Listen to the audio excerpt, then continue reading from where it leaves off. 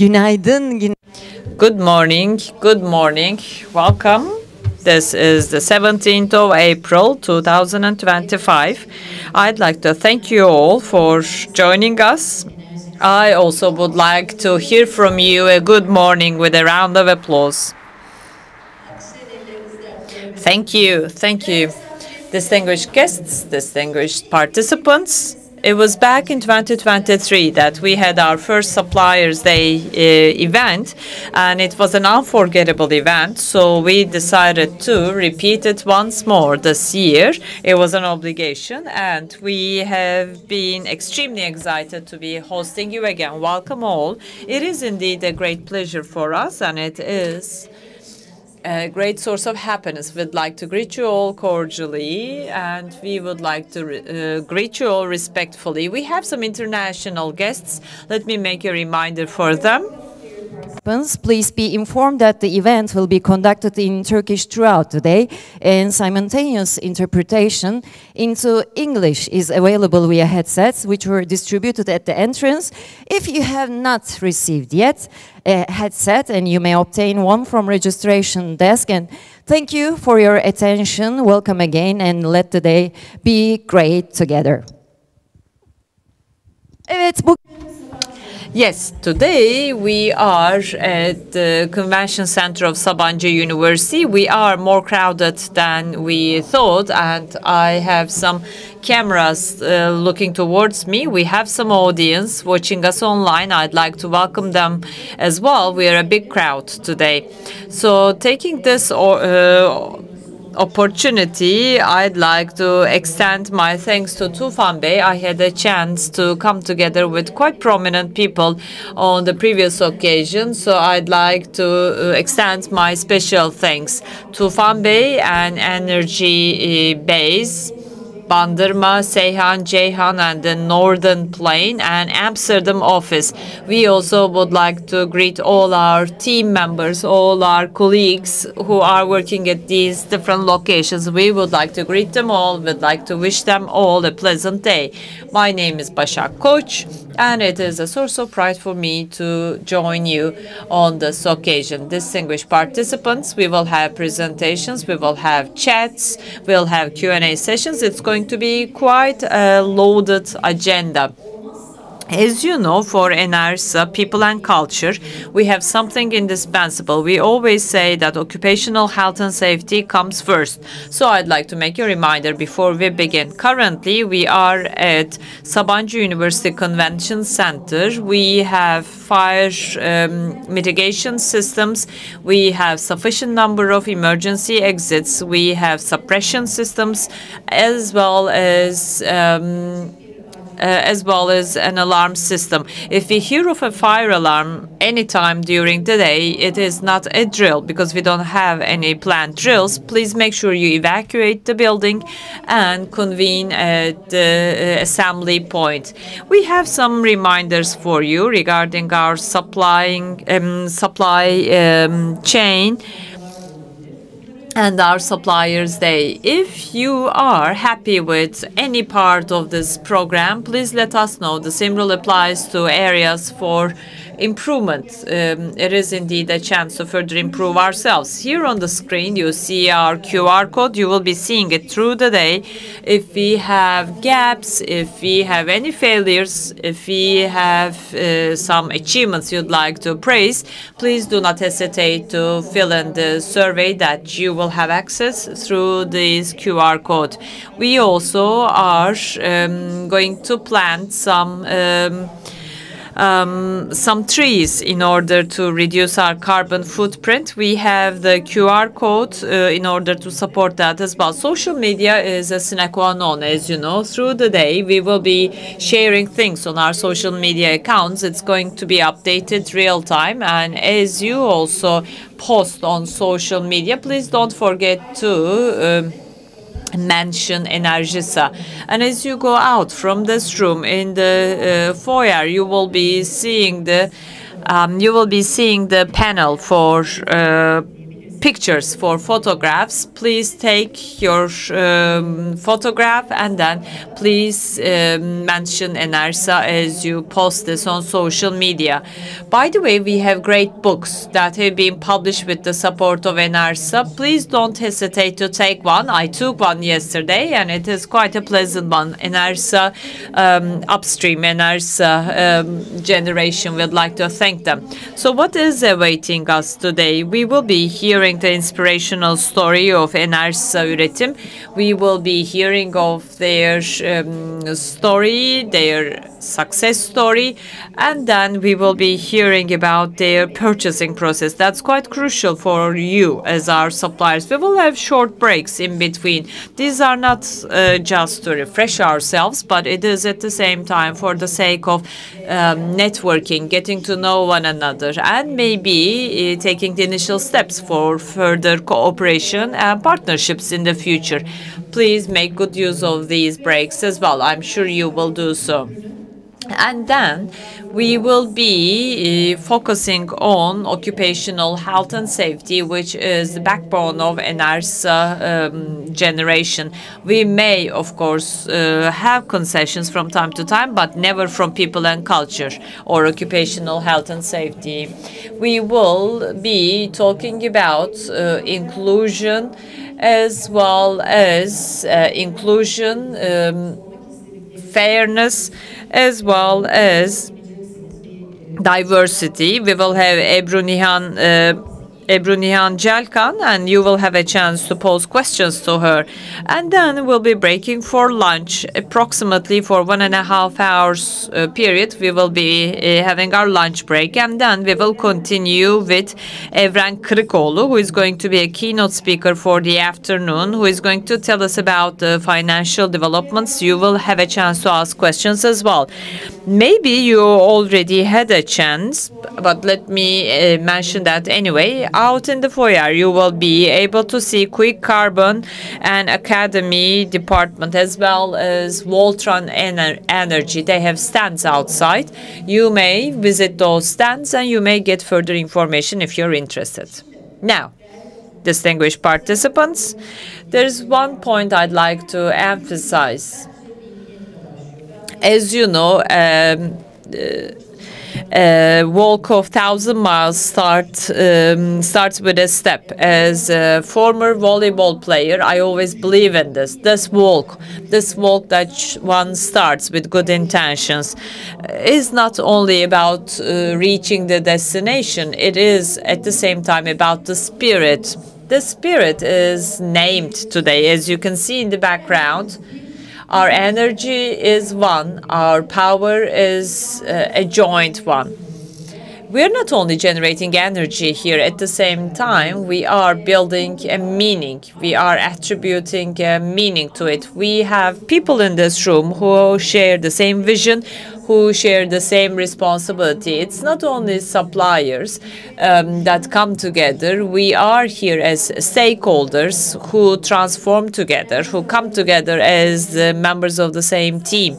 Enerjisa generation is more than a power station. We are at the same time sharing a culture, and thus we are proud of our existence. We grow together, we empower one another, and we advance and progress together. This is actually the motto of this company. And of course, we always prioritize sustainability. This is on the focus of Enerjisa generation: environmental, social, and governance. ESG also focuses on sustainability. And at the end of our program, we'll have a session about our procurement process and contemporary approaches. It's going to be a long day. We are starting at 9:30, and we will be together until 4:30 p.m. So with empowered partnerships, with empowered networking, we will be finishing the day, I wholeheartedly believe. So let's begin, if you like.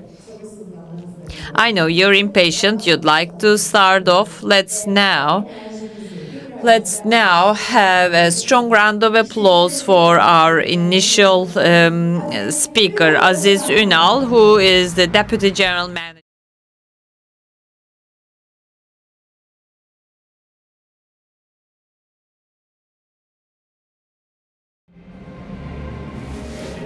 I would first of all like to thank you, Başak Hanım. We are going to tire you through the day, but thank you in advance for all your contribution.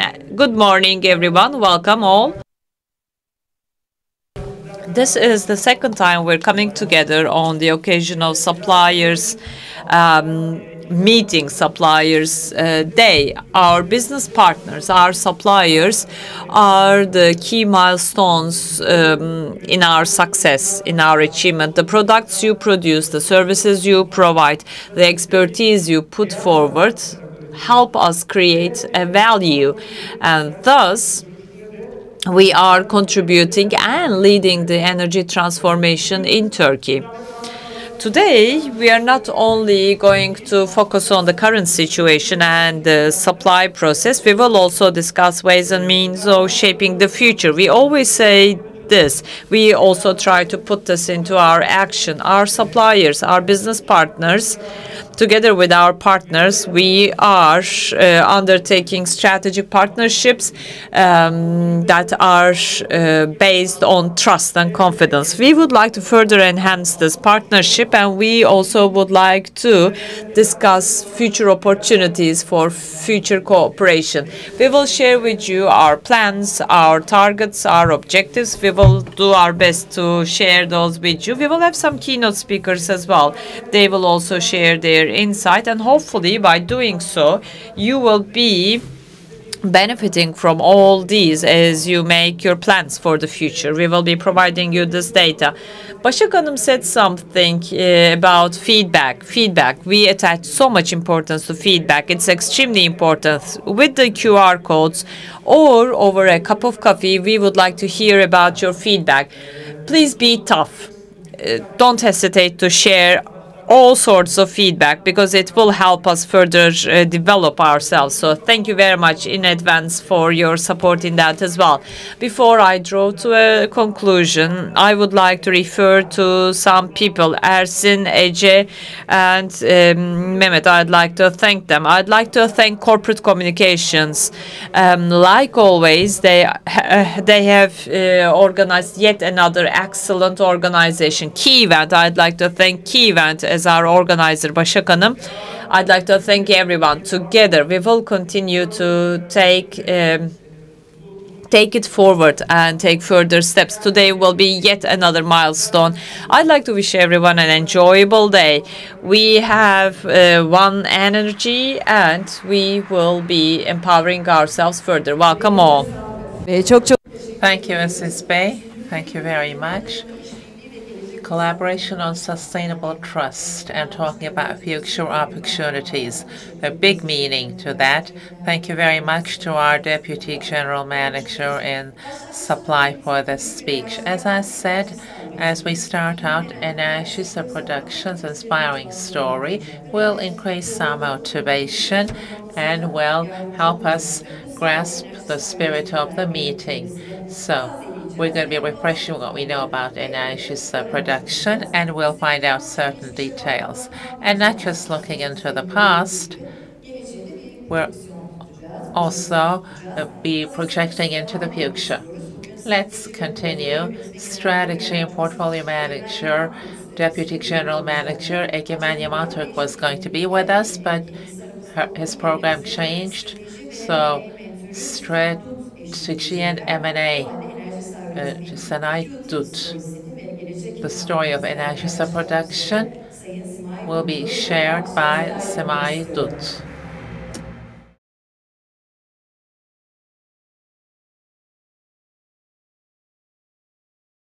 Semay Hanım.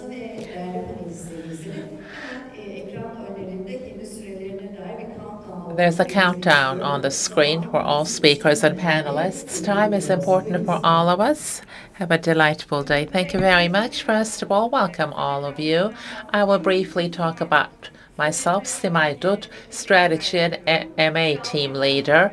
And for more than 6 years now, I've been working at Enerjisa Production. Today, I will talk to you about the story, this journey of Enerjisa Production. It's a great source of happiness to share this.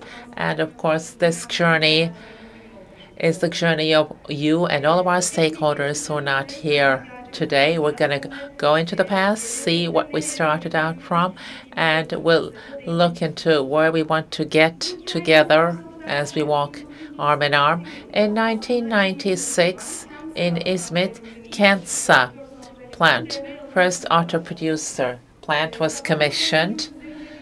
As you know, Sabancı Holding is very active in the area of industry.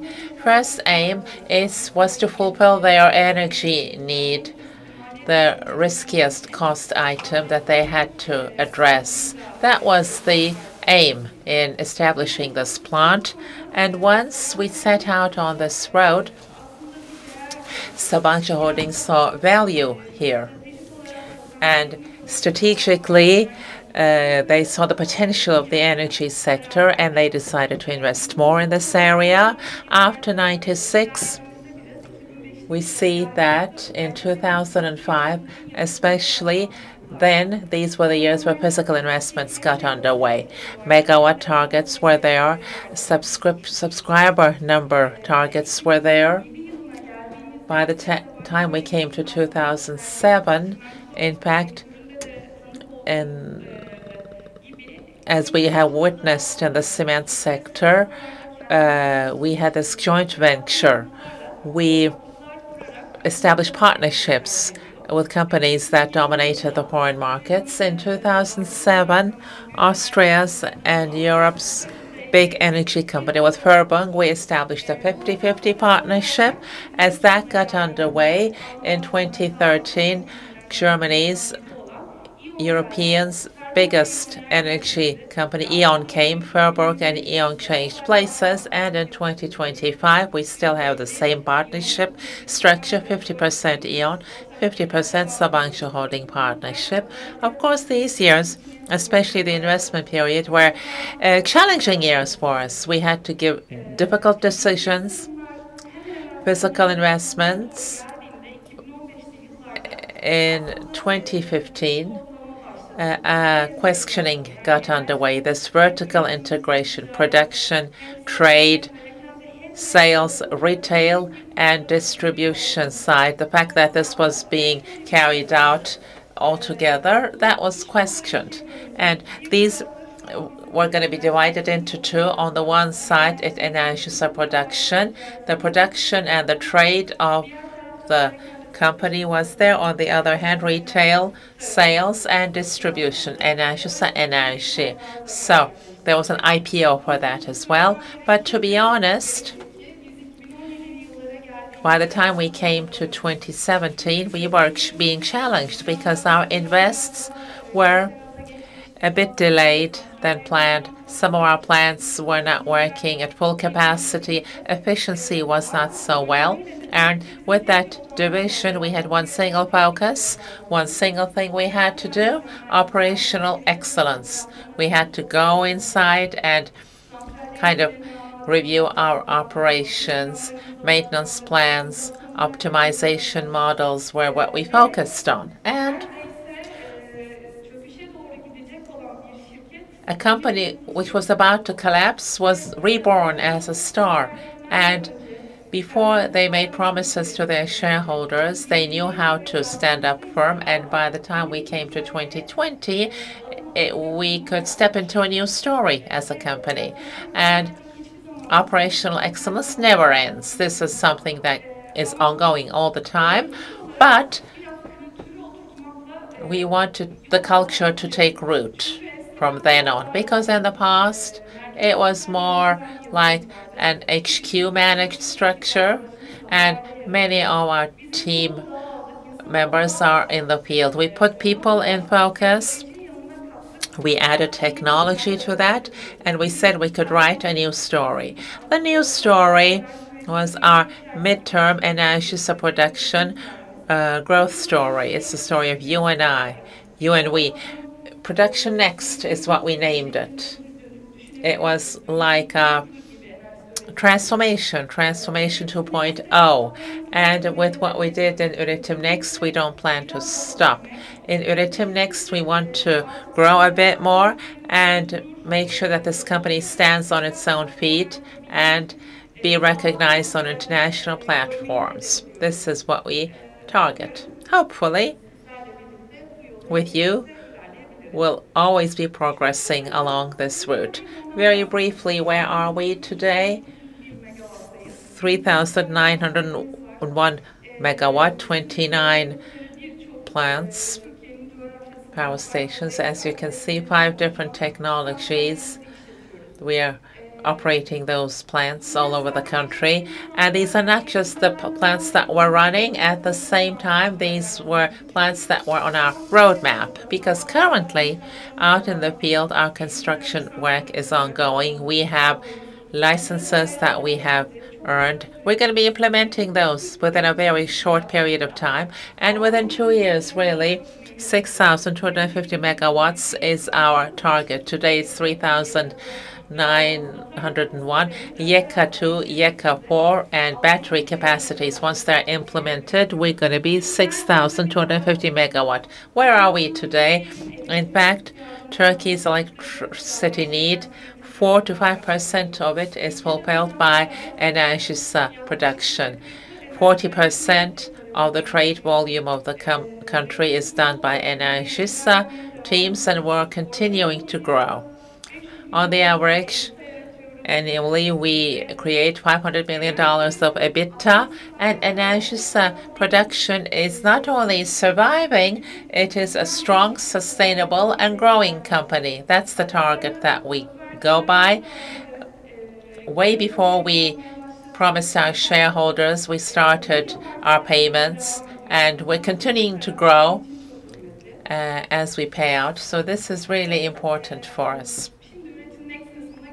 Now we can come to the next part. What's Üretim Next, Production Next? In fact, considering the energy sector and the entire ecosystem as a whole, we're present in many channels, but our main arms that we're active in, no one is more important than the next. It's only when they work together do these mean anything. We have 3 main arms: generation, trade, digital.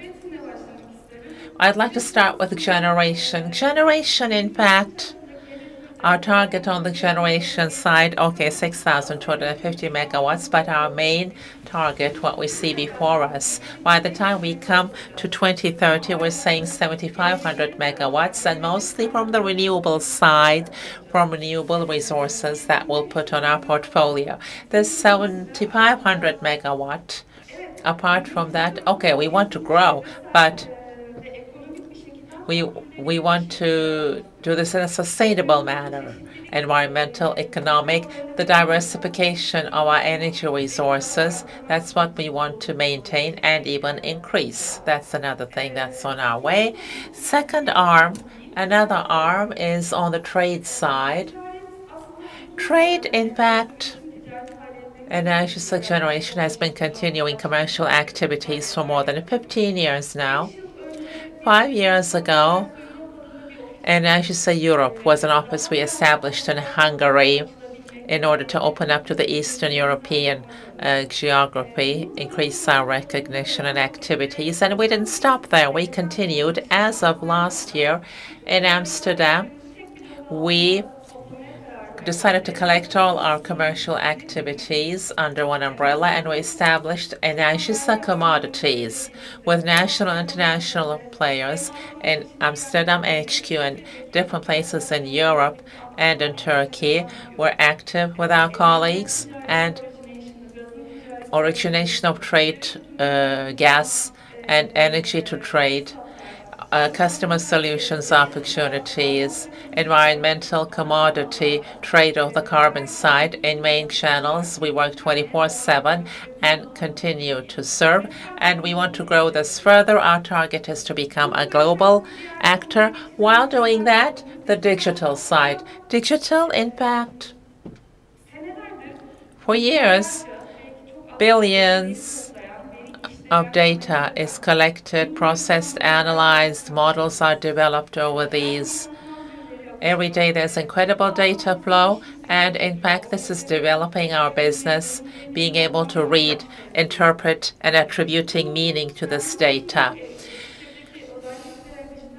Especially our colleagues working on the digital side, with their support, we have carried this to an entirely new place over the course of time, and we said, why don't externalize this? And last year, again, in the beginning of last year in Amsterdam, we established one more company, Synchron Energy Digital Services. Our IT teams developed models internally. They have transformed this into products which were marketed to other actors of the energy sector. These famous actors in the digital world, were continuing to establish partnerships with them. Consider it as such. In fact, something that we did for ourselves, we can see its value now. Apart from selling these products externally on the energy side, don't just consider it as product, especially on the cybersecurity side with what we have available for other companies. In fact, we see ourselves as a technology company which generates energy, continuing to create a value like this and externalizing this. We aim to continue. Something else I want to emphasize on the digital side, don't just think digital. Asset under management. These activities are under this category. We operate other people's plants. We monitor their values, their performances, and we are selling these externally, and all three arms together. So we will approximate Üretim next even closer. When all this happens, I said $500 million right now. We expect an EBITDA of $1 billion. And not late, we think we're going to be seeing this in 5 years. While doing this regularly, we'll grow, and we will continue to support those who support us. And in fact, here we're focusing on the value of Enerjisa generation. We want to maximize it. We want to increase the green multiplier with all these steps. And last, in fact, when I look at this, to summarize this story, it's a story of patience, taking risks, of taking the strategic steps. Hopefully in this transformation you'll be with us. We'll continue on our path as a bigger family. I would like to thank all of you for your participation. Hopefully this will be a pleasant day.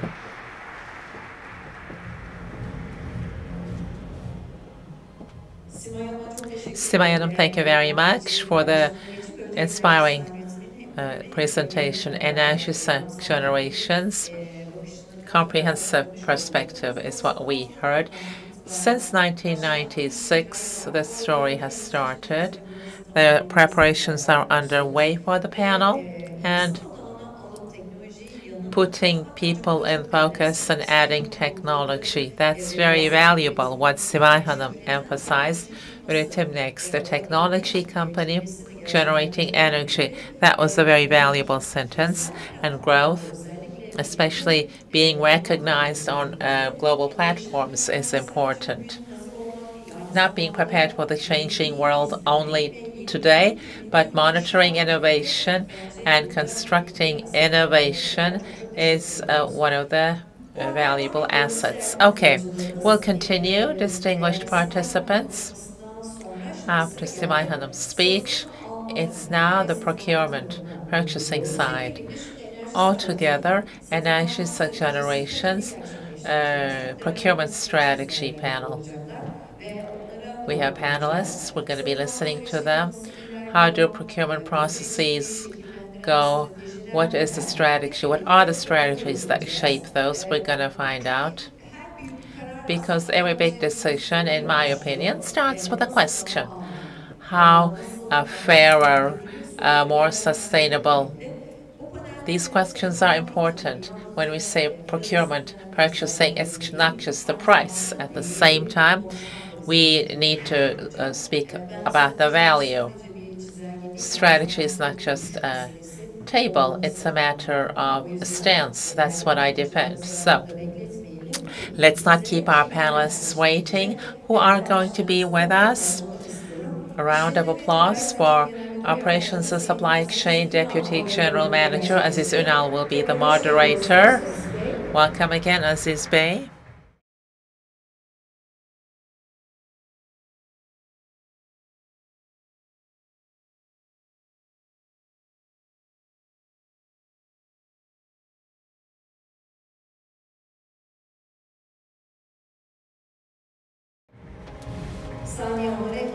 Okay, the stage is theirs.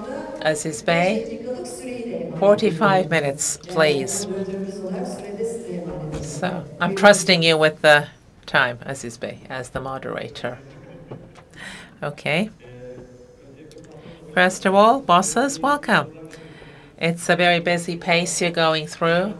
Last year you were abroad. Today you're someplace else, and all this running around. Thank you for making the time to be with us today.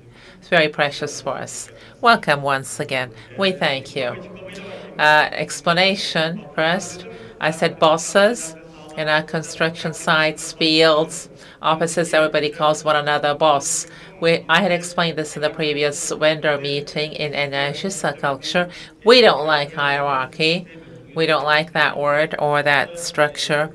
In fact, we have an agile organization in our culture. The aim here is for people to take their own decisions. We support them taking initiative.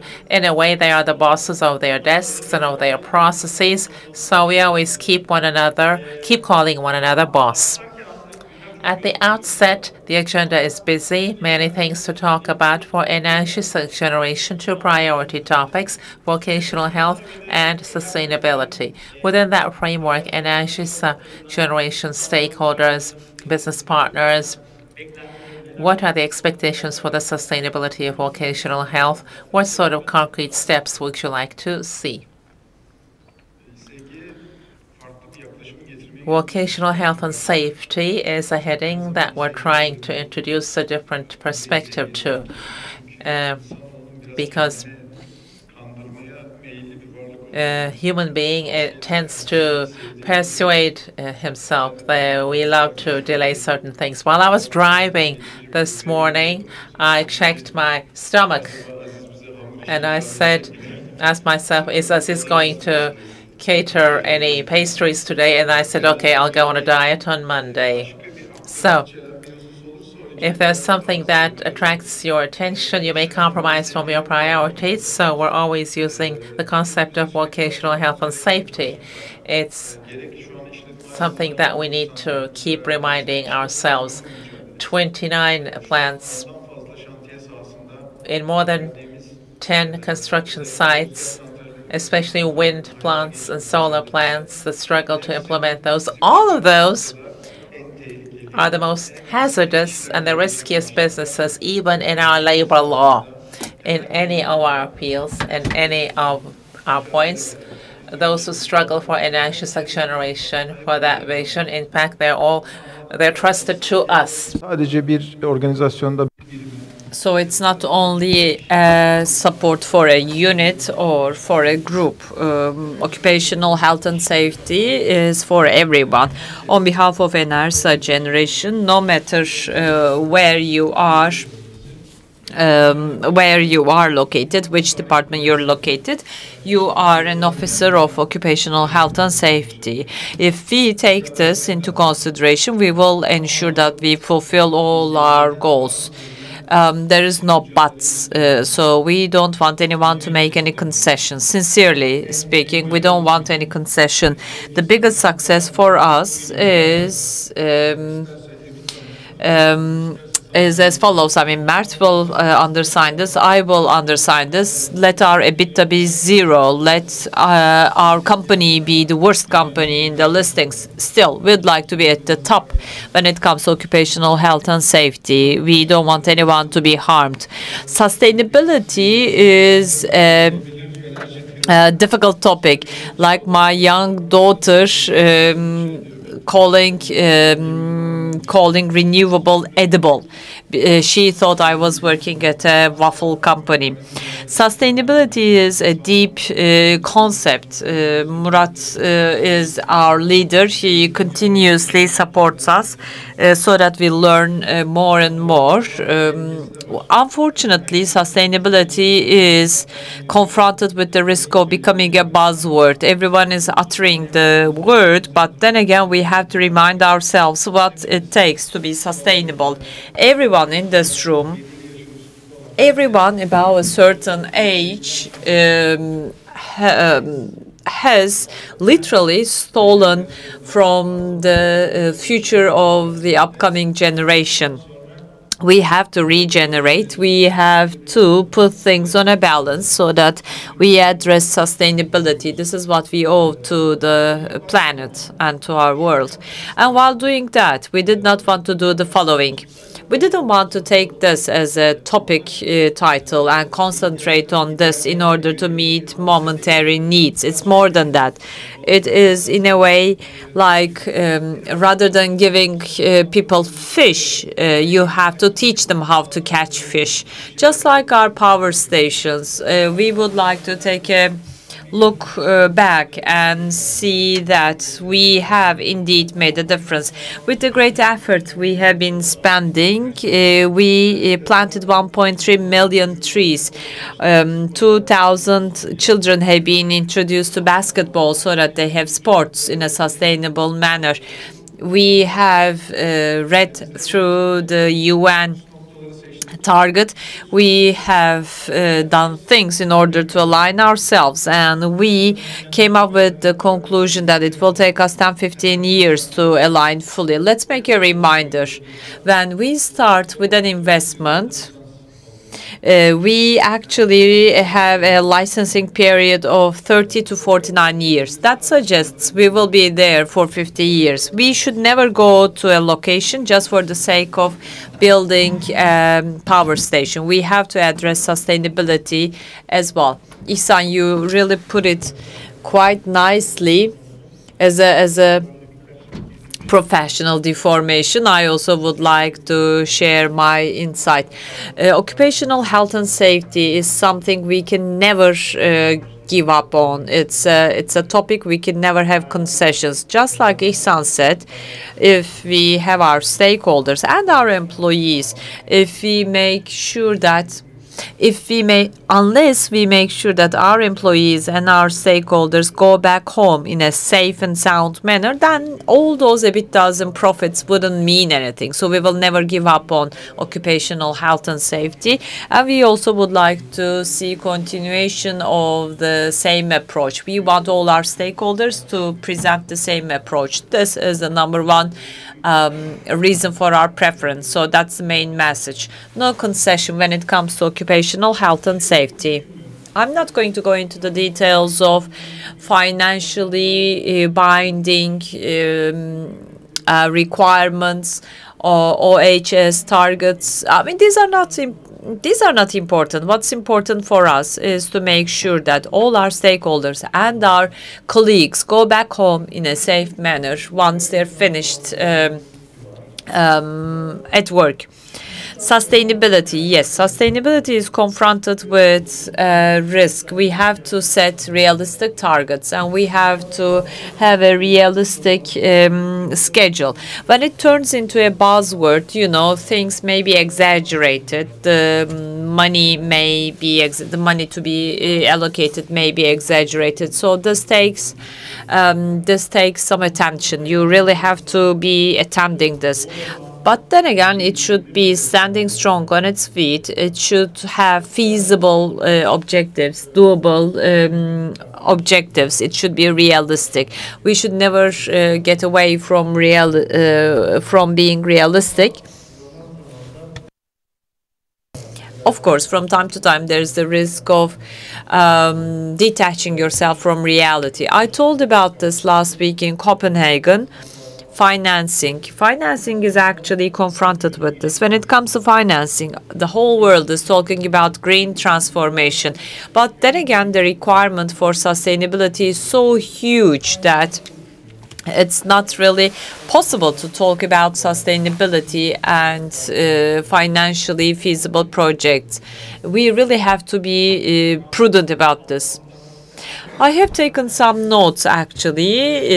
As you also suggested, our stakeholders, our colleagues, our employees should be going back home after work in the evening in a safe and sound manner. They should be able to come together with their families in the evenings in a safe manner. This is crucial. This is vital. I also would like to ask for your support when it comes to this. As Ihsan mentioned, this is more than occupational health and safety departments being in charge. It's not only the priority of the department, OHS department. We should always be watching out. We should always be giving support to this process, because OHS, occupational health and safety, is way more important than EBITDA and profit and everything else. And also, for the sake of sustainability, I also would like to talk about the added value we bring wherever we go. Mert, now I also would like to refer to you. Sustainability, it is a journey that started long ago, and now it's turned into a transformational journey. The first time we met, we discussed production next, what awaits us. And this time, in the energy sector, we are facing with transformation. Last week in ICAC, we heard that in a matter of 10 years, 120 megawatts and gigawatts would be the next level. So in this transformational journey, what is awaiting? How will our business partners create added value and support in this journey? What would you say to that?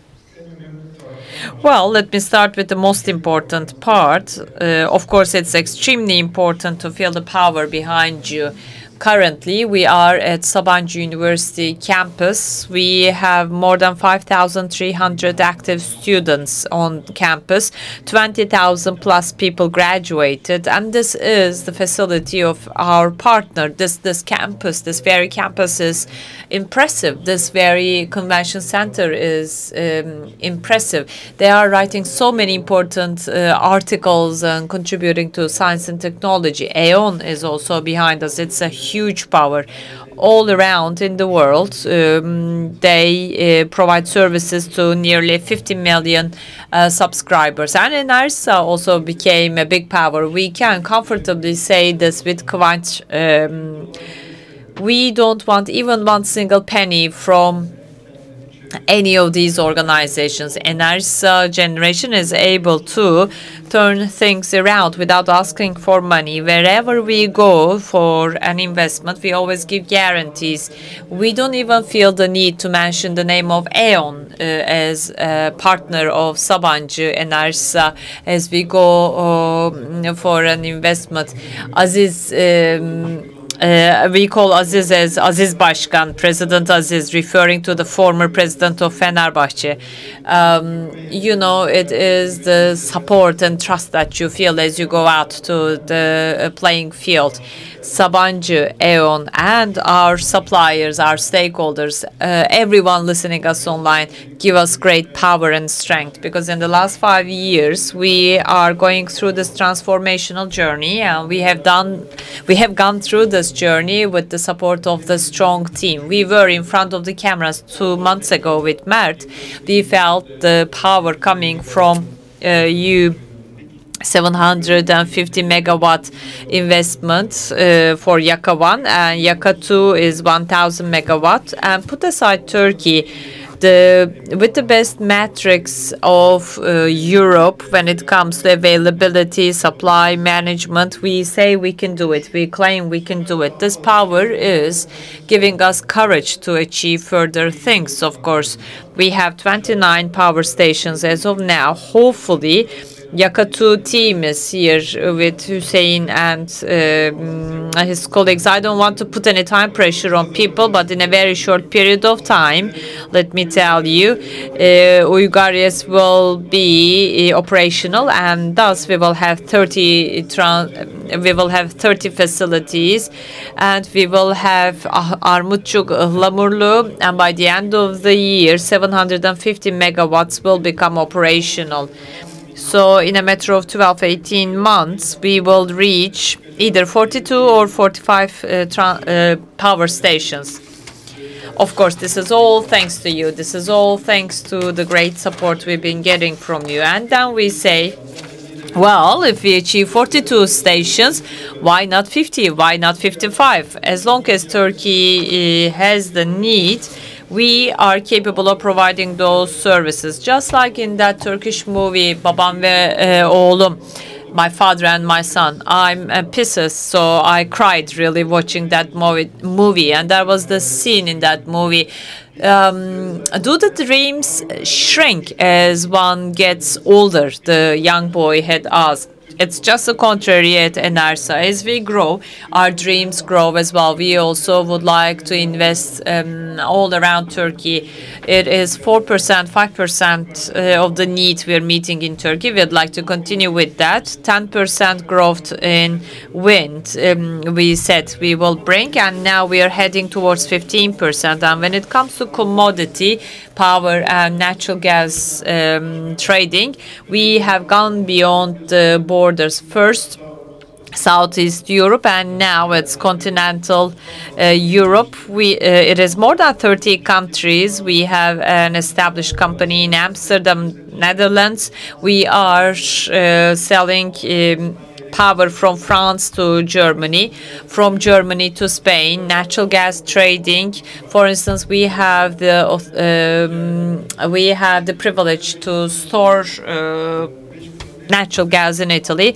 We are present on 5 continents. We had business in South Africa, in Singapore, in Latin America, and taking courage from all of this. We continue, and the differentiating factor is about capturing the digitalization trend. So we have successfully accomplished our digitization journey, and once we said we are on track, of course, it's never ending, because when it comes to digitalization, the moment you think you finish it, a brand new technology is introduced the following day. We took courage from commodity exchange, and our company has been established in Amsterdam. Is it 8 countries? 10 countries. In 10 countries, we have 4,000 megawatt installed capacity. We're providing services to 6,000.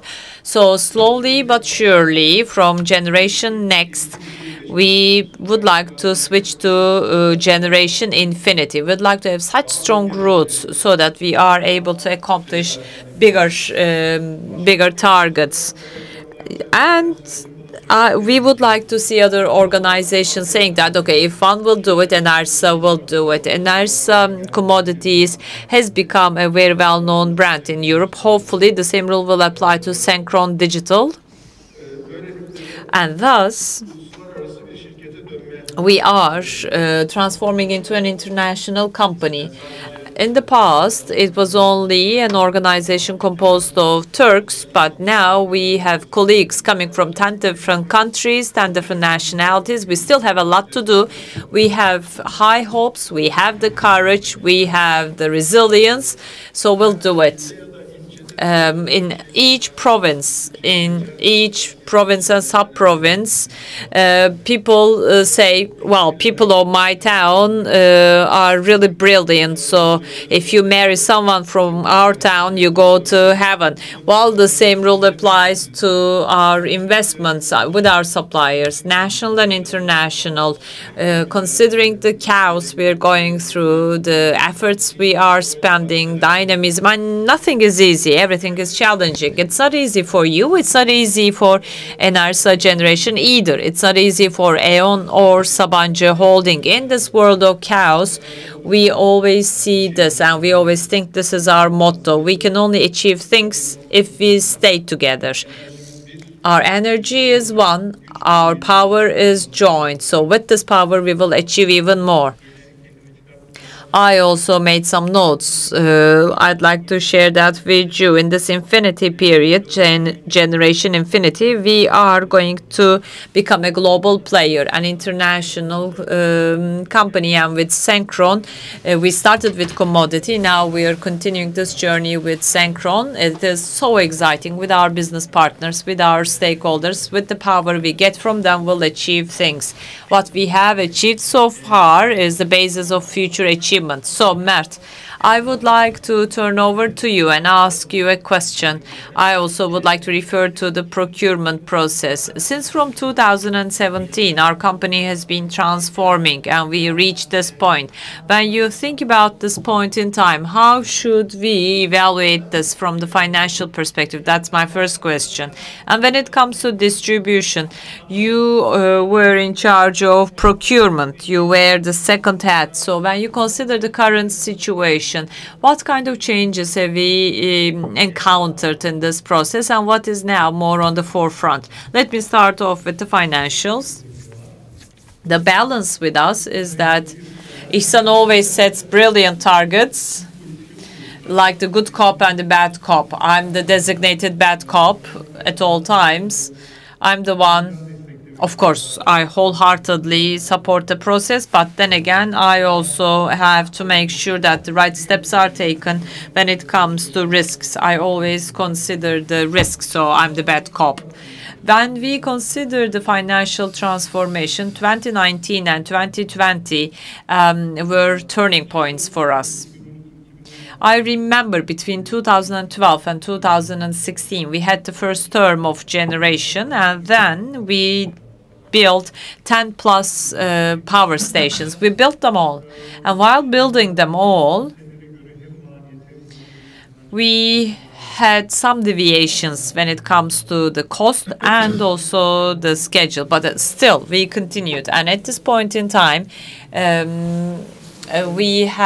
back then, we ended up with an unpleasant situation. And we also had the Turkish lira devaluation, which is such an unfavorable thing. But then again, anything can happen. We were not as experienced then. We were not as experienced as we are now. As we consider 2019 and onwards, we cleaned our path. We cleared our path.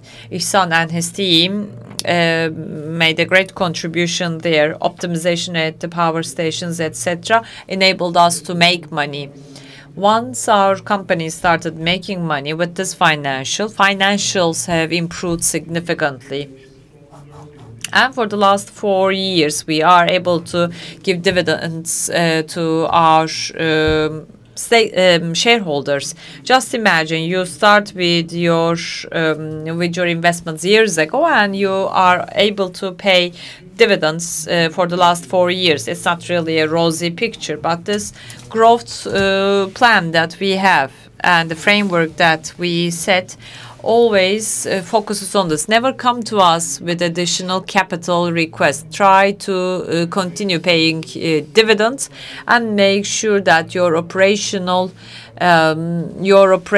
profit and your cost should have the right balance. It should never be more than 3 times. Well, from time to time, it may exceed that threshold. Growth is a significant journey. It's a significant process.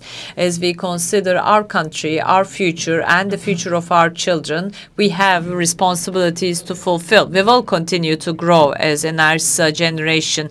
We will stick to our plan. I'm sure there will be adjustments. There may be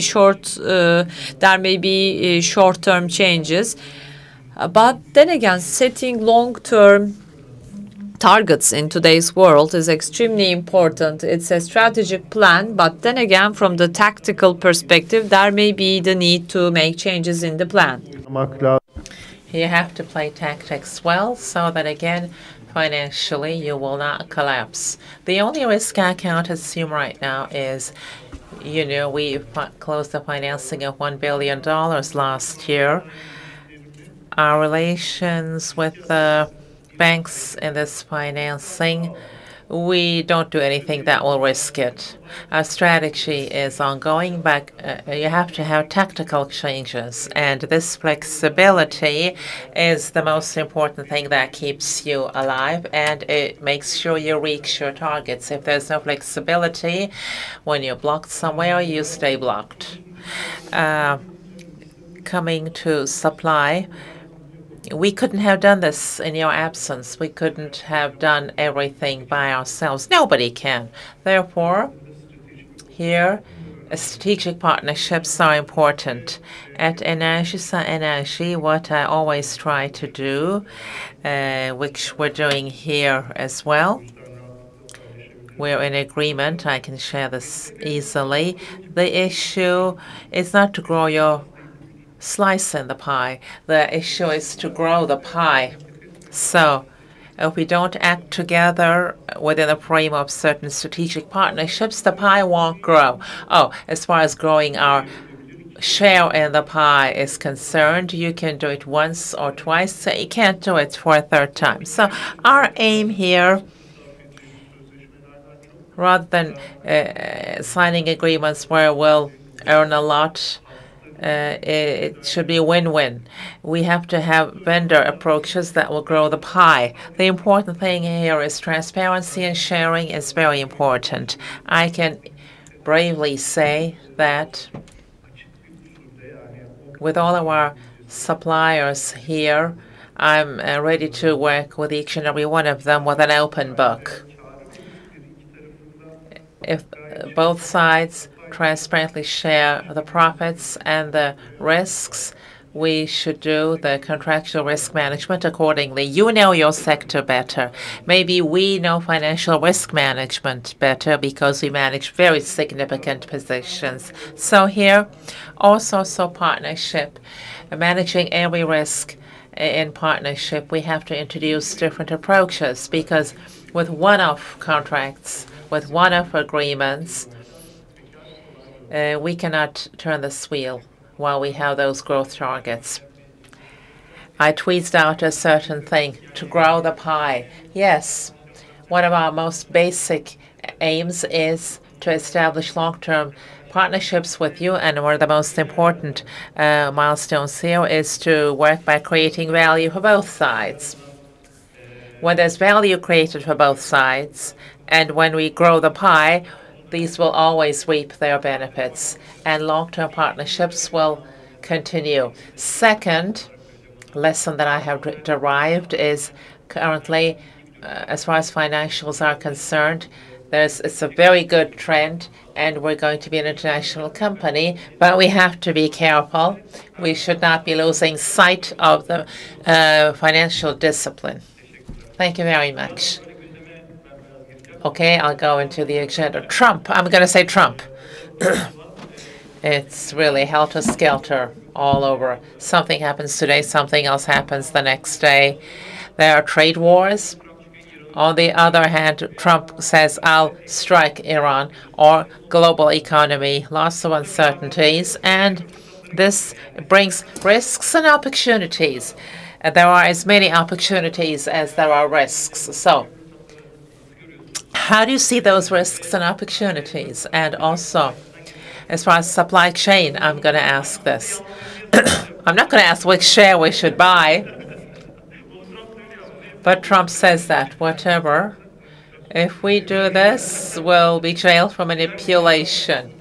But when you're the U.S. president, and it has risks as far as supply chain is concerned, how should our contractors position themselves? Okay, shall I start? Now, the world is a strange place, administered by interesting people. But it could have happened. So, therefore, what's important is to identify the risks. Second, at least be prepared for those risks that we can control. Now, with those new approaches, the tariffs, trade wars, FX fluctuations. For the first time, shares and bonds declined together. Dollar lost value for the first time in a long time. Interest rates are fluctuating. Turkey's CBS was around 350 levels last week. So interesting period we're going through. We should take very, very guaranteed steps. My biggest advice is the fluctuation in the FX and in interest rates is something that we'll be encountering all the time.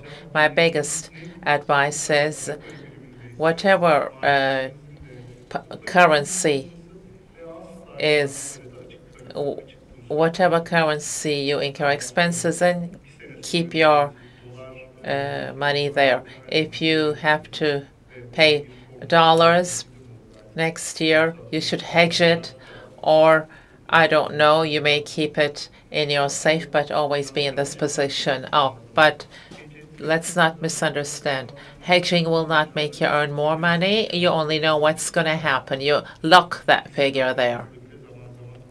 Sometimes we talk about this with our shareholders. FX fluctuations are very high. How to manage this for a minimum effect on PNR, but it's not a minimum impact. It's like hedging that.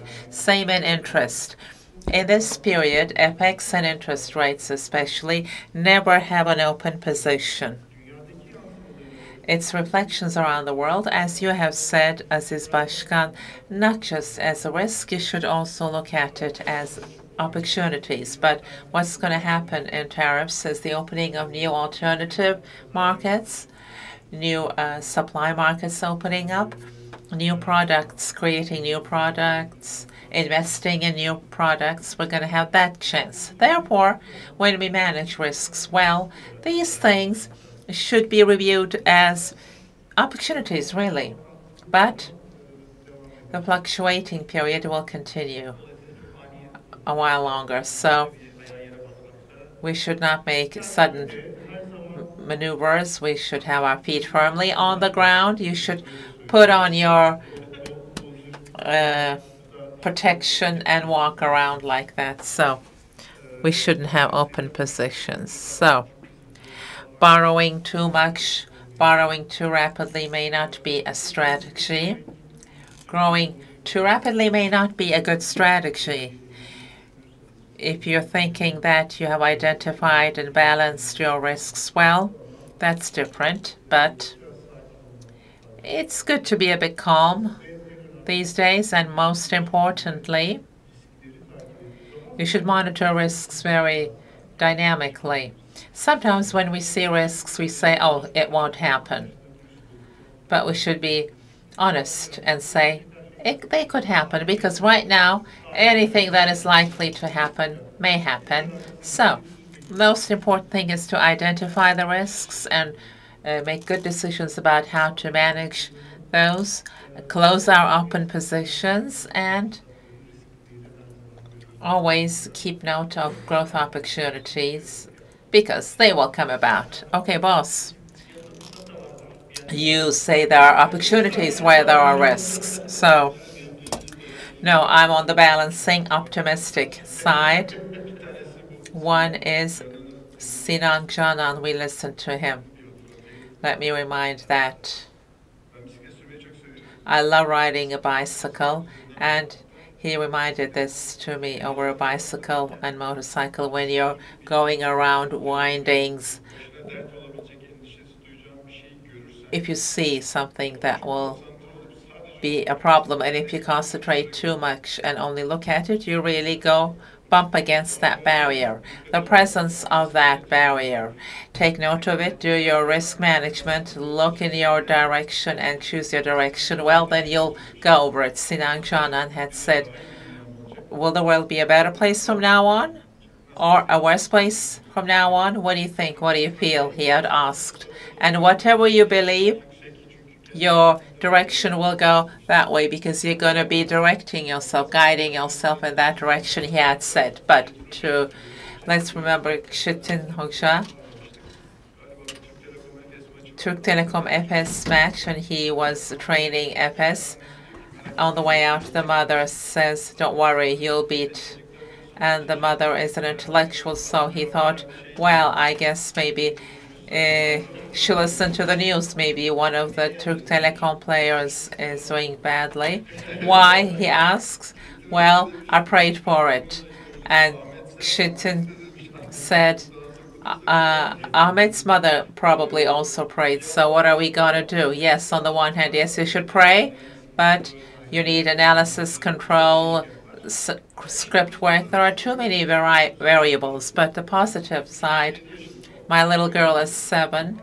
We're playing with her, but we're playing a game that way she will win, and she always wins, because if I win, all hell may break loose. There was an order to the world, and in that order, the hands that we had as Turkey were not very good cards. The good cards always went to others.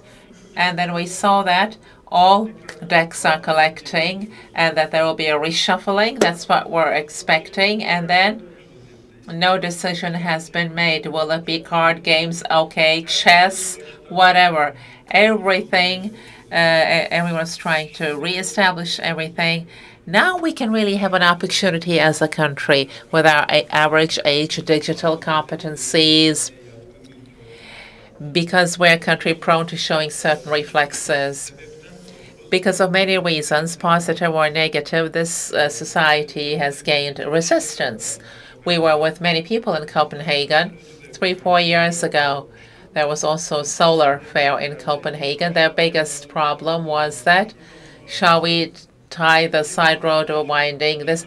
I mean, all headings that we would read in 1 week, it didn't happen to them for 3 years. Now, last we were there for the first time in their lives. They are going through a fundamental crisis about Greenland, and they have no idea how to react to this, how to deal with this.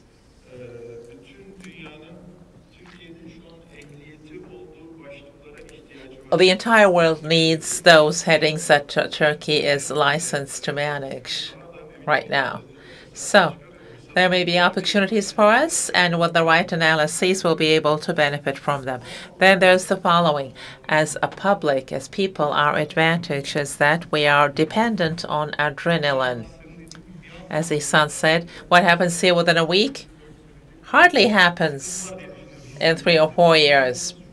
Our advantage is we thrive on stress and on this volatile environment. We know how to cope. Big advantage. You'll remember 2 years ago in Germany, inflation was 6-7%, and everybody was really depressed. Schenck delivered a speech to the leader group there and said, use this 6%, 7% inflation. Give me a paper. Give me a paper that says this will remain this way for 100 years, and I will sign right away. We know the volatile environment. That's an advantage. It will yield us an advantage if we make smart use of it. If there's no problem, there must be a problem, we say. Something's going wrong, we say. Boss, you talked about digitization right now, and on behalf of Enerjisa generation, under Boss Ali's administration, Enerjisa went through a transformation, and digitization is consumed so fast. You find something one day, next day it's obsolete. This fast consumption, this digitization, innovation, how should our business partners position themselves? As you said, we need to keep up the struggle. Digitization, cybersecurity, these are like the icons and holy religions. The minute you say you'll go to heaven, you go to hell.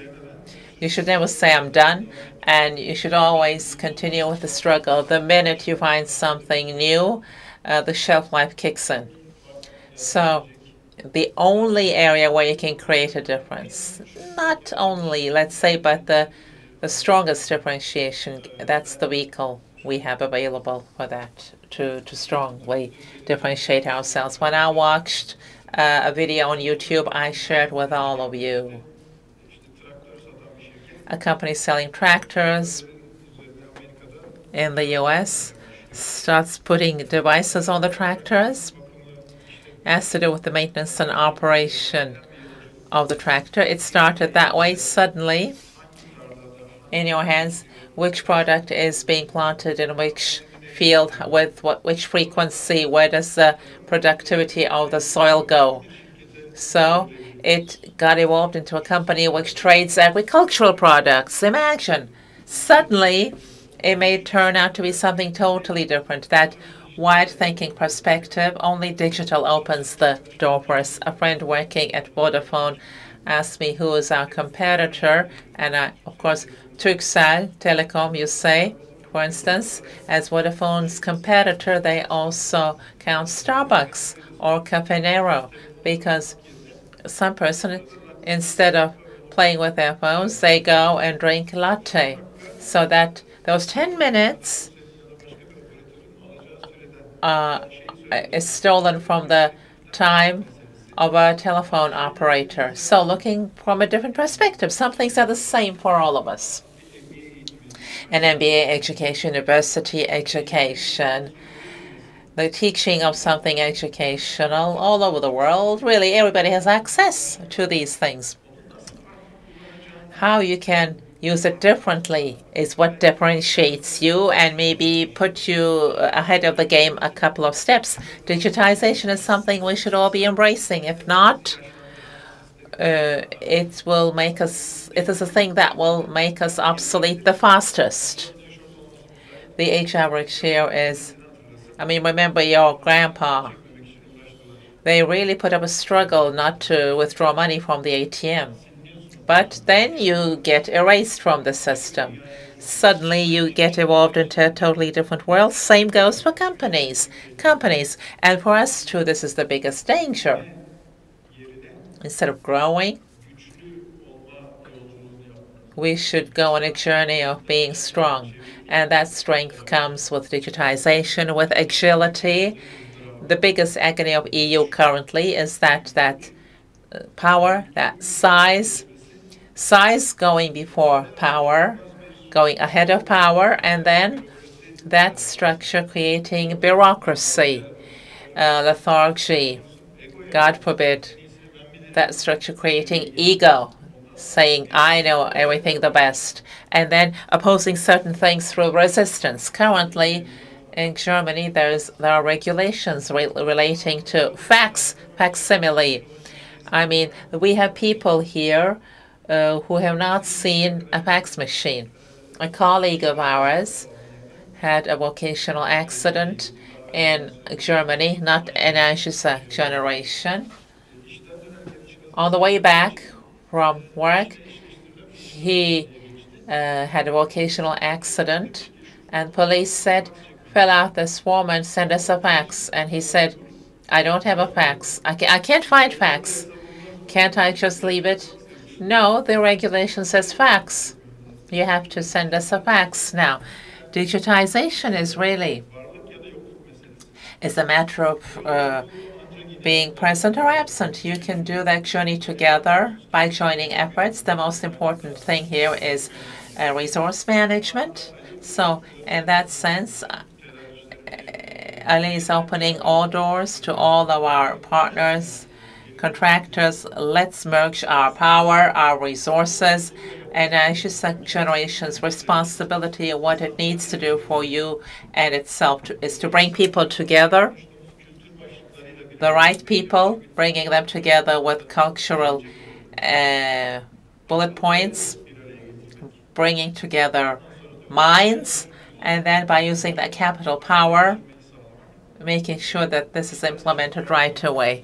Digitization is a matter of existence or non-existence. We should address the right thing with the right resource management. There should be no buzzword or unnecessary expenditures.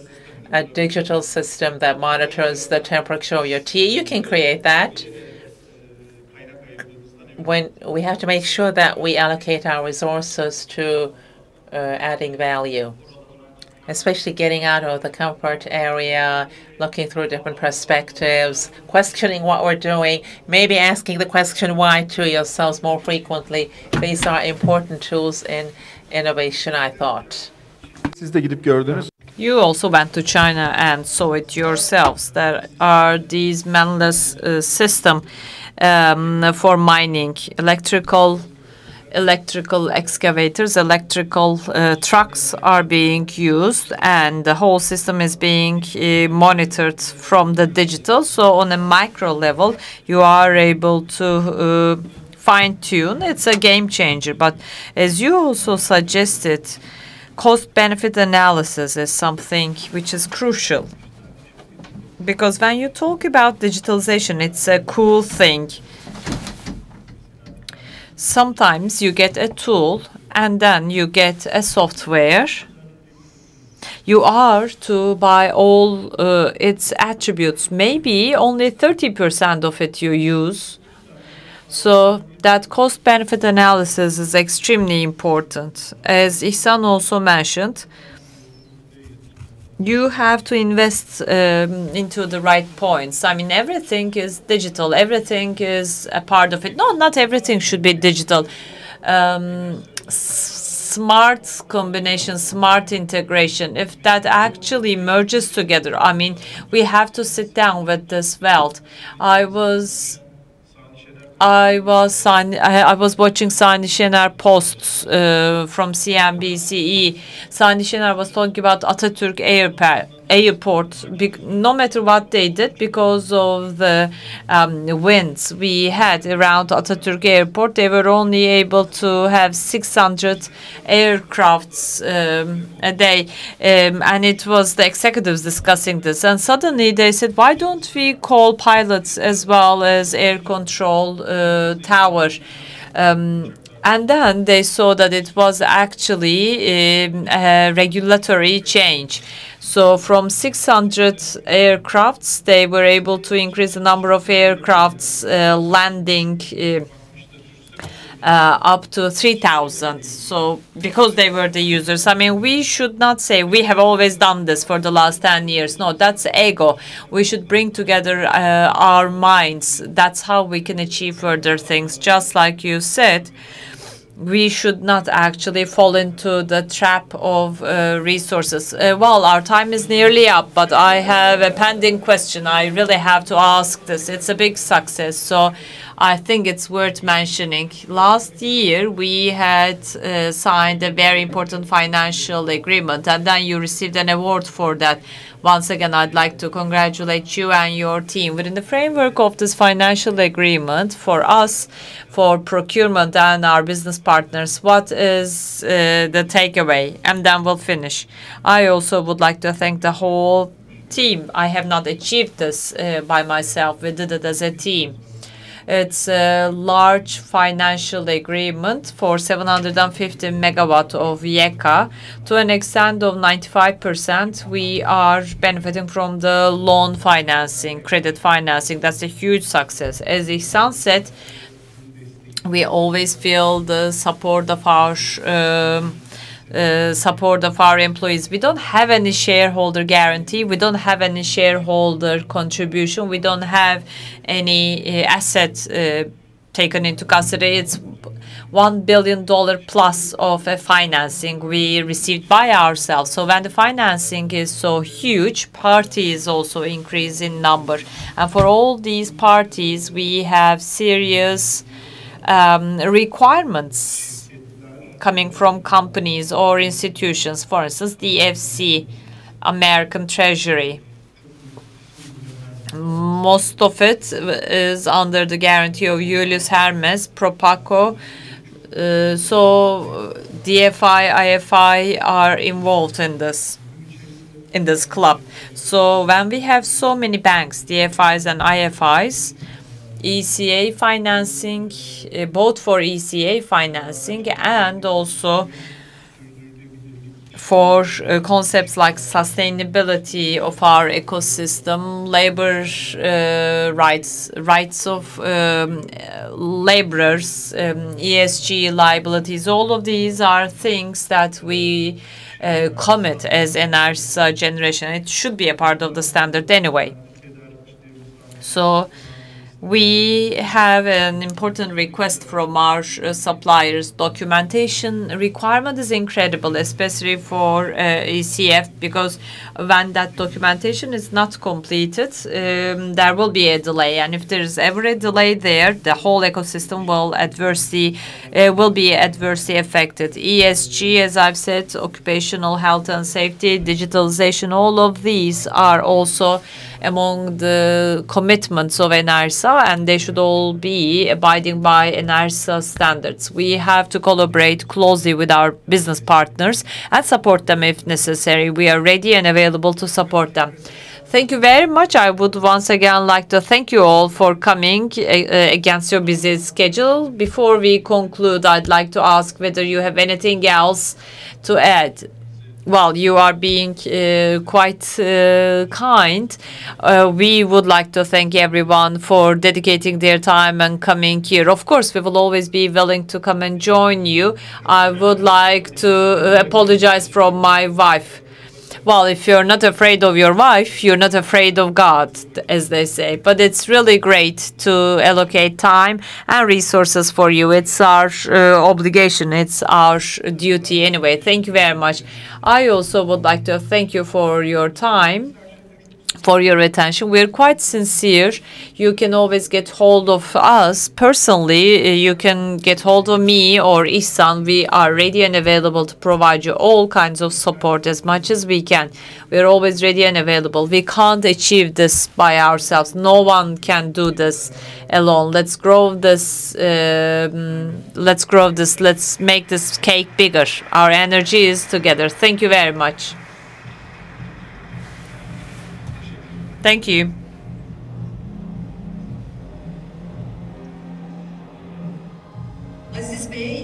Aziz Bey, İhsan Bey, and Mert Bey would like to thank you all for your insight. They really shed light on the whole process. Of course, the first thing that was handled was occupational health and safety, and this is remarkable. OHS is an integral part of Enerjisa DNA because rules are not only for the sake of putting them on tables or on panels. It is about the importance that you grant to people.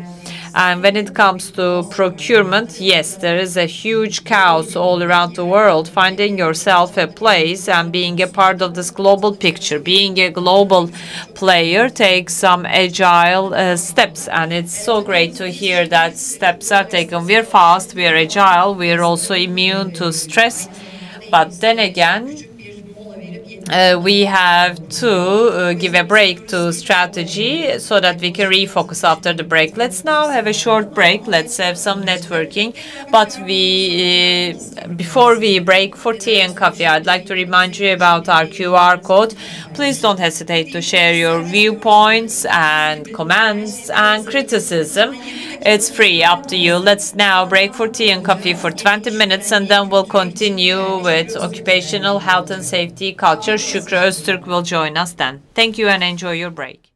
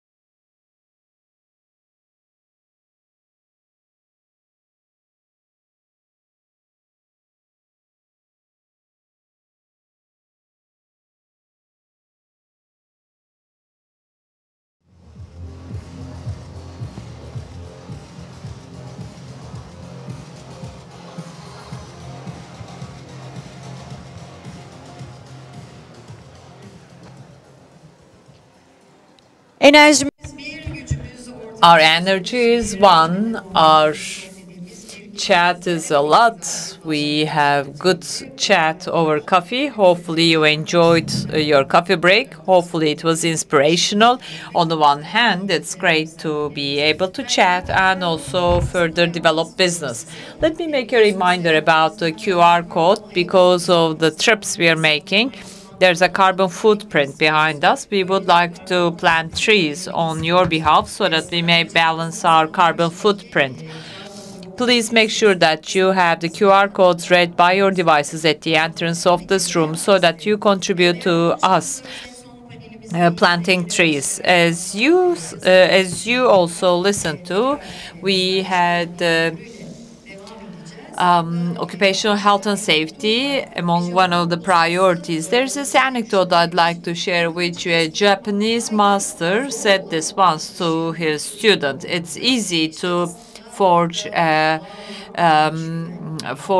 weapon, but then again, it is all about carrying it safely. So it is about the balance. So welcome all. We have still a lot to discuss and a lot of guests to host. We don't want to keep you waiting. So how is your energy? Let me ask you for a round of applause to feel your energy. Thank you. Thank you.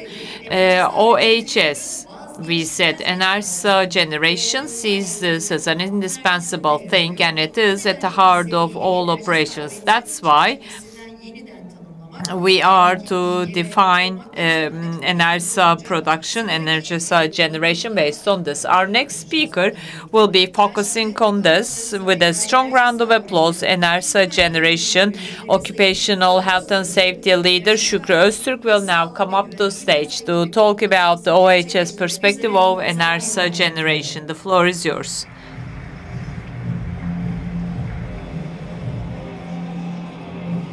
Thank you.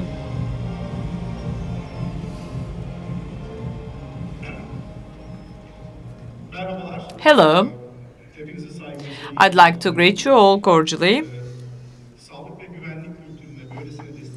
It's indeed great to be a part of such an enterprise, such an organization that attaches great importance to OHS. It's a pleasure to be able to do that. I also would like to refer to our contractors and subcontractors, 500 people. Enerjisa Generation is the leading company of Turkey, and I'm OHS leader at Enerjisa Generation. As Enerjisa Generation, we have natural gas, coal in our portfolio, as well as thermal power stations, as well as hydropower, solar and wind renewable energy stations as well, as you know. Our power stations and our investments are all across the country. From Bandırma, we have Tufan Bey. From Karabük, Beypazar, we have so many suppliers, as well as contractors and subcontractors. With this diversity and with this expansion, we have huge operations, and that suggests that it's not only the technical dimension of our operations, but also OHS dimension. This joint production generation structure brings along a risk-prone structure. That's obvious. But then again, in the midst of this diversity, there's one thing that never changes as our priority: OHS forever.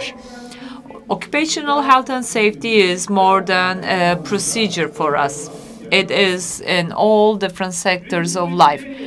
Of course, continuity of production, continuity of generation is key, but nothing is more important than safety and security of our employees and their families. As Enerjisa Generation, we don't fulfill OHS obligations only for legal purposes.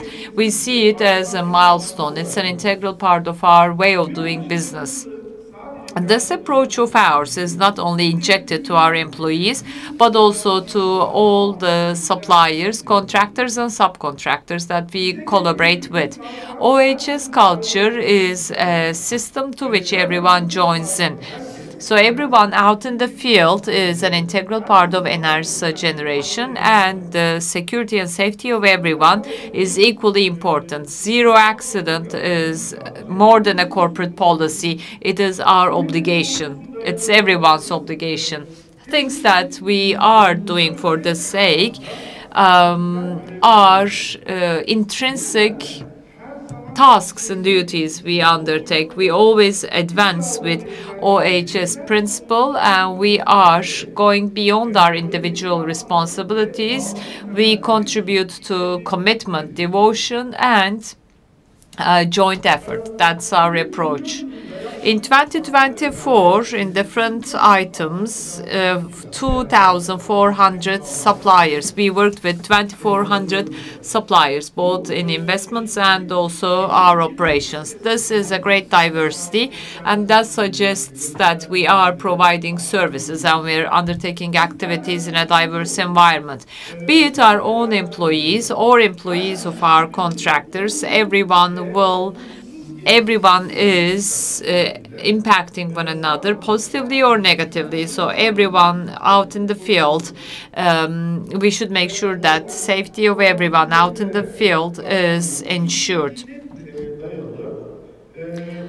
So this is through efficient reading of the rules. So all suppliers that we have,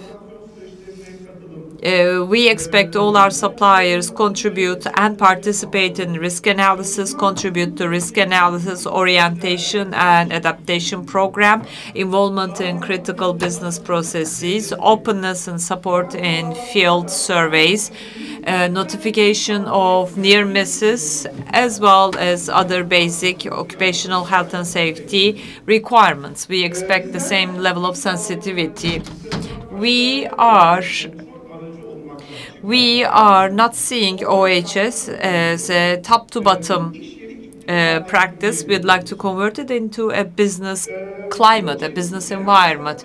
For that sake, at Enerjisa Üretim, independent from payroll and title, each and every individual is seen as one who supports occupational health and safety, who empowers OHS, and who guides OHS. That's our expectation, because we have a lot to learn from one another. Among Enerjisa Üretim, we have already talked about digitalization. Digitalization is not only for depth, it is at the same time for occupational health and safety, culture, empowerment. It is seen as a strategic tool.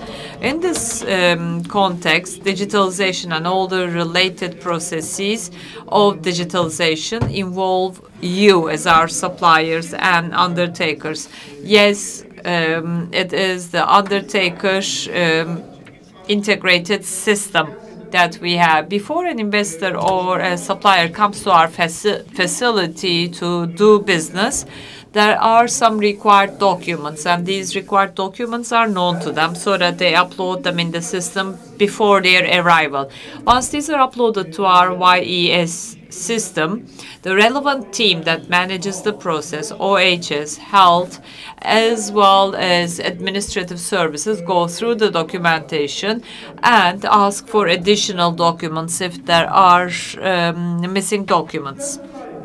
Thanks to this process, we are able to use our time efficiently, more efficiently, and before the work starts out in the field, we are able to perform a filtering so that we are to ensure that our supplier management system of great quality is sustained, is retained. Another digital practice is Farket. Farket is a platform. Realize is the literal translation. Just like Enerjisa Üretim employees, we are aiming to ensure that our suppliers' employees become active players. Subcontractor employees are also able to make observations out in the field, make complaints, provide feedback through the system, so that we don't only base our activities on notifications. We have a participatory, fair and transparent feedback system. thanks to this digital system. The most recent digital system that we have is the COSA system.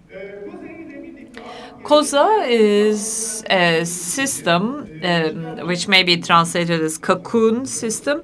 It is digitalized at our power stations. It starts with the work permits as well as other critical OHS processes are based on MS Dynamics. Through this COSA system, we're managing the whole operation. The biggest power of this, the biggest strength is that it processes information quite fast and the information is shared simultaneously among the users. Additionally, parties are able to survey one another, audit one another, and with this understanding, we are ensuring that the survey and surveillance culture becomes autonomous. Permanent suppliers and subcontractors are an integral part of the system, and they are the practitioners of the system. In all the processes that we have, they take active part. Thanks to these digital solutions, occupational health and safety management is not run only by Enerjisa Üretim. It is the common responsibility of everyone involved. As for our power stations and our investments position all across Turkey, necessitate that road safety is included among our priorities, highways and road safety. For that sake, we have some digital practices. Enerjisa Üretim vehicles use safe driving techniques. This is not valid only for our own vehicles and our own drivers. We also make sure that these are feasible and accessible to permanent suppliers, because each and every employee at our company, each and every supplier at our company matters. Safe travels ensure safe working environment. It's an integral part of that. As Enerjisa Üretim, in OHS, we want to be pioneers, but also we want to include all of our business partners in this process. That's one of our primary targets. In the future, while developing our digital solutions and deepening our OHS and reinforcing our collaboration, our aim is to become interdependent, and we want to create a sustainable OHS culture. Before I conclude, there's something I'd like to remind you.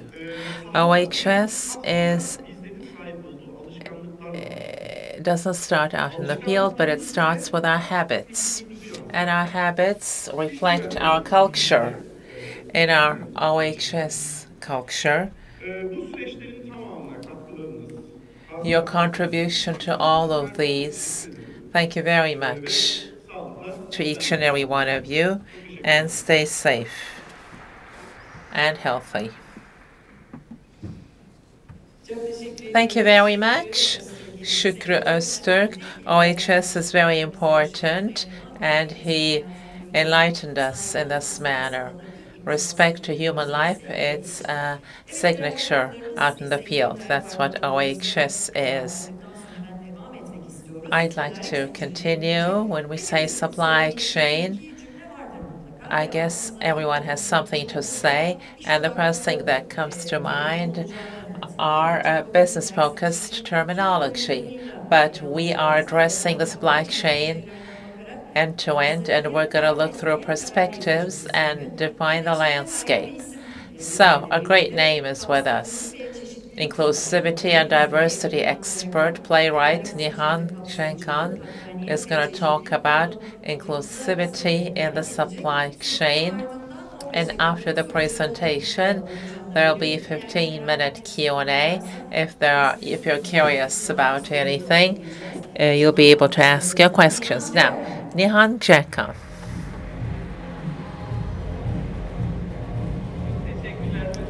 Thank you very much. Hello. Greetings. Hello, everyone. Because what I'm going to tell today, everything that breathes is important today. Everything that breathes independent of everything, independent of gender, age, country, faith, and physical stature. What does this have to do with your work life? I'll try to explain, but for 1 hour, we're going to try to solve the biggest and oldest problem in the world, inequality and injustice. We need a mental modesty. Mental modesty. What do I mean by that? I have arrived. I know everything. My belief is better than the others. My gender is stronger than the others. My gender is more meaningful than the others. My work, my existence, the place I was born are more meaningful than others. For 1 hour, let's put that thought aside. I know it's very difficult. Please try. But if we can achieve this within 1 hour, we're going to address the first and biggest inequality, injustice of the world. Inclusivity, equality. Companies call many things. I say equality and justice problem. It does not belong to this geography. It belongs to the whole world. From the day it could be measured, it's the most unequal and unjust and equal period of the world. The difference between those high up and those down below had never been this wide. Why does this concern you or me? I will tell you at the end why I'm concerned, but why you're concerned. I'm going to ask you a few questions to find answer. And I'd like your answers to this, please. Raise your hand and join me. Throughout the next 5 years, are you concerned about maintaining your income level? Can you put your hand up if you are?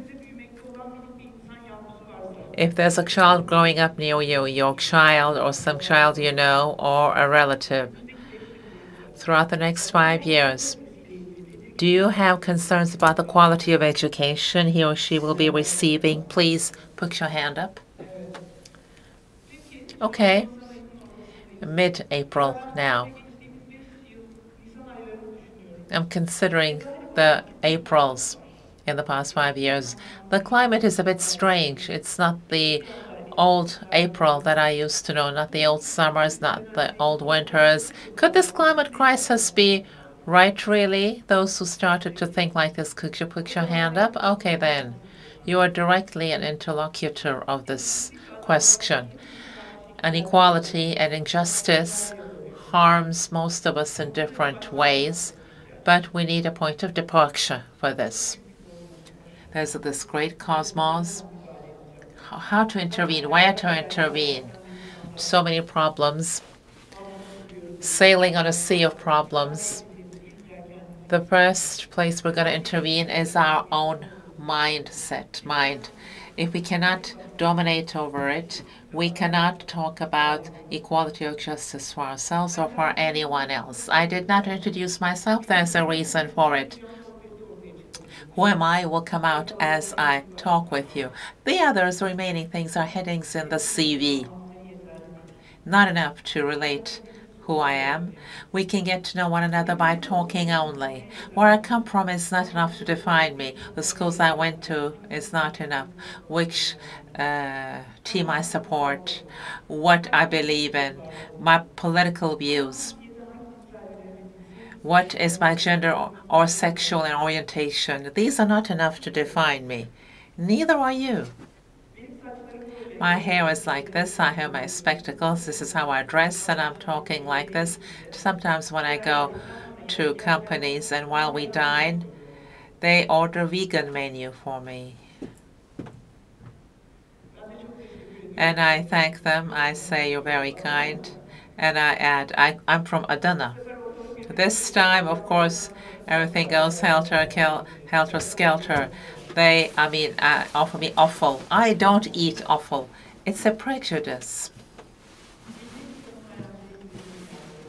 Your prejudices do not define me, just like I cannot define you with my prejudices. What I see when I look at you is your existence only.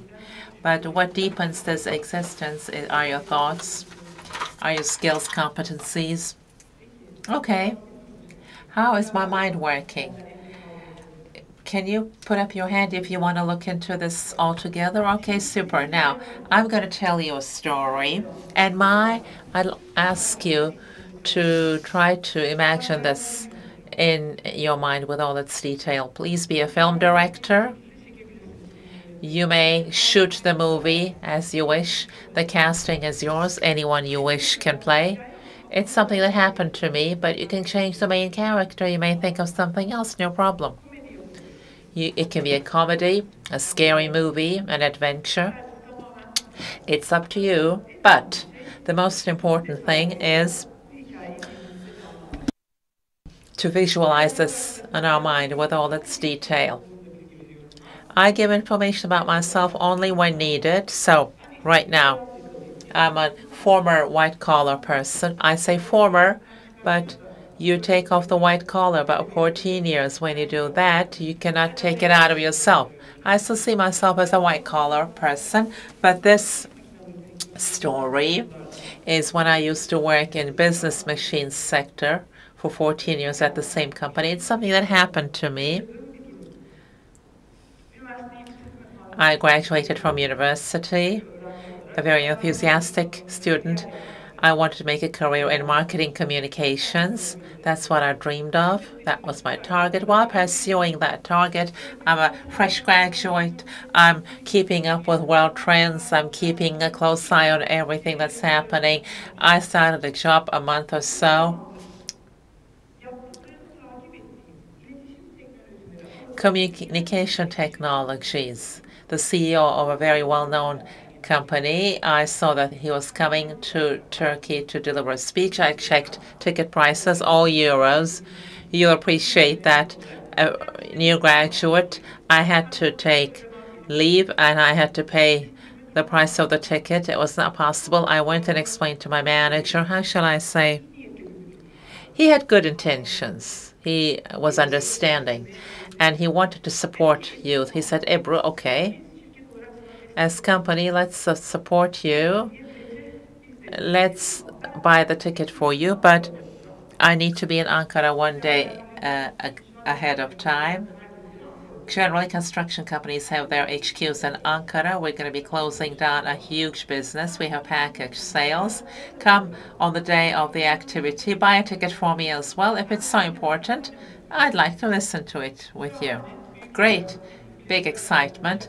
I got the tickets, airfare, and I'm waiting for the day to come. The day came. I mean, call it youth.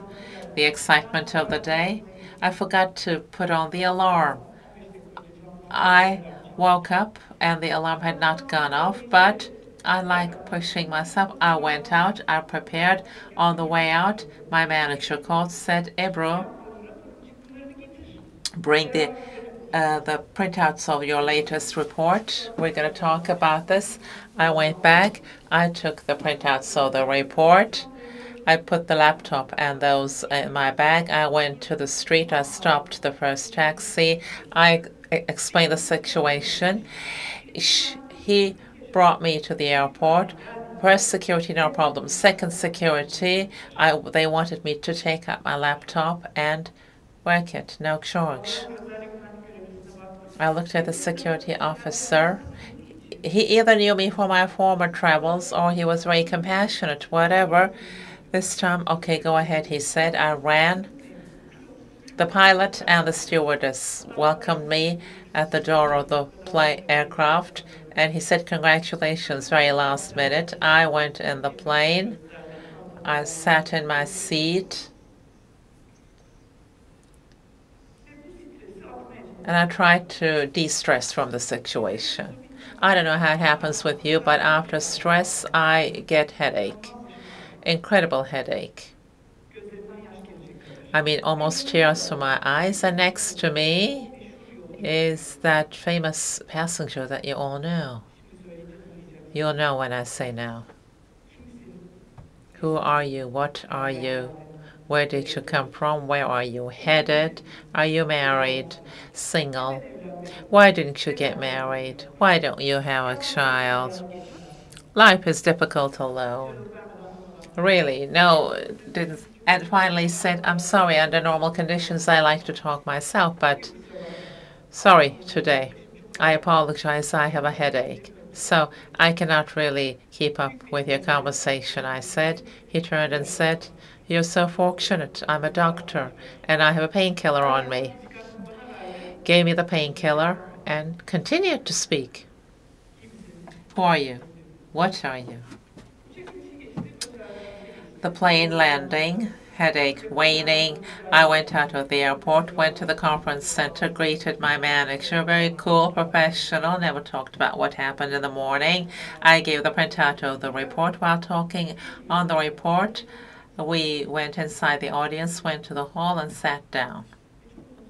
And the person that I'd been impatient to listen to in the area of communication technologies, that famous name, came on stage to deliver his speech. A CEO everyone knows. But it was no great speech, not important. At least I made it to it, so I was not ashamed. Could everybody visualize the story on their mind?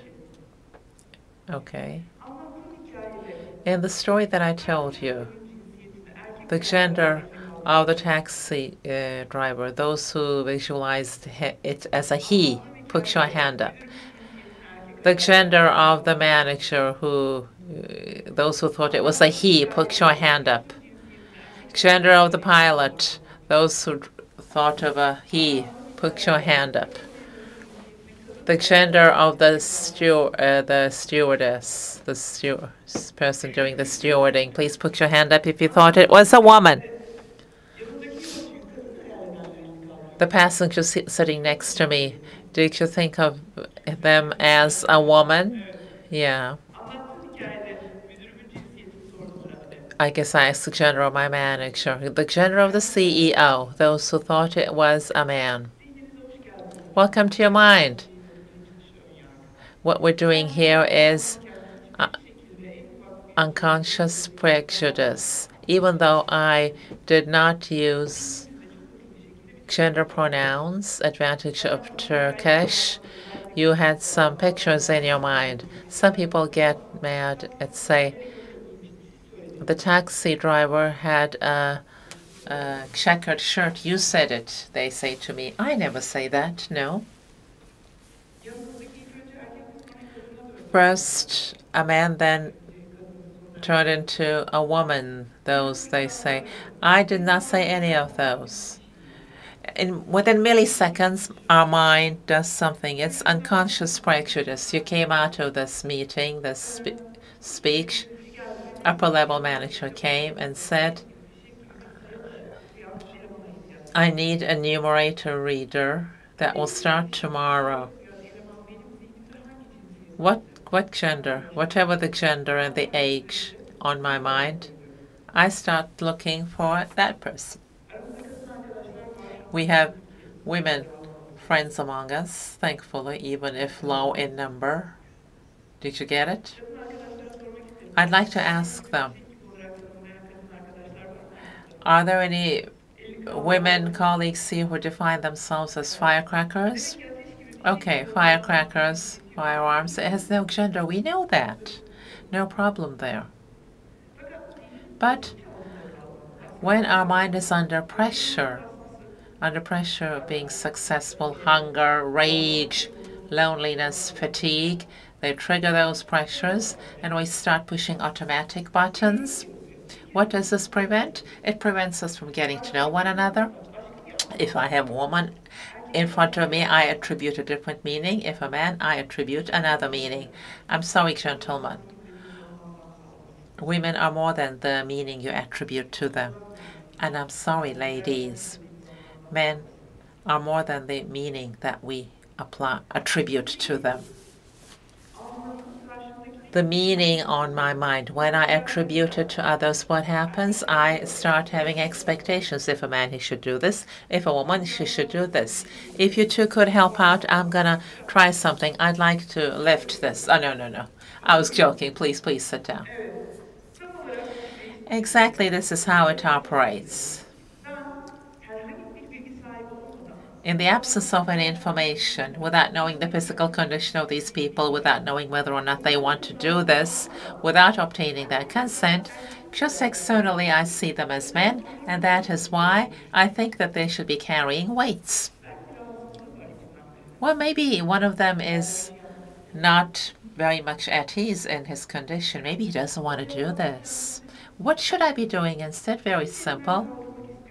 I want to lift this. Can anyone help me out, is the question I should be asking. Can you see the difference between the two? One attributes meaning to a gender. The other one is trying to ask whoever would like to do this. Are we opening the door to everyone? This is one of our questions. As long as I don't open the doors on my mind, how will it be that I'm going to open doors in life? On my mind? In the story that I have, maybe a woman or a man. I'm not saying this. That's where the error lies. The pilot could be a woman or a man. The CEO of the story can be a woman or a man. The doctor, a woman or a man, because sometimes people think it would have been right if we had imagined all of them to women. The right thing is not the gender. It's the quality of the business. Businesses require quality and knowledge, not gender. Sorry, can't hear the question. Okay. Sometimes it happens. There are those who never dream of a gender. Yeah, maybe, no problem. But when you look at it in general, to majority, there's that dream of a gender. In fact, a visual. Those visuals are very specific. I have news for you. The 2/3 of the images that we have on our minds are created by other people. Something terrible, if you realize. Kendi tecrübemiz 3'te 1/3 of it is our experience, and the rest is from the books we read, the programs we watch. I really have even more disastrous news. 80% is the total amount of the thinking that you have made so far. Unfortunately, human beings repeat themselves. That's how we survive. That's how we feel safe and secure. That's why we need to have intellectual modesty so that we may open up doors for novel things. Unconscious prejudice. How is this shaped? Let's take a look at that. In this story, there's a man and woman. What is their age group?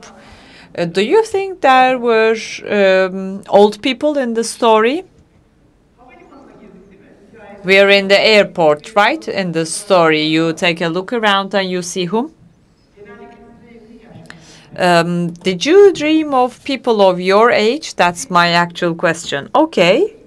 How about ethnical background, race, different people looking different? We are at the airport. We are traveling for an international conference. We may see people who don't dress like others, who don't look like others. Did you dream of anyone like that? No. Okay.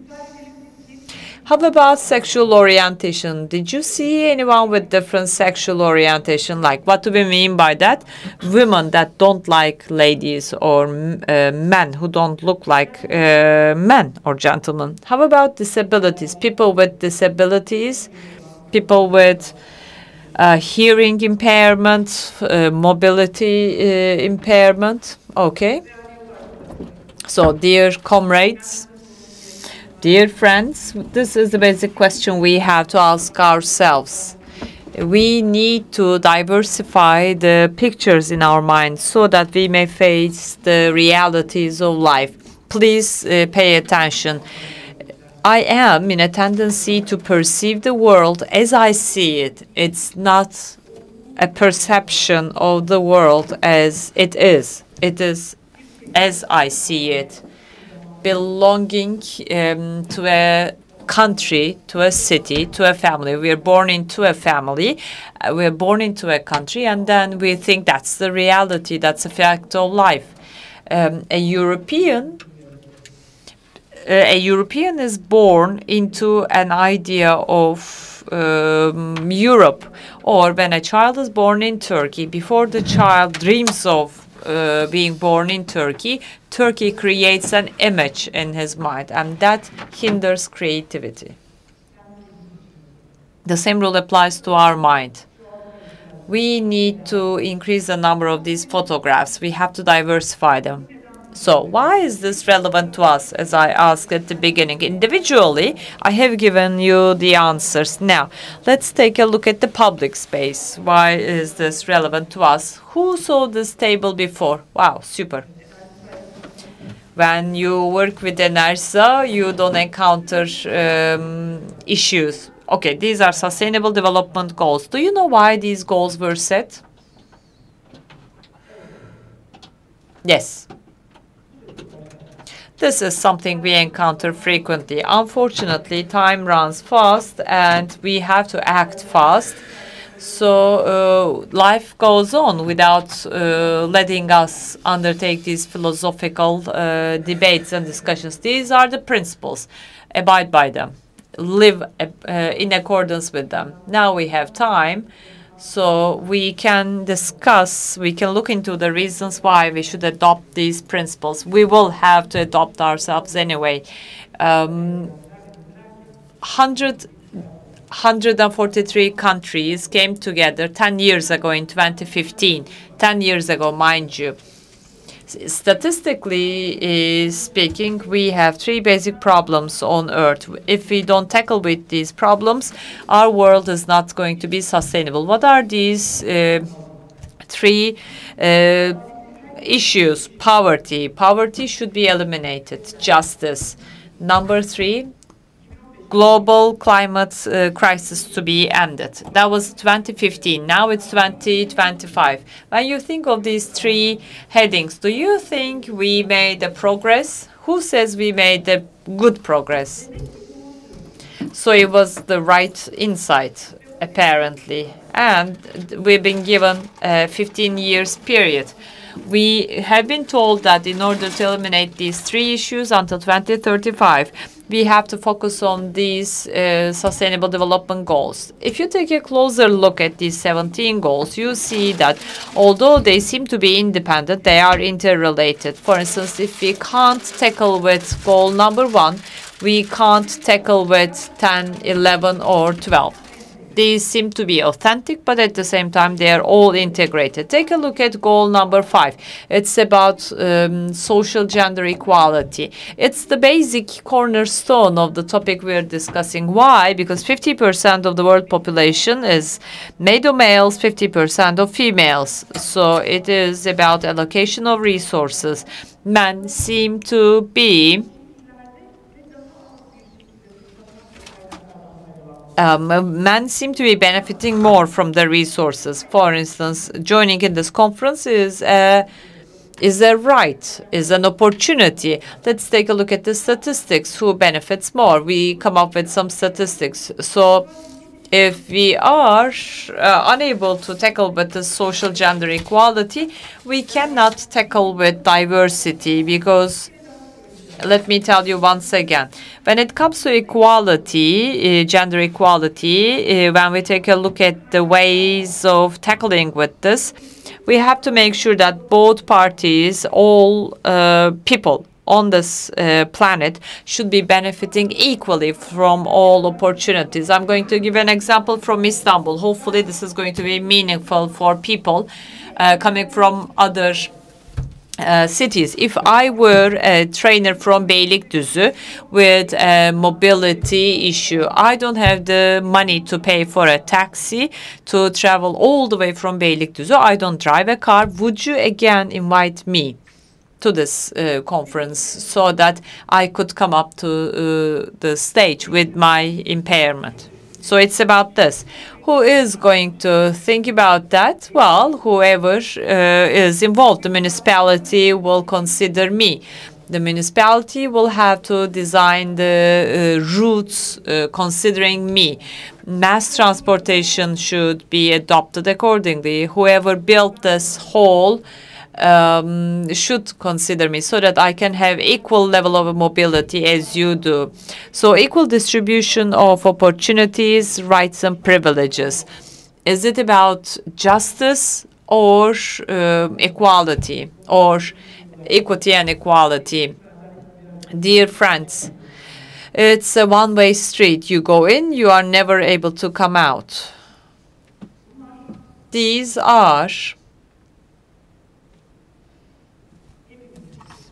things that we discuss are valid for everyone.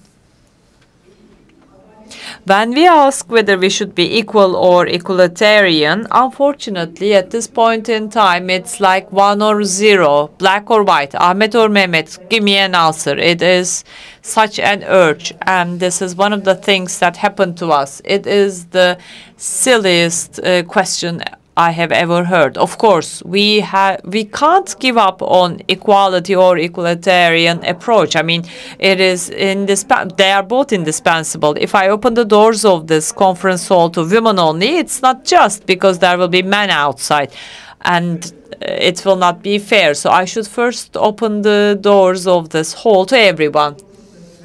We should first open the doors to everyone. That's how we should start. Unless we are able to do that, we can't promise equality. Isn't this equality? Isn't this fairness? If this is conceptualized in this direction, let me tell you, no one should impose you to choose one from the two. Both, actually. The answer is both. So we should have equal and equalitarian access to rights, privileges, and opportunities. This is in English. I'm sorry for that. Normally, I don't do that, but I wanted to preserve the original document. What happens if we fail to fulfill these goals? In 2023 and 2024, World Economic Forum asked this question to all the participating countries, including Turkey. Please estimate the likely impact or severity of the following risks over a 2-year and 10-year period, like extreme weather events, societal polarization. You see what happens within 2 years, and you will see what will happen in 10 years. See, most of them are turned into green. Green is related to environmental disasters. Purple ones are increasing in number. Those are the technological disasters, let me tell you. The red ones. The red ones are the societal and political issues. Are these the problems of the future? Let's take a look. Misinformation and disinformation. See, this is one of the disasters that will happen to us in 2 years' time. Don't you think this is a problem right now? Let's try it. Let's give it a try. What is the inflation rate in Turkey? $1 million question, right? Whose inflation rate is that, right? We should start with that, no? So measurement tools have to be diversified and increased. We have to diversify our perception. We can no longer continue with the reference values of the old world. It does not explain the current world. What's number 2? Extreme weather conditions. Are we going through any extreme weather conditions like floods, everything? Yeah, we are we are going through this, right? Societal polarization. Oh, that doesn't happen in Turkey ever, right? Never. Societally, we can never be polarized. We can never be divided into two. What's number 3? Number 4, cybersecurity, cyber insecurity. It was on the news yesterday. Our data, our information is stolen again. Number 5, interstate armed conflict. Yeah. Right.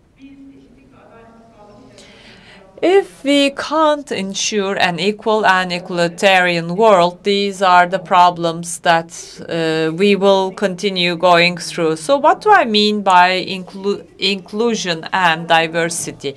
We have intrinsic features and external features. Intrinsic features are hard to change. For instance, my age. I'm at the age of 45.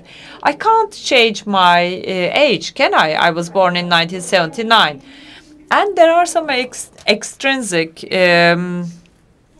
attributes. I get married, I get divorced. So these intrinsic and extrinsic circles are what makes us who we are. So how do they evaluate us as we are hired by a company? How do you think they see us? Well, according to something I heard recently, my dear friends, I heard that during the job interviews, they consider people's astrological stall signs. That's incredible. I mean, I'm at the age of 45 and I can't explain this to my international colleagues. People are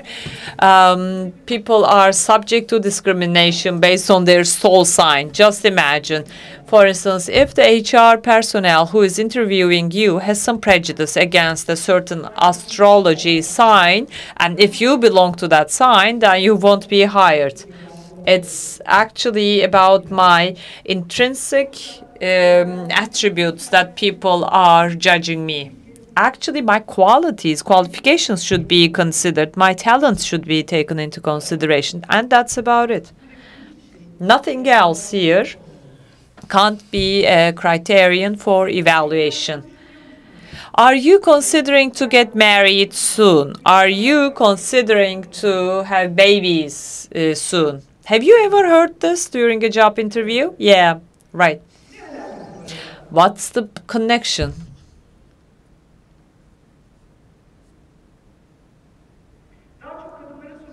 This is asked mainly to ladies because some may think it's because of the long-term deprivation that you will be faced with when you get married or have babies. If you are a qualified employee, your workplace should have policies in place so that you are not deprived of the working environment, and that a lady, when she gets pregnant and when she has a baby, is not disconnected. It's not about unemploying someone just because of that. Another question. Have you served your military service? Who has heard this during a job interview? Have you completed your military service? Yeah, military service is one way or another compulsory in Turkey. Each young Turkish man is obliged to fulfill that. So what a company should do is to ensure that when a young man goes to pay his military service, is able to come back and is not lost on the way once the military service is completed. That young man should not be refused or rejected because of the fact that he did not complete his compulsory military service. 99.99% of all human beings have prejudices. Nothing to feel bad about. This is a survival skill. That's how we survived and how we evolved. During the initial Homo sapiens times, we lived in clans or tribes, and then the hunter-gatherer society. I'm sure you heard. But then again, with the recent excavations, more information is revealed. We learned recently that men also gathered and women also hunted, just like today, right? So, hunter-gatherer society, as we drove this society to a close, we are going out of our tribe, we are going around. We see a creature, then someone goes and something is encountered first time, second time, third time. Before the fourth incident is encountered, I come up with an idea. When I see a yellow fur running on 4 feet, I should either fight or flee. That's evolution. But when I do this to my boss, to my manager, it becomes a problem because we no longer have lines in our day-to-day lives. We have managers. When I see my manager, I either fight or freeze or flee. The same thing may apply to a gender. I either flee or I fight or freeze. I'm going to tell you why that's the case. Unconscious bias. Well, first of all, we have this present in all of us. So this unconscious bias is about a strong part of our brain. Our brain actually develops this strong faith. We have to make a distinction between faith and information. What is faith? What is information? Let's try it together. Men are biologically stronger than women. When I say this phrase, do you think this is faith or information? Who says this is a sentence of faith? Men are biologically stronger than women. Who says that's faith? That's a belief. Who says that's a piece of information? When you say men are biologically stronger, what do you think the strength comes from? Have I said anything like that? Well, can you give me the age group of these men and women when I say men are stronger than women? People who think this is a piece of information, when was this research that claimed this was conducted? Who says this is a piece of information? Do you know what reference they have taken for that? Well, it's a phrase of belief. There's no reference. What power? What man? What women? I don't mention those. What term? What period? For what work am I mentioning this? But my brain keeps on repeating this. I start realizing this as a biological piece of information, and I take it as a piece of information, though it's a piece of knowledge. Women cook better than men. Who says that? Well, now you know. You drew your lesson, right? Well, we have a great reference in order to tackle with that. The best chefs and cooks of the world are men. But still, my mind keeps on focusing on this. Cooking and baby grooming is a woman's task. Yeah, that's what I mean by modesty. Intellectual modesty. We should be able to have courage in order to distinguish faith and information. Şeyden etkilenir. Okay, unconscious prejudice is impacted by our past culture, income level, beliefs, but we cannot say a culture group is better than the other. Sometimes we do that. Christian communities in inclusivity, diversity, and gender equality, they are more just. No. 2019 figures, 44% of Turkish scientists and 42% of EU scientists are men. 2 prejudices should be done away with here. We have more. Second, men and women are almost equal. If my information changes, my emotion changes. If my emotion changes, my behavior changes. If my information changes, my emotion changes. If my emotion changes, my behavior changes. Dear comrades, who found the money? Who found money? Who founded money, rather? Lydians. Who are Lydians? Who invented money? Aegeans, dear friends. We invented the money and we lost the money. How so? If my information changes, so does my emotion, then so does my behavior. If we could teach this to our children, how would our relationship be with money? Kadesh, the first peace agreement in the world. Where was it signed? Çorum. We invented justice and we lost it. How? If we had trained our children with this information, then how would life be in this geography? Philosophy, mathematics, physics, chemistry, medicine. If my information changes, so does my emotion, so does my behavior. My relationship with this geography change. My relationship with men and women would change. Okay. Making use of experience is very important, but while using it, are you being unjust to somebody else?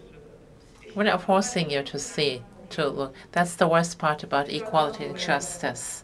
Nobody's forcing you externally because they have no such problem. Yes. Okay. Stop, fight, or flee comes from this reptilian brain. The moment that we stepped on our 2 feet on the ground. It determines and manages many of our behavior, like making coffee, driving, saying hello to everyone in the morning. Do you say hello to everyone when you go to the office? Really, do you? You do, okay. Do you ask how they're doing? Do you expect an answer? No, right? How are you? How are you? How are you? Why? Because I am in full compliance with the tribe. I'm asking everyone how they're doing. Do not exclude me is what I'm saying, in fact. I'm not really interested in how they are. This is the reptilian brain. The only function is to protect me and help me survive. Then my favorite part, limbic brain, emotional brain. Why do I love it? Because it's good for philosophizing. Why is it raining? Why are the clouds blue? Why are the birds flying? And the neocortex is the most recent development. We think we do everything with neocortex, with why and how. We say human beings are rational. That's where it comes from. I'm sorry, human beings are not rational. They're terribly emotional and instinctual. Especially when selecting someone for the office, my instincts come into play. Then we tell the companies, determine your selection criteria so that there will be no opinion interfering. It's a terrible question. Which authors do you read? I mean, it's the worst question that you can ask the young, I guess, in this period. What are they going to say? What are they going to say? Yaşar Kemal, Nazım Hikmet, if they start to count, that's one problem. Right? Halide Edip, well, that would be another problem. He's going to lie. We'll either continue to lie to one another or, independent of what the person is reading, we're just going to ask questions relevant to the work. Sometimes this issue of discrimination, such numbers are needed. In 2019 in Munich Technical University, there was a research that I was involved in. One of the results I'd like to share with you. 14 world-renowned inclusivity experts worked on this. The aim was, of the 500 companies, top 500 companies in Germany, their HR professionals, their prejudice models we wanted to solve. This is the result that I've gotten there. It's important because maybe those of you who know. Now we're going into the 4th generation in Germany. The biggest characteristic of the 4th generation is this generation, just like German people, they go to the same schools, they live in the same areas, they grow up in the same culture, only the family has left their names, Ahmet, Ayşe. That's it. They have not even been to Turkey. They don't even want to see Turkey. They have no emotional ties with Turkey. In spite of that, our friends whose names sound like Turkish names compared with other have less of a chance. And we asked, why so? CV same.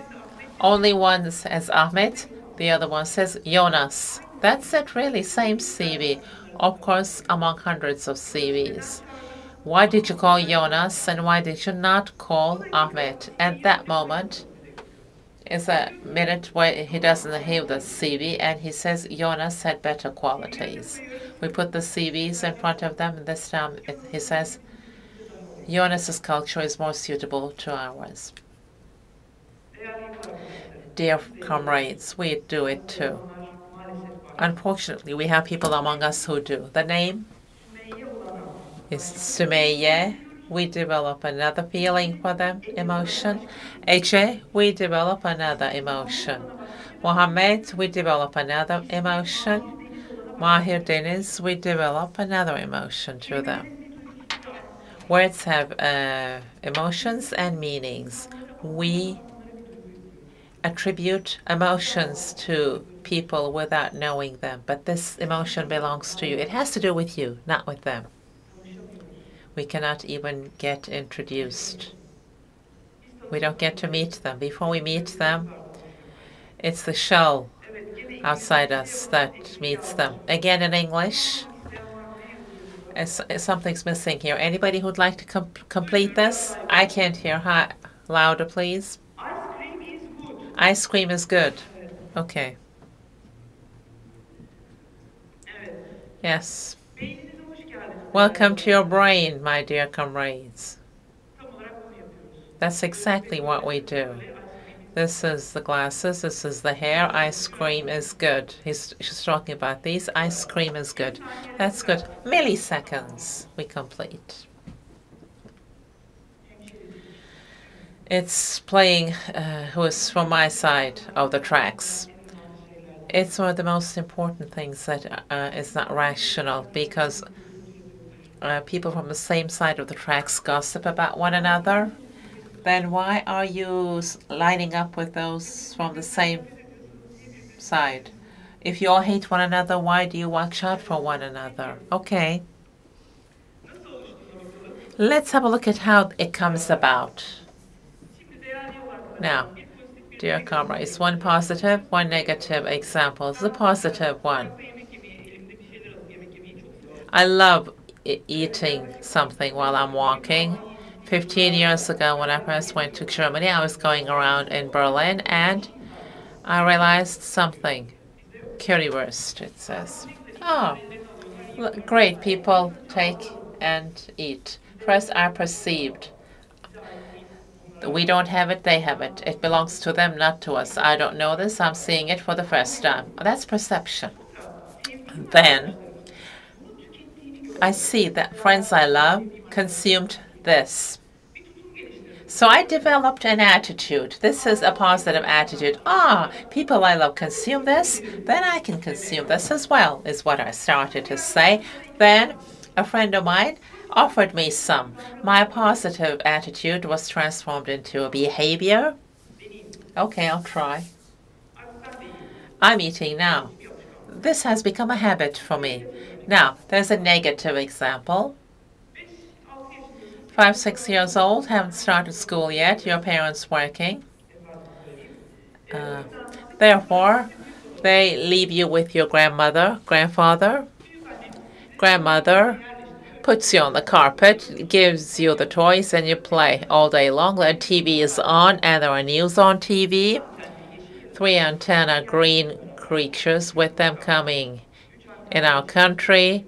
Unemployment increased. We have a security crisis. 3 antenna green creatures, with them coming into our company. There are now fights in some neighborhoods. 3 antenna green creatures are this or that. And your grandma enters the room. God damn those 3 antenna green creatures, she says. Before they came, we were happy. They came, and now nothing's the same. I perceive. Okay, 3 antenna green creature. There's this thing called, different from me. I love my grandma a lot. My grandma has a negative attitude towards them. My grandpa comes, come, I'll buy you ice cream. We go out in the street, we get the ice cream. While walking on the pavement, I see a 3 antenna green creature coming in. My grandpa holds my hand and exchanges sidewalks. We go into the apartment. 3 antenna green creature follows us. My grandpa slams the elevator door and says, they can never be on the same elevator with us. God damn it, they have moved into our apartment as well. Negative attitude. Continuing to see this, I start to see behaviors. I should not be walking on the same pavement with them. I should not be living in the same apartment building with them. I should not be in the same space with them.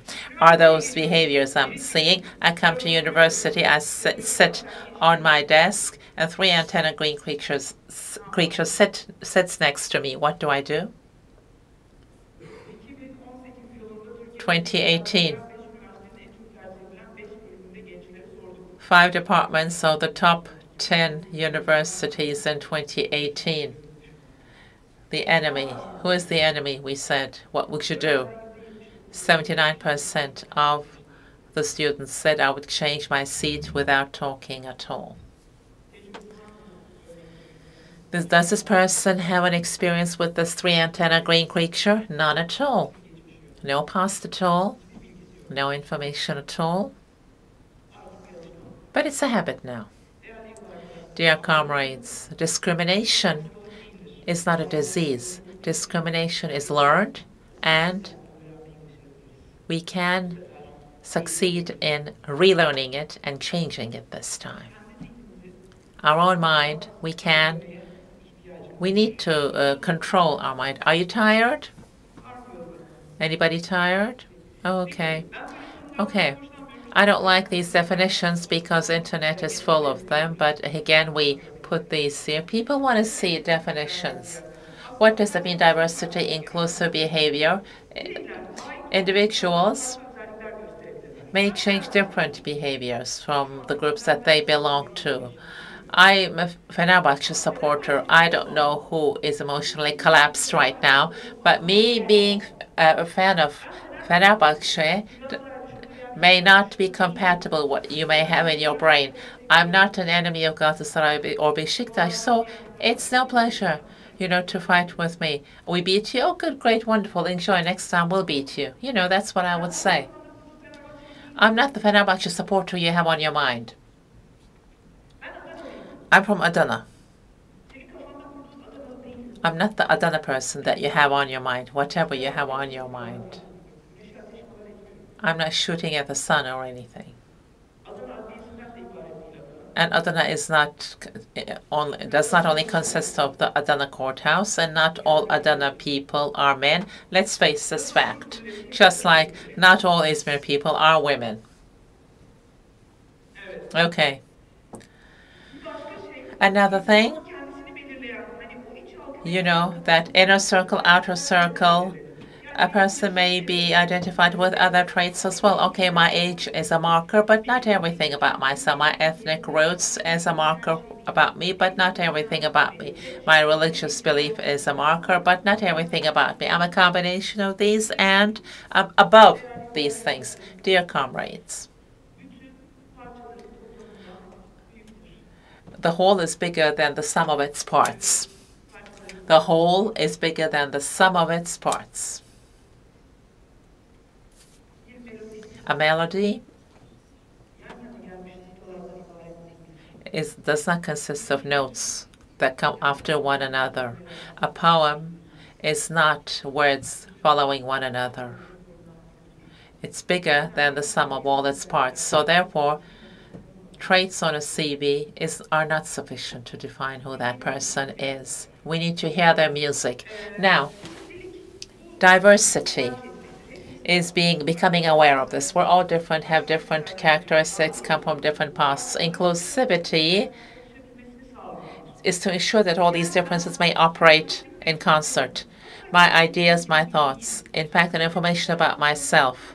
I should not be afraid to share it with you, and I should not be under pressure to share it with you. Let me put it once more time. Some, talking about you, and information. While sharing information, I should not be concerned, and you should not be pressuring me to share that information. That's when we speak about liberty. Okay? And this is how we can summarize this. Who is in? It's a question of diversity, age, disability, ethnic roots, gender, age, whatever. Who's in there? Who can go in there is a question of equality and justice. How we elicited everyone's opinion is a question of inclusivity, dear comrades. It has some benefits, measurable. Figures vary, but we see it has financial benefit, diversity and inclusivity. Companies who have this more, there's big difference on their EBITDAs. Market access, it creates great difference in innovation as well, because consider the question I just asked, a prevented individual. I don't have the chance to know what challenges they go through. Only when I speak with him and he tells me can I know. And this brings innovation. Decision-making and problem-solving, we see it creates a big difference there. One of the most important thing is finding qualified labor force is becoming ever more challenging, right? Yes. Therefore, qualified labor force, we need to retain them, and employees are happy when they can freely express themselves. They want to live in countries where they can express themselves. Otherwise, they leave. Very simple. Recruitment and skills gain. We see that this creates a significant difference. Dear comrades, I call you comrades if you'll accept. Yes. One theory, one idea, if it creates a difference in the way we view the world, is it meaningful? Inclusivity, diversity, equality, justice are theories, a perspective. Unfortunately, currently, these are phenomena we cannot experience. We're not in a feeling of equality or justice.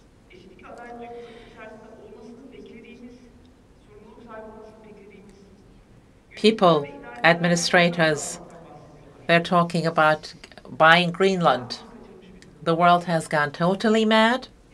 Okay? In this world that has gone mad, what are you going to do? That's the question. This inequality and injustice, are we going to contribute to this? Or starting with our own minds, shall we create environments for equality and justice to thrive? Only if I start from myself can I make a difference here. Last, I said in the beginning, why am I interested in these issues? I'd like to share that with you. Dear comrades, I grew up as a privileged child. Please let me elaborate on that. I went to a private high school. I went to a good university. I got my master's degree. I worked in good places, especially in my life as a student. I had no problem with income, no body integrity, no problem, no disability. And I was always supported by my family, meaning I'm privileged. Just like you, you're privileged too, right? On Thursday, talking about these things. For instance, this is a privilege talking about this thing now on a Thursday. The fact that we have employment is a privilege in this world where unemployment is high. Being a bit distant from the problem of having to pay a rent is a privilege. Having a whole body is a privilege. Expressing yourself is a privilege. Being able to interact with people, going into communities is a privilege. Not being ashamed of your body is a privilege. Not being under threat because of what it says on your ID as your place of birth, that's a privilege. That's why I'm calling myself a privileged person. But in spite of that, I couldn't make my biggest dream come true. And the family didn't stand in the way. My close friends didn't stand in the way. I wanted to be a football player, dear comrades. That was my biggest dream. I was going to play on the left, play at Fenerbahce, and be the pride of the... I was born in 1979. There was not a women's league, women's football, or women's infrastructure. Therefore, I either had to go to another country to make this come true, Ya da bu hayal or I would have to forget about this dream. So when some people sit down and talk in vain, I really am frustrated. Some say, dream of it. One day it will happen, some say.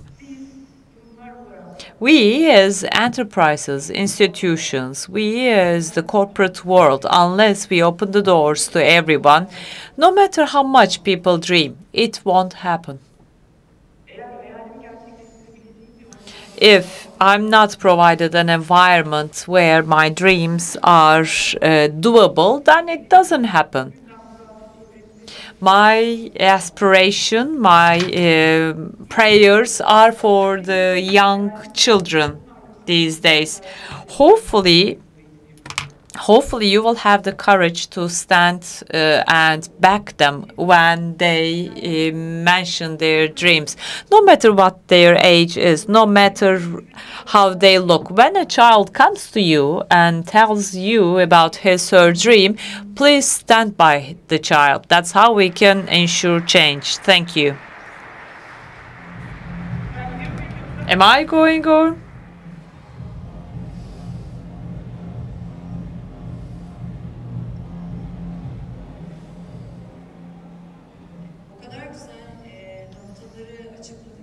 You made such great explanations, Ebru, Canan, Aykan. We really need intellectual modesty, that's for sure. And as she uttered her last words, maybe you also read that in the news the other day. Ebru Nihan Celkan mentioned this.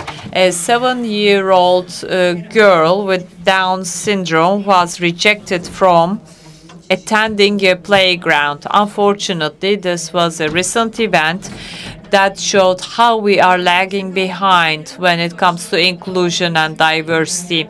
So with the things that Ebru Nihan Celkan shared with us, we will have an extended perspective.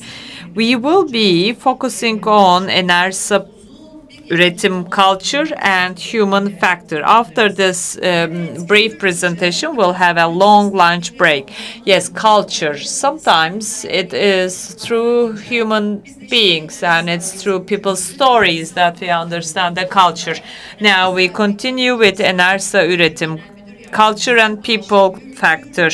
Ayşegül Gürkale, who is People and Culture General Manager, Deputy General Manager at Enerjisa Üretim. Thank you.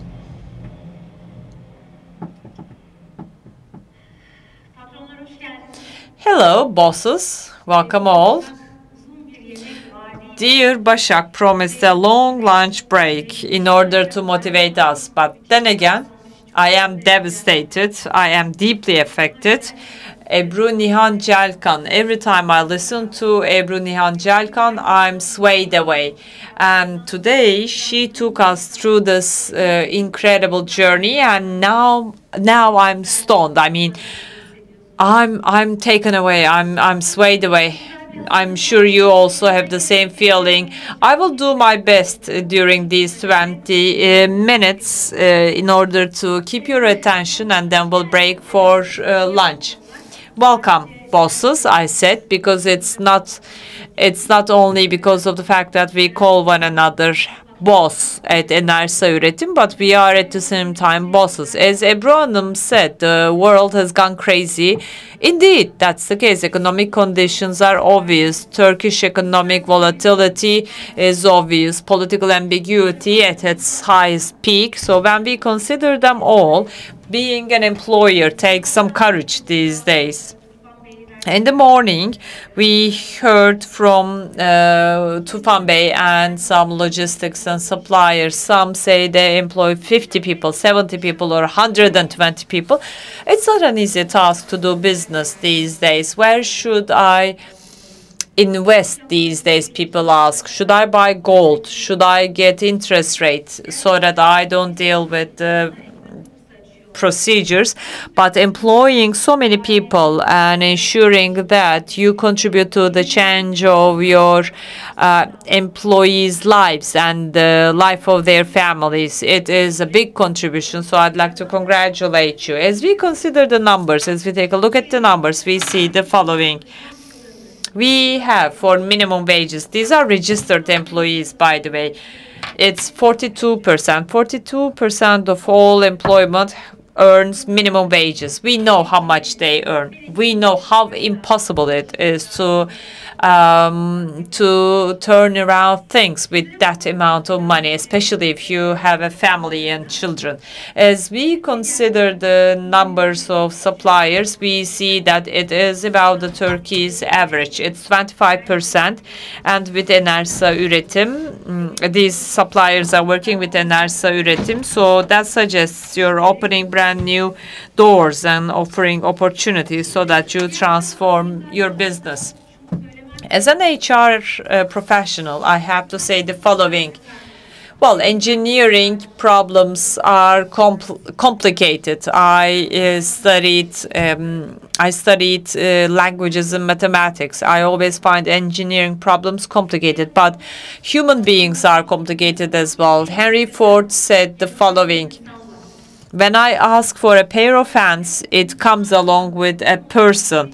So understanding a person, understanding and analyzing a person, seeing his or her real potential, trying to come up with ways to reveal his or her potential takes so much effort and mutual understanding and mutual trust. So as we consider the whole community, by the way, I'd like to greet the ones that are joining us online. I'm sorry, I forgot to mention that at the beginning. Well, most of you have kids, I suppose. Raising a child, bringing up a child, seeing that he or she grows older is an investment. We don't want one single teardrop from their eyes. So everyone working at Enerjisa Üretim and our suppliers are someone's daughter or someone's son. This is our Rüzgar, Esen's son. For some, it is Ahmet, Mehmet, Mustafa, Melis, Ece, Sümeyye. But for everyone here, these are our children, and we have a responsibility towards them, and that forms the essence of Enerjisa Üretim. We are accountable and we are responsible about all of them. We have to make sure that we work with great level of safety so that they return home safe and sound in the evenings. That's our obligation. It's like their lives are handed over to us, and we have to take very good care of them. Since from the morning we have had some sessions, and it's not, of course, by chance, by coincidence, that we keep on referring to occupational health and safety. As I've said, Enerjisa Üretim has this in its cultural essence, occupational health and safety, namely. Culture and leadership are indispensable and integrated. They cannot be separated from one another, from the very top management, from the leader, all the way down to the grassroots. Their leadership style forms the culture, along with the style of the employees. Culture is the social order, unwritten social order of a company. Sometimes it's on the walls, sometimes it's engraved, but then again, it's more than that. I always feel that no matter how hard I try to introduce Enerjisa culture to you, it is the invitation that you receive. It is the way you're greeted today. It is the way you treat one another in this conference room. It is about the content that we share with you. It's all about our culture. It is all a reflection of Enerjisa Üretim culture. Culture is everywhere. It's not on the walls, or it's not in the posters only. Just like a silent language. Especially with remote working environment, I keep on saying this. If someone is newly recruited and is asked to attend online meetings through the day, or let's say that young person is located in the office and is to attend meetings again in the office, that person is to be exposed to more rules and practices. Believe me, working from home makes you learn less, because offices have a silent language as well. That's why I say culture has a silent language. So everything we go through right now is an integral part of Enerjisa Üretim culture. Of course, preferences make a difference. Here you see two graphics, and I'd like to take you through them. On the left, you see the circles. It's Enerjisa Üretim organizational chart. You may be acquainted with organizational structures. Mostly they are in a hierarchy. Everyone is connected to another. It goes on and on and on, and everyone is interconnected with great hierarchy. Well, take a look at ours. Ours look a bit odd, a bit different, right? I had difficulty in convincing myself.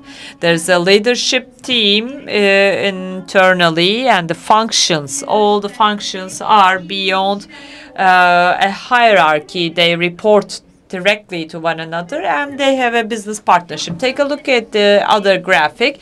It shows the in-depth structure of human resources with the top manager, with the newest employee who is at the threshold of a long career. There are maximum 5 levels in between. Everyone is interconnected. It's like word of mouth. I say this to that tells it to another person. That's not the case here at Enerjisa Üretim. It's a matter of preference.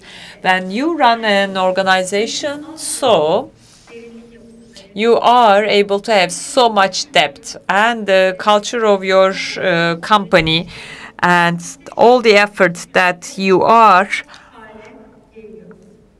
to spend turn into the structure.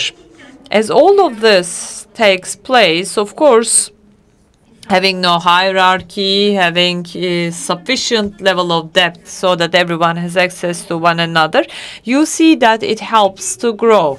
Back in 2020, Enerjisa Üretim was only 800 people.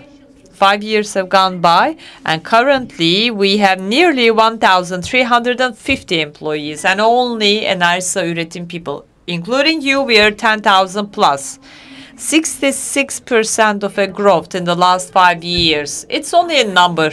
Of course, take a look at the number of power stations. We reached 29 already. At the bottom, you see some flags. It's not by chance, of course. In 2020, we were only present in Turkey. We were a national company composed of Turkish employees. Currently, we have representation of 10 countries, and their flags are up in the air, representing all our employees. And we have 2 different offices in the Netherlands. How will this ever be possible? How are we going to retain our culture? Because along with growth, we are confronted with challenges to express ourselves and our culture. Just imagine, from 800, we have gone up to 1,350 people. How will these people learn about our culture? Word of mouth won't help. We say 10 countries. Language is a barrier. How are we going to eliminate that?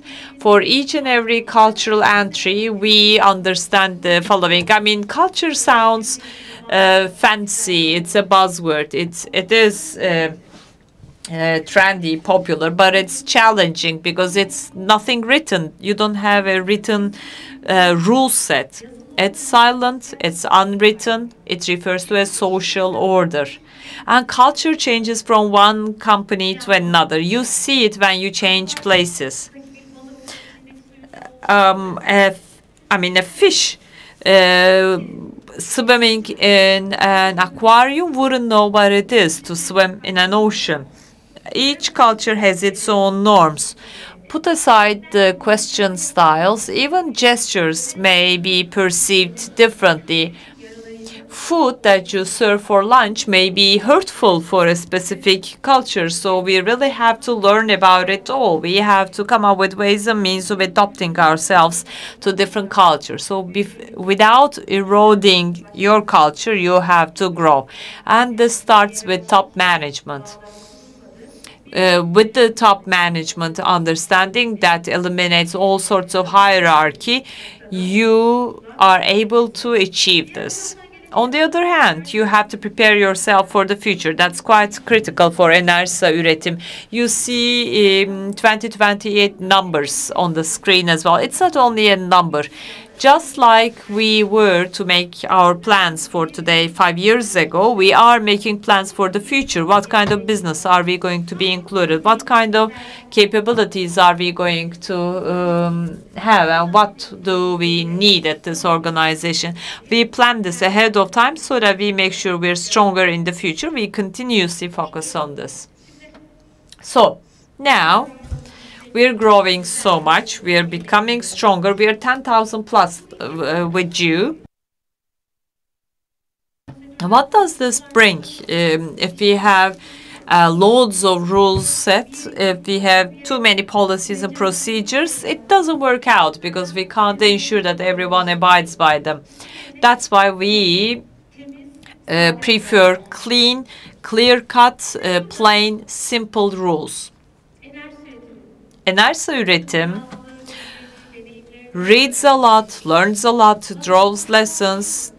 This is our formula as Enerjisa Üretim to avoid mediocre management approach.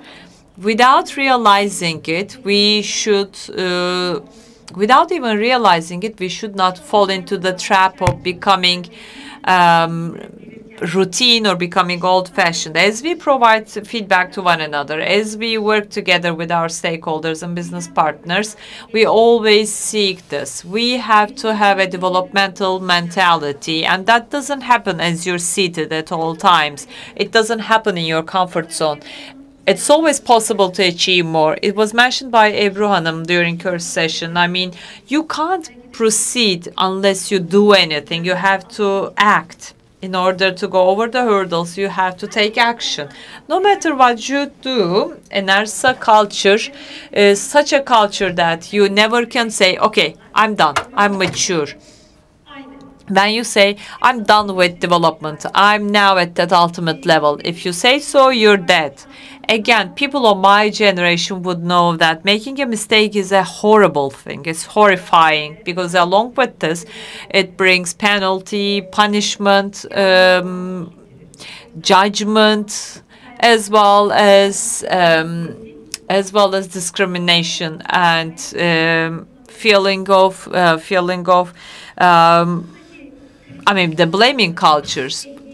These days, people are trying to make mistakes in order to learn. Of course, we can't tolerate unconscious errors. But then again, we have to make sure that we make use of failures in order to proceed further. That's a part of our formula. We have a very strong mission. All Enerjisa Üretim and Enerjisa Üretim stakeholders support this. We feel it with the sparkle in everyone's eyes. We respect life. We always work and generate power for a better future. That's why Enerjisa Üretim has this beyond approach. We always think beyond Enerjisa Üretim. This is a must. This is a priority for all Enerjisa Üretim employees. Our CEO, İhsan Bey, has this great phrase. I always find this impressing, and everyone sees this as a motto. I'd like to share it with our suppliers. Something may be for the good of Enerjisa Üretim, but it may not be for the good of the country. Then avoid it. Don't do it. Or sometimes it's for the good of the country, but maybe it's not for good for the company, then don't do it. Short-term interests of the company cannot be important. Companies should not be obsessed with profit, but it's not an easy thing. Profitability is extremely important. Our CFO is here. He always takes a look at the numbers and asks us questions. But rather than short-term profits, you have to focus on values that you create. You have to be running after a value proposition.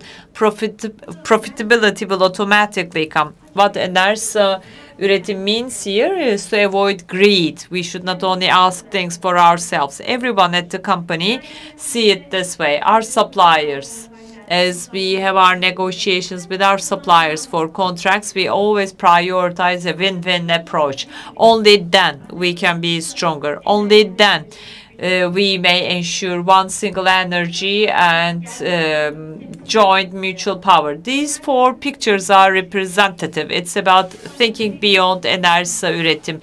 We have 4 main pillars that we protect, and we always take action to protect them. One is social gender equality. Even though we sometimes get proud of what we're doing, the other are children. And we say our energy is basketball. It's important to introduce children to sports. What we're doing here, hopefully, let's not know the names, and you won't even become aware, but somebody whose name you don't even know, and with its butterfly effect, you will have changed the lives of many people. Afforestation, nature, this will be talked about. 1,300,000 almost, a greener, more oxygenated, and sincerity about sustainability. This is now charity work as a requirement of what they're doing. So we are more ambitious about afforestation every single day. We're not going to give fish, we're going to learn them how to fish. So we also have work on sustainable earnings for women. Then street animals, stray animals, respecting their right to live. This is something that we have taken ownership of.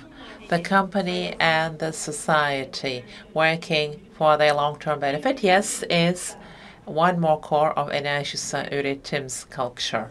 Now, social impact sphere. For everyone and everything, we believe that we can do better. And with that belief, I want to touch upon this. Social gender equality. From Uygar West'ten, Elif, women, men, we just listen to how we automatically assign these gender models. Half of society are women, and still men make decisions on behalf of women. Let's all together make a difference. Let's leave that to women. The courage to work on that turbine. We cannot decide that she cannot do it. That's why we have a program for women who turn wind into energy. It is a point of departure for what needs to be, for what has to be. From time to time, while talking to our vendors, we say female technician, female welder. We did with Enercon. Sometimes we were challenged in convincing you in these conversations. You're right. Very few examples. Not easy to do until we got to meet Ateş Wind in Izmir. Good job. When you talk to HR people there, do you know what we heard? In order to attract women to their companies, HR people spend time in the village coffee place. That's where they find it. They convince the men, the fathers, my colleagues, they have done some interviews with fathers present. The father comes, well, where is she going to work? They say it's all men. That's far. Will she be lodging there? I mean, all of these require compromise, but Ateş Wind, national wind turbines, all parts are done by women. You would not believe the factory if you saw it. It's a very upper-level factory. Well, I'm not going to say anything like it's obvious that a woman has done it, but let's leave those rights to women, and we cannot do this us alone. We can only do this together. And Enerjisa Üretim from time to time is heard very loud, very strong externally. Sure, yes. It's easier to rent this hall when we look at the number of employees. Yes, as employer brand, we're more attractive in order to attract new people. But we're not that big nor that strong, only if we act together with you. Same energy, common power, only then. Therefore, it's possible to change certain things with you. In renewable energy, 60% is the female ratio. I have done the mathematical calculation. This many years, that many years, higher, this higher. That's very difficult. And one day, with our CEO, Ihsan Boss, we said, that's not how it's calculated. He said, not with numerical targets. For a company managed with dreams, when we say this, just like everybody will be a Fenerbahce supporter one day, we'll continue to work. In the meantime, I'm a Galatasaray supporter. Female ratio in renewable energy, we want to do it 60%. Of course, the total energy sector is represented by men still, but in the plants of Enerjisa Üretim, there's no job where men and women physically don't work together, because that's not how job is done. Not with biology. We said information, belief, muscle power. It's not with muscle power. It's done with technology, know-how, information, especially those who have children. Just like our daughters, we want them to have the best of circumstances, and we want to see them happy. Let's ask this for everyone, for all daughters, for all girls, and there's this big potential in the energy sector.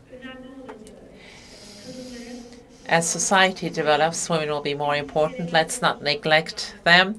These are our programs, Momentum.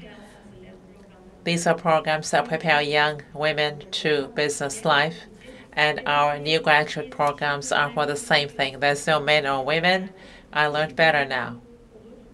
A job would have equality, but no gender. But you're the ones who'll be able to do this. We can change things together only. And last, we're producing one single word, but it has deep meaning for us. It's like magic. For a better, producing energy for a better life. This is like magic for us. What are those things that we manufacture? With that, every day, with joy, with enthusiasm, in spite of all these challenges, it's like that purpose that we always talk about, especially young people are pursuing meaning in business today. We're all working for a purpose, for a name. Everybody, every business, everywhere, bettering all of these and seeing that it can change with us. We're here to experience it. In Enerjisa Üretim, we're 1,340 people, and with you, we're about 10,000. While doing all of these, we have the responsibility to think beyond Enerjisa. We're going to change together. We have that commitment. We're going to be abiding by it closely. We're not going to give up on this. For our stakeholders and for Enerjisa colleagues, there's no other way. That's why, while working for such a purpose, we don't go on the road with the ones we have convinced, but with the ones who believe. All vendors, all colleagues, once again, thank you for Enerjisa for believing in us. We're going to continue to do better every day. Thank you very much.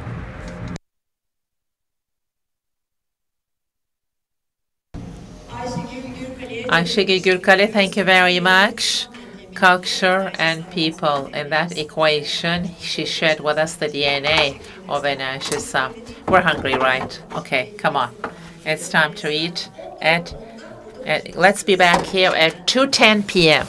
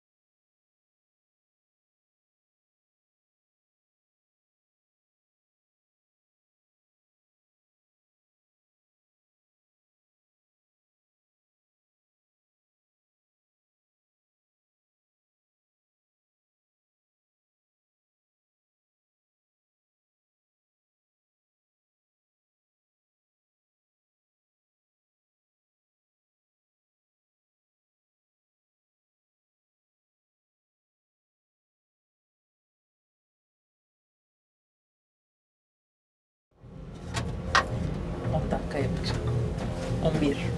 Hatta. Enerjisa Üretim's vendor meeting, second part. Hope you had a good meal.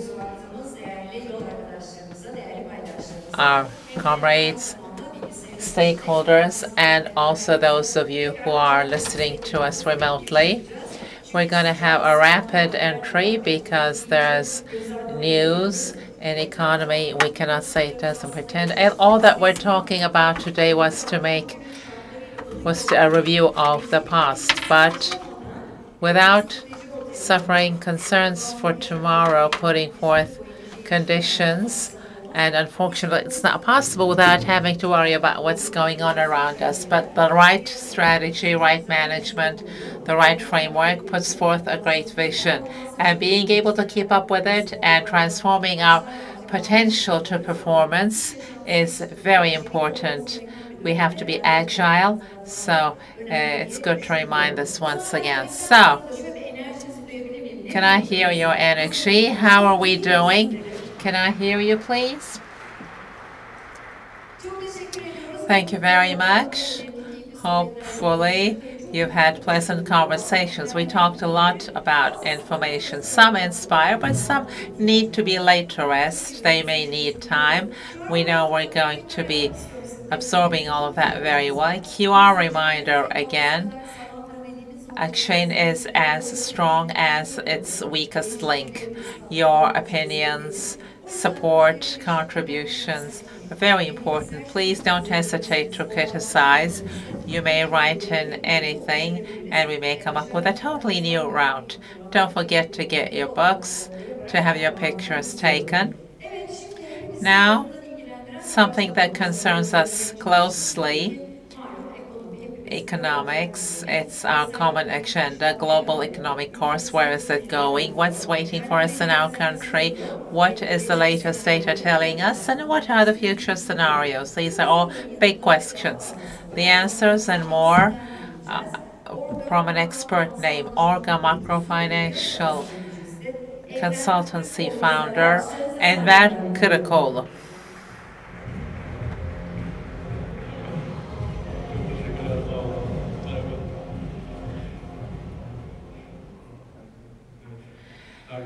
Hello, everyone. Great to be with you here today. In 2023, I was again with you in this activity. I want to talk about what we talked about back then. But it's an interesting day. 15 minutes ago, central bank decision was announced. It's changing the things that I'm going to talk about. So, whatever the central bank says, I can make changes in my presentation. Backstage, I took the disclosure. Macroeconomic and macrofinancial advising is what we do to companies. And how I do this, if I'm not here, let's say, I would take the previous month's text from central bank, take the current one, compare sentence by sentence, and read it on live broadcast if I had been in my office. This came right now, so what did the central bank say? One by one, looking at the changes, we'll try to understand the message. So, how does an economist write a report? Just like this. They increased interest rates and overnight interest, and that went up. In the first paragraph, we see the rise in interest rates. I won't go into the numbers, but let's come to remarks. Now, second paragraph about inflation. After the increase in January, it regressed in February. It regressed in March as well. All text. In this period, basic goods inflation is relatively low. How has it changed it? Monthly basic goods inflation, it will increase a bit with the developments in the market. We were not afraid of the inflation of basic goods. Why? FX, import cost 4% of increase in FX rates, automobile prices, fuel, etc., there may be a rise. Oil prices I will touch upon. What does it say? We're doing this live. I have not prepared for this. Service inflation has slowed down in January, relatively low, it says. Instead of slowing down, it's going to progress horizontally. Domestic demand is above the forecasted one, but it is at a level that will support the decrease in inflation. Turkey's demand is slowing down, it says. What has it replaced it with? Leading data says that it is above what has been predicted.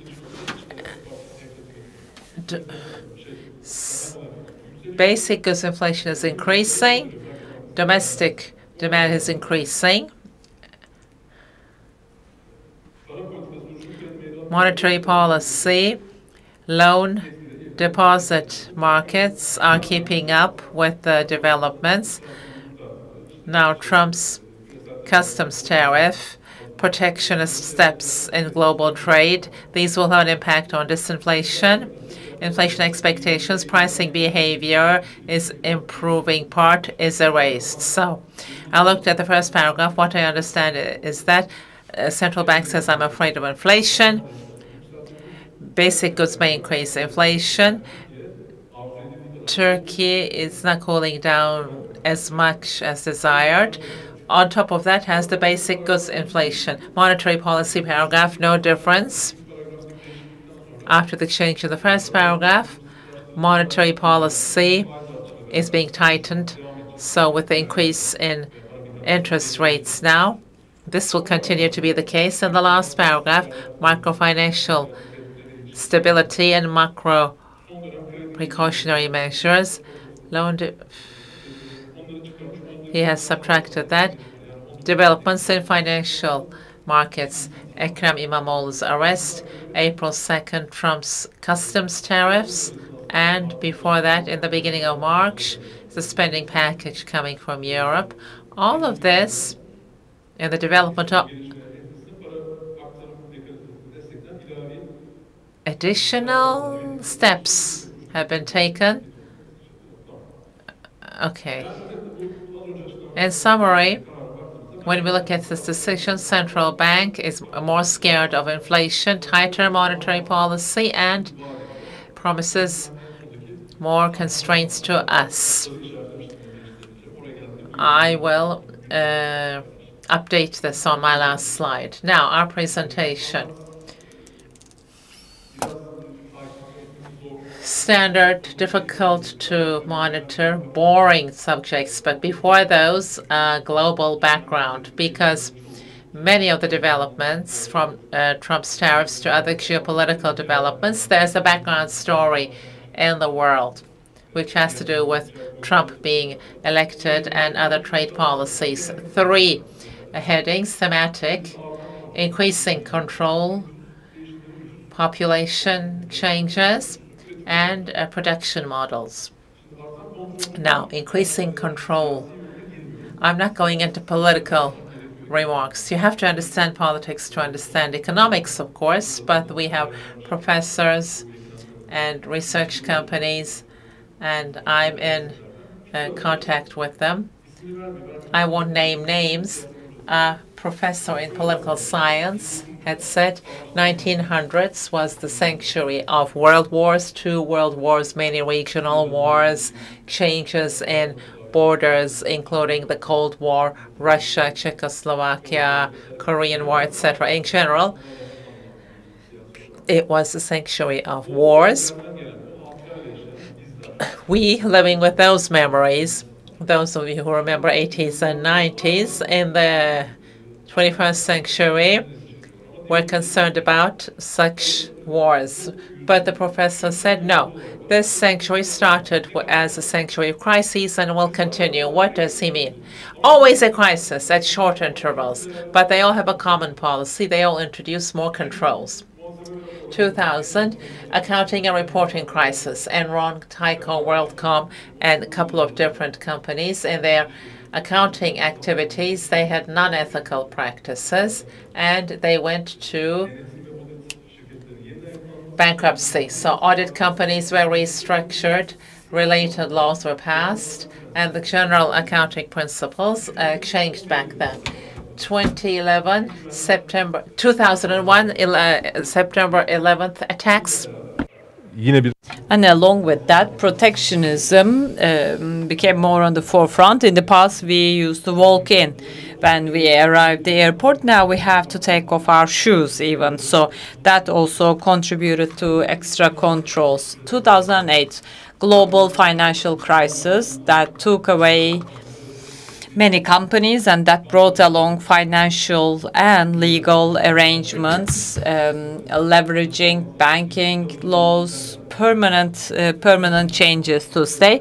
And the finance world is actually looking up to the central bank to see who is going to go bankrupt and who is going to stay. And then came 2012. This is the PIGS thing, PIIGS. It's the finance thing, the sovereignty, the sovereign funds, accounting errors,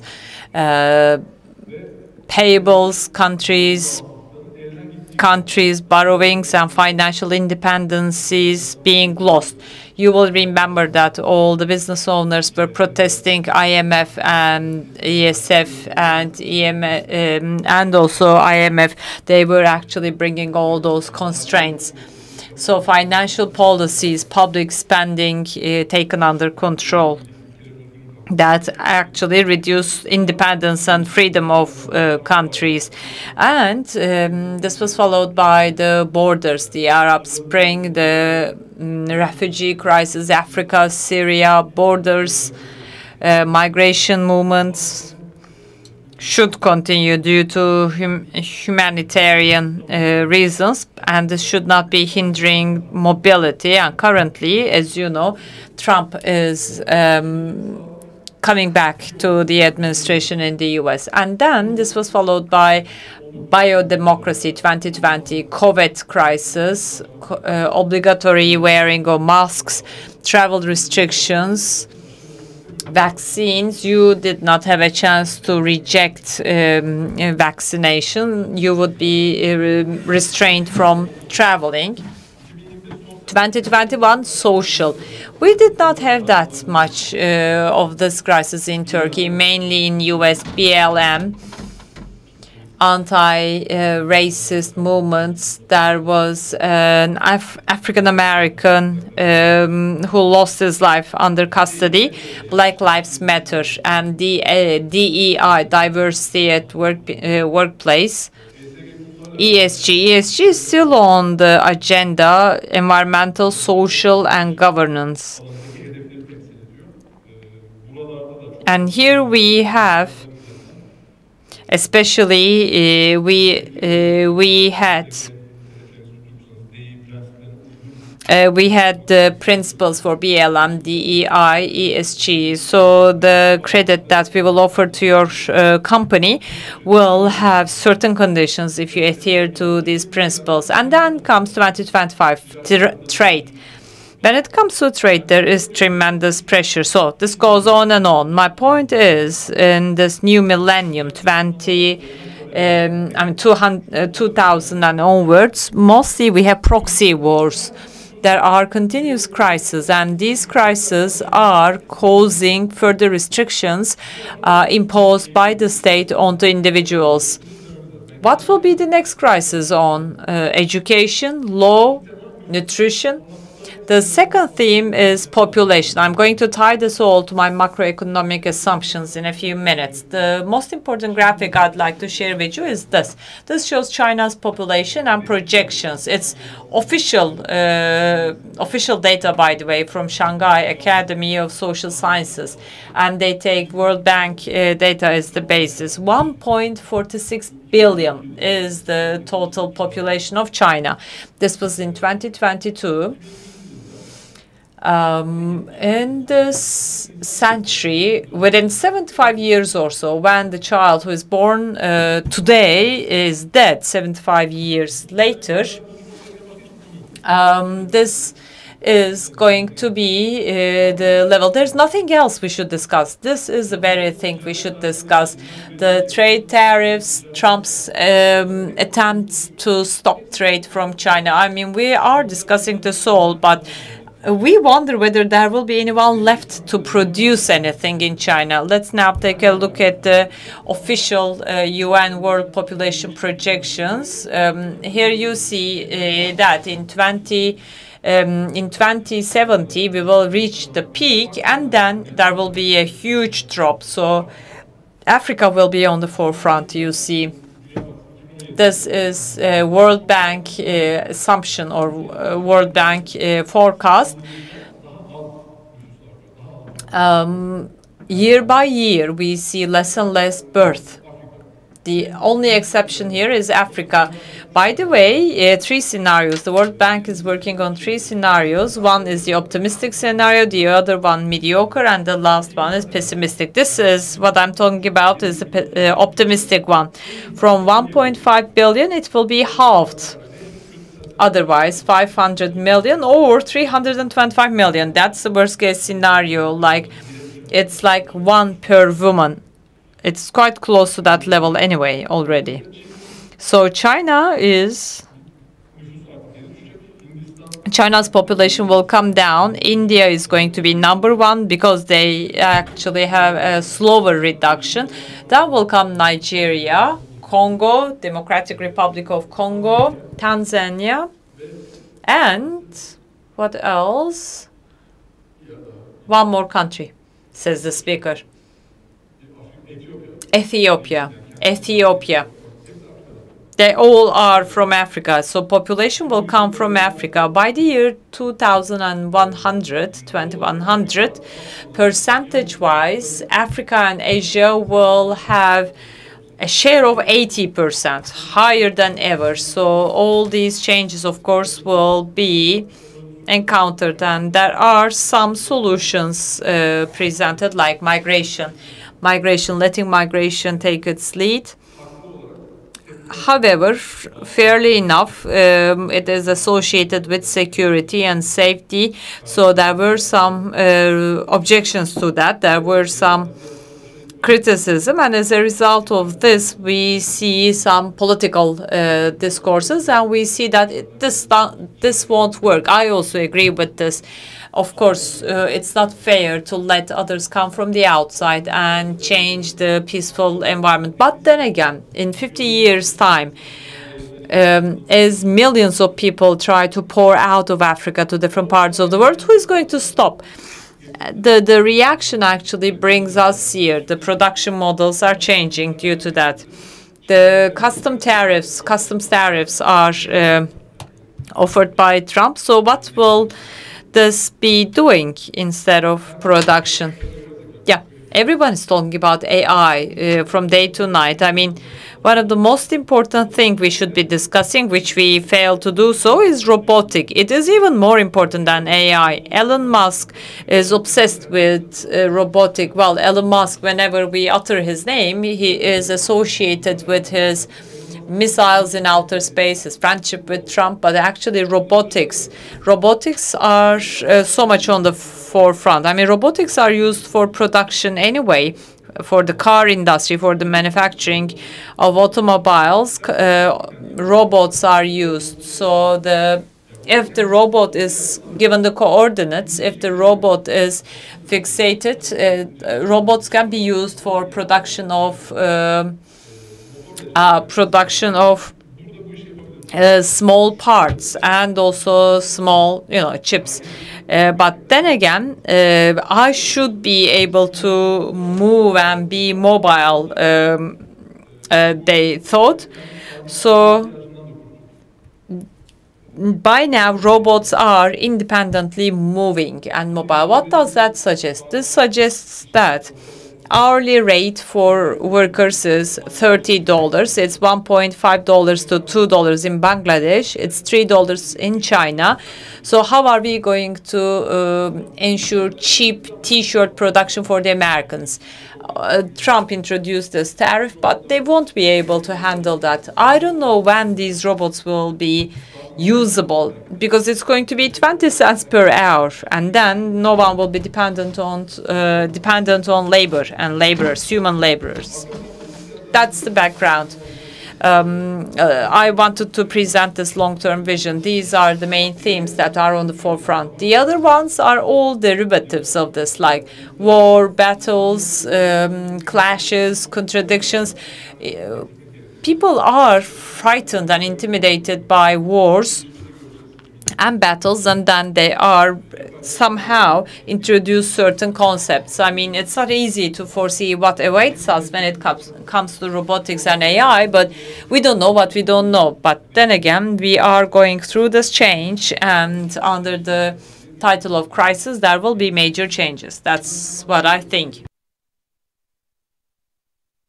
Now let me switch to the macro level. It's the relatively more boring part of my presentation. In the US, as I had this presentation last year, I would say US is stable and is differentiating itself in a strong manner. But this is no longer the case.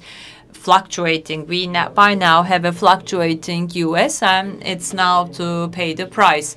There is significant budget deficit when it comes to manufacturing expenses. Cost, it's on the rise because of these customs tariffs. AI and robots will be used, and it's going to bring along some additional expenses. Valuations are a bit too exaggerated. 0 or minus risk premium was offered, but that's not possible. There should not be any risk unit which is lower than the state bonds or the government bonds. The market is having too much of a leverage, and as a result of the Fed's monetary enhancement, there should be an unwinding so that the market is offered some comfort. So balance sheet increases, not possible that much. So that causes all the fluctuation, and there are a couple of triggers for that: Trump's election, and also the customs tariffs. If I were to deliver this presentation in January, the picture would be totally different. Next, we have the EU. Well, EU was at the bottom, at the very lowest level. They were at a very low level. Manufacturing industry encountered shrinkage and downsizing, and now they have disclosed a financial enhancement document. EU by now has to form its own defense infrastructure. It's going to continue for another 15 to 20 years. I call this the second phase of Cold War. So just like in the past, as of 2025, EU will be enhancing its non-existing military capacity. They will start from scratch. And considering Russia, Russia lost nearly half of its military capacity because of the Ukrainian war, so they will have to rejuvenate that. So in the next 10 years, EU and Russia will look at one another. They will be encountering this cold crisis or Cold War. We will be all witnessing this Cold War, and it will come with a price. It is a factor which may be beneficial for Turkey. Together with Germany, 800 billion will be spent for defense. Germany has its condition without applying for the parliament. They can't get the approval. On top of that, 500 million euros will be allocated for Germany's infrastructural renovation. So this is direct supply to the market. This is actually contradictory. On the one hand, there is monetary enhancement, and it comes from the from the public funds. It's either by borrowing or by public deficit. If there's a budgetary deficit, then that may work, or the central bank gives some room to the banks in order to grow their credit growth. So it's a QA. The source is different, but it's going to be converted into direct spending. So valuation is low, so we are actually going to be seeing a shift towards Europe. I'm not talking about the strategy, but as a part of the conjuncture for the next 10 years, activity-wise, investment-wise, EU will seem to be on the forefront. China is slowing down. There is idle capacity. Government has offered so many incentives, EV, batteries, construction, settlement, housing prices are coming down. They are not producing any longer. They can construct with very low numbers. On top of that, they have the foreign trade dependency. Unemployment is at a very high level. Housing prices are coming down. If you wait and avoid buying, you will be more advantageous. So that's why they are becoming a part of this process. This is happening right now. And foreign trade, independence on foreign trade. They can hardly rejuvenate the market. The situation is obvious, and China is encountering this difficulty. So fluctuation in the U.S. With Trump's coming into power, you see the blue line, which shows SME confidence. Gray one is the consumer index, consumer trust index.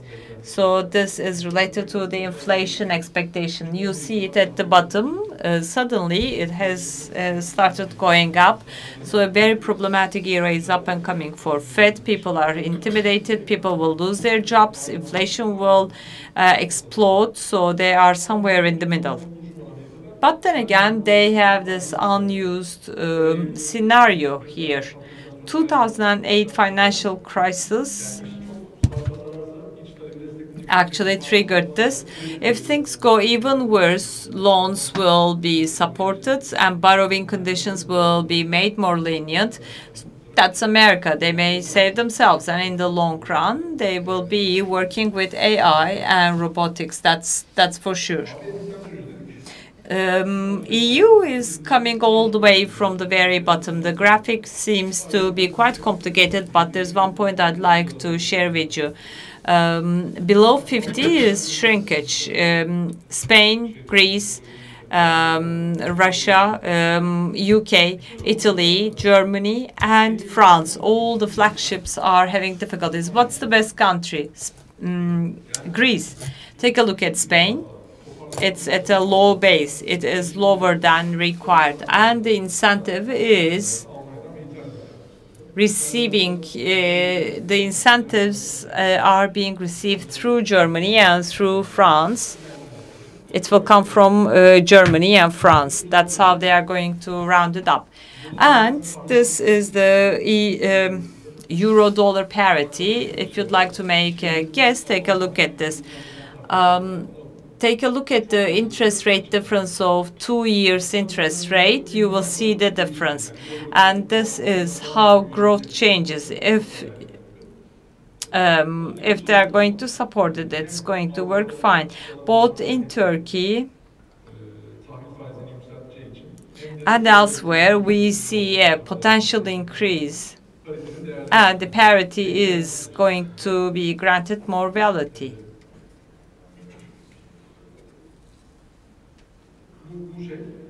And this is going to continue. I suppose this is going to normalize pretty soon. As for China, China's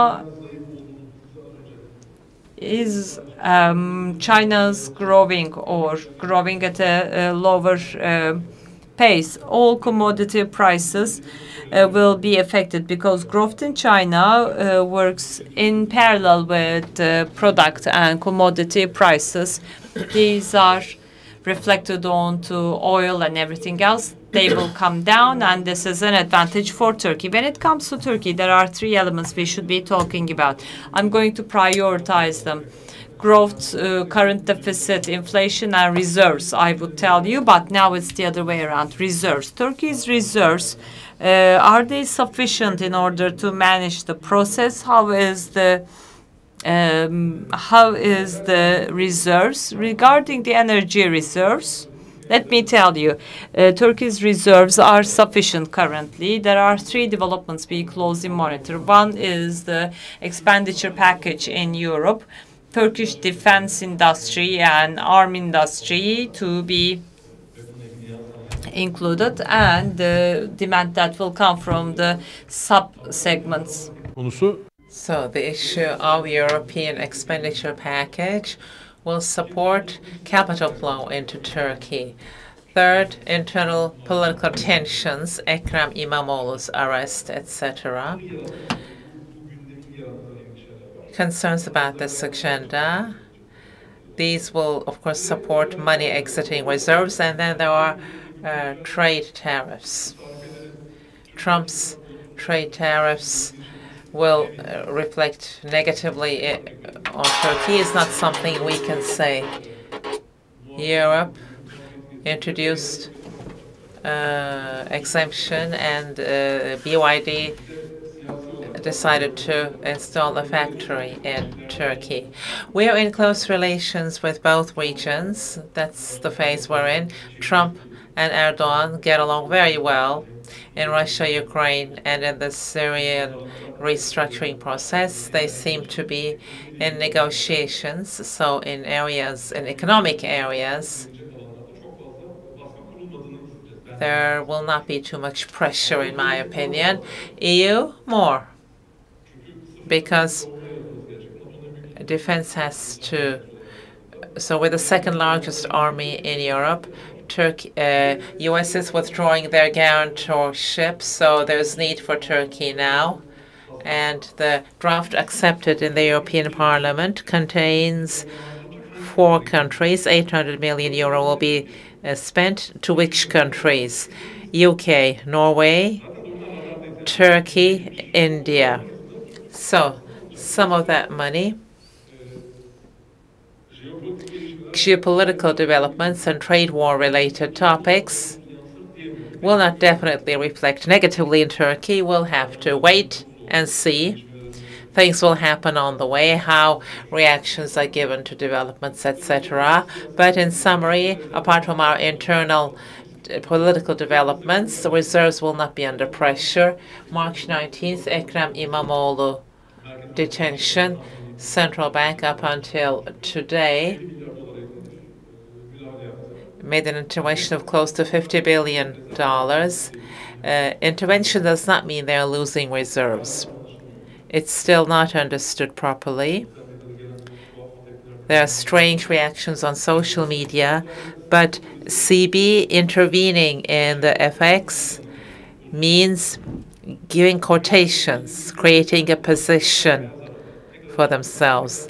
The profit and loss to be announced at the end of the year will tell the real story. If there's no money transfer, I owe you $100, I'll say to the person. Let's assume they accepted it.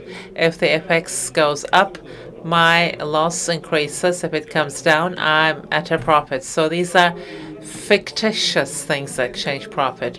Net reserves and losses outside of the system. Net reserve change is more limited because it intervenes in the FX rate, but that money goes back into the reserve. Net reserve change, the change there is more limited.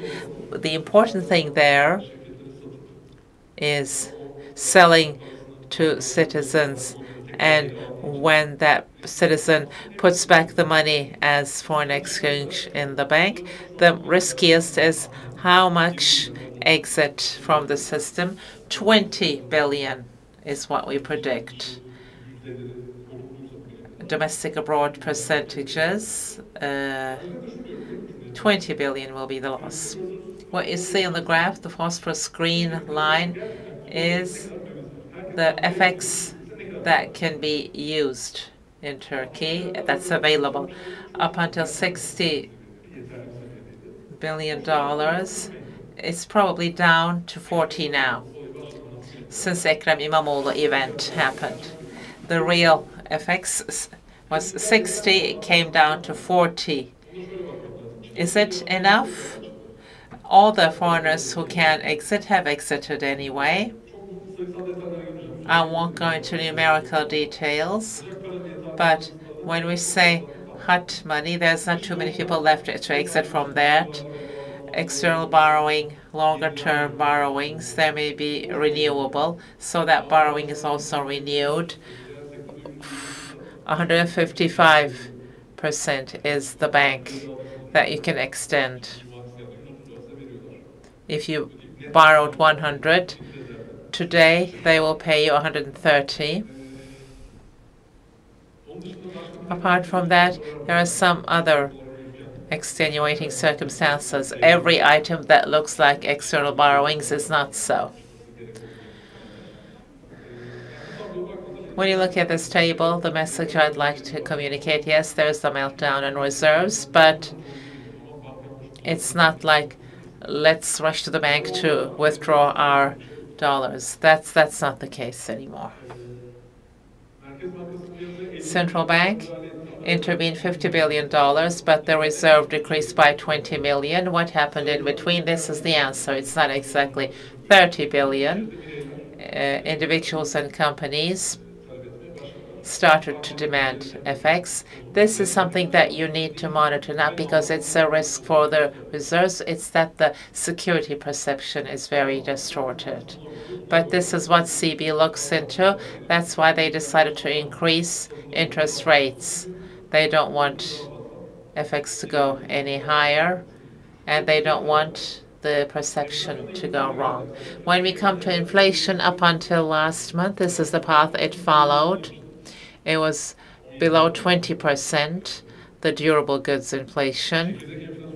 Core inflation with the impact of durables came down, but the reason it was higher were service prices. Service inflation is around 60%. And when you look at services in it, what creates the inflation? Education, school fees, but the real issue is rents. No matter what the CB does, it has nothing on the real estate market. But we have to fight in other ways than rent inflation. In non-rent topics, there was quite a lot of improvement. That's why interest rates were coming down. Now, how will this change? We have to look at each and every item. First, commodity prices, significant collapses there. Global commodity prices. Turkey will not suffer any harm from those. Second, FX rates. When we look at those, CB is managing. Fixed rate, can it continue to keep this up? It may, because they have the reserve. Other factors, domestic demand is relaxing, interest is higher, so there will not be pressure on FX rates. External demand is relaxing, while there will be less exports, less reserve entries, but excess exports will bring down the prices domestically. Commodities are coming down. Public finance riskier. There's a risk factor there. Food is risky. This is very new. So it's a very live presentation. With the agricultural frost, there will be increase in prices. Perception risk, pricing behavior. I have a customer. I will give an example. They produce test kits for food products, chain brands.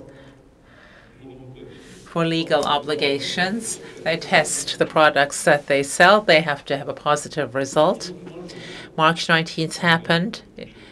Istanbul municipality developments, Ekrem İmamoğlu's detention. That week, workmanship costs didn't increase. FX increased by 4% or less. Commodity prices came down. They were downhill anyway. There should be no problem about demand because stocks are high. All suppliers made a price increase just because of fear. There's this internal event going on domestically. Custodian Plus was on the agenda, boycott, whatever. The money I make today, I may not be able to make it tomorrow, they said, and producers and suppliers increase prices. That's pricing behavior. How to fight against this? CB's mechanical decisions. Is it within the limits of those? Names with high credibility may break this with the right decisions, but central bank is totally out of the topic. If there's something going on with the mayor, they can't do much about it. So I'm not sure about that factor. With food, that's why I marked them red. They concern me. Food prices will increase. Clothes prices are below average. But inflation expectations, a limited increase is expected. We'll see what it corresponds to at the end.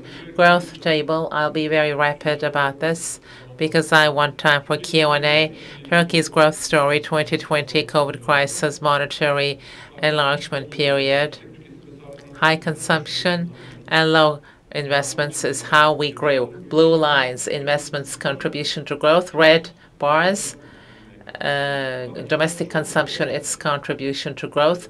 The difference is unexpectedly high. We produce, we don't consume. Where is that stock coming from? I think there's a statistical error there. But this is the growth in the last 5 years. Because this is not sustainable, inflation happened, and this has to change. And some steps are being taken. Have they been sufficient? No. Central banks announcement. This is what they mean. Personal consumption devoid of seasonality is still going out. We're still a private consumption economy. In high-frequency data, we see a relaxation. You look at credit card expenditures. When it's devoid of inflation by sector, there's, even though credit card is increasing,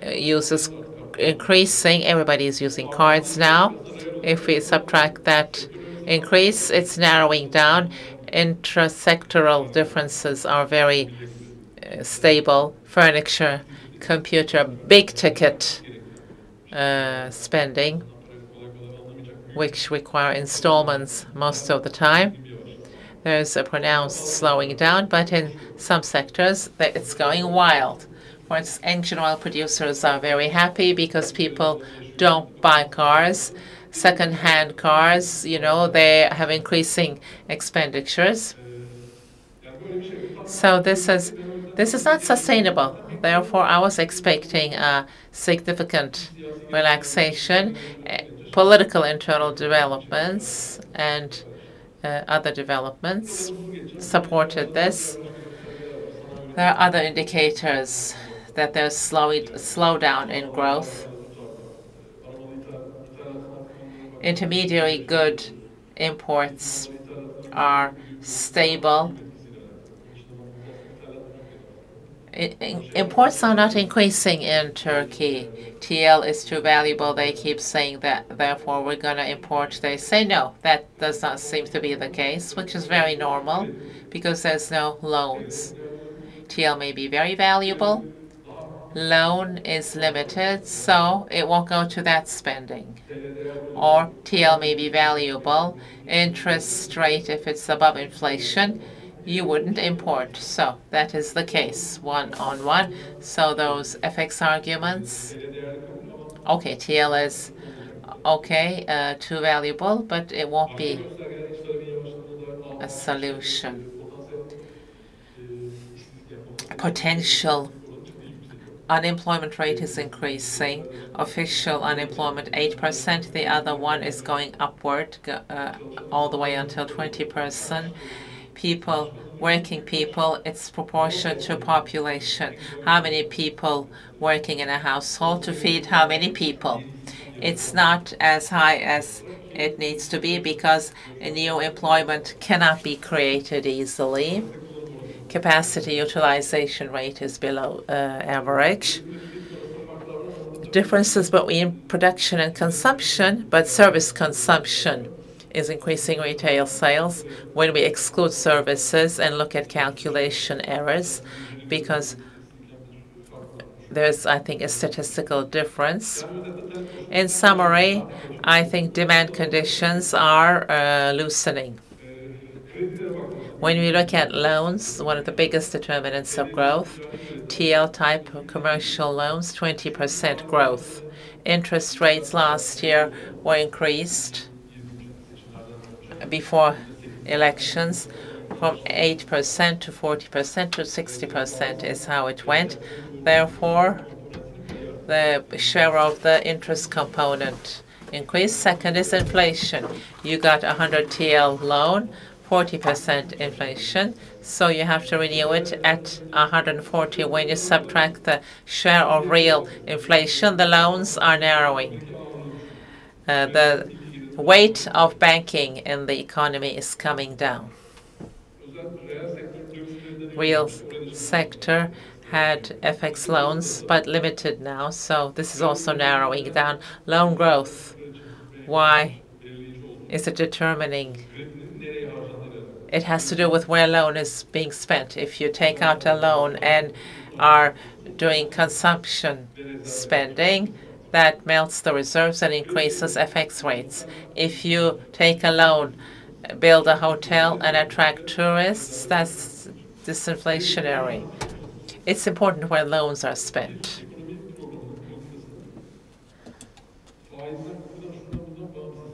Independent of interest, its inflation, etc.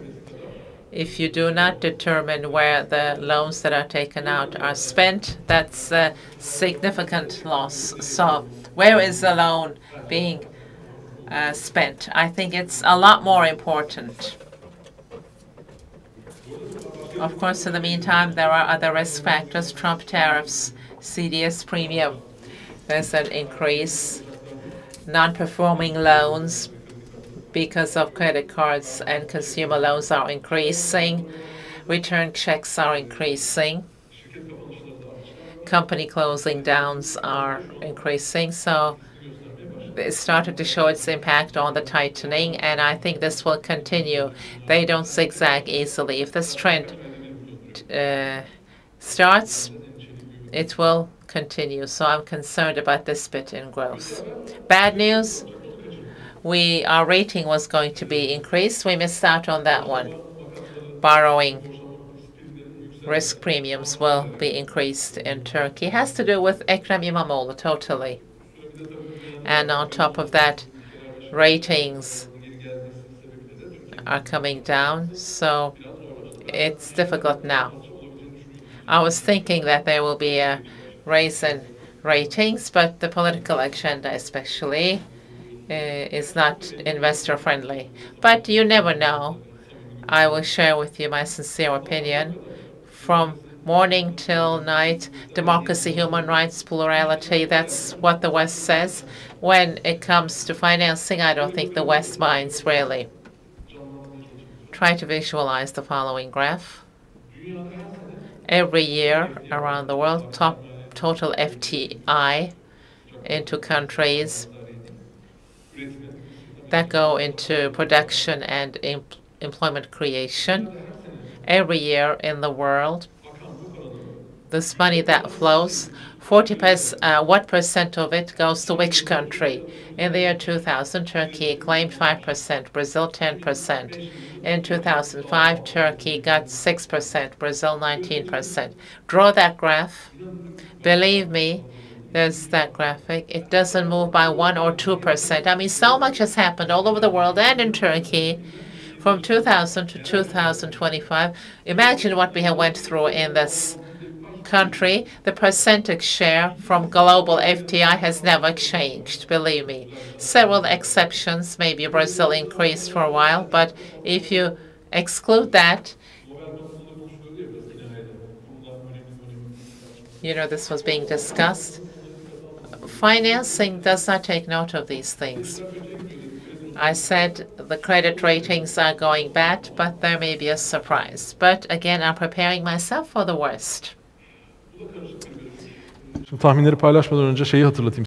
This is a complicated graphic, but before I share with you the assumptions, let me tell you about this. Here you see the blue line. It is the central bank interest rate, but with the recent incidents, it started going up. And this afternoon, this is going to go even further up. So regarding all the credits and deposit interest, there is expectation for high interest. Well, this is yet another indicator that shows there won't be any impact on FX. There are some other factors like purchasing power coming down, minimum wages being increased in a limited manner. Turkish lira's real value is having an adverse impact on the exportation, people say. But then again, there was this thing in the media, laser cutting table. A company asked for a quotation from China. They gave a quotation for 34,000, and then in Turkey the quotation was $200,000. Laser cutting table index is actually we see that it is 200 times more. So that doesn't work. That doesn't work that way. I mean, the cost, domestic cost is more. And with the annual export change, we see that 12 months average, 6 months are advanced, and there's a significant correlation. And this shows us that I think they always match, even if it comes from behind. Like this is about the producer price index. The FX impact is to support exports, and for that, producer price index have to come back. That shows the nominal increase of the FX rate. So the risk there is about the fact that Europe is not growing, but I'm not foreseeing any foreign exchange risk with the reserve importation, etc. I don't see any risk. This is actually a takeaway, lesson learned. This is the assumption I was basing all my presentation on. 5 months ago, I prepared this presentation and said that political ambiguities won't be seen. That's my former assumption. There won't be economy management ambiguity. Mehmet Şimşek is not going to go away. If you ask me who would have the biggest impact on Turkish financial markets, Mehmet Şimşek, I would say. He is going around as the Tsar of finances. Populist steps will not be required, I had said, but then again, politically, it's not for certain. Normalization plan will advance, I had said. Real interest is high, although there is a supply risk and employment. There won't be any deviation, and the profit margins will be under pressure in all sectors. That also is matching with the current development. Global risks, credit interest should be sustainable. That didn't work that way. Long-term interest is going up in the U.S. Microfinancial instability in China and macroeconomic instability in Europe carry a high risk. Profit margins will shrink. However, I mean, these were my assumptions, but I could not foresee political ambiguity and geopolitics. The best way to evaluate an economist is consistency. So I am actually sharing this because this is a lesson learned for me. Now, expectations for Turkey. On the left, you see 2025 in black. Normally, until March the 1st, if I had delivered this presentation, I would have shared these forecasts with you. However, the 2025 column in red, which I added last night, shows the direction where we will head for. Trump disclosed the tariffs just last week. Central Bank of Turkey declared some interest rate. Ekrem İmamoğlu is still under custody. God knows what else is going on. So most probably I'm going to do this in order to share this with you. Growth assumption. Our expectation was around 3.5% of growth, GDP growth. We have to revise it as 2.8%. As for the pricing, yeah, because of the pricing, it will be revised. But then again, because of the domestic demand and also because of the commodity prices, consumer price index will stay at around 25-28%.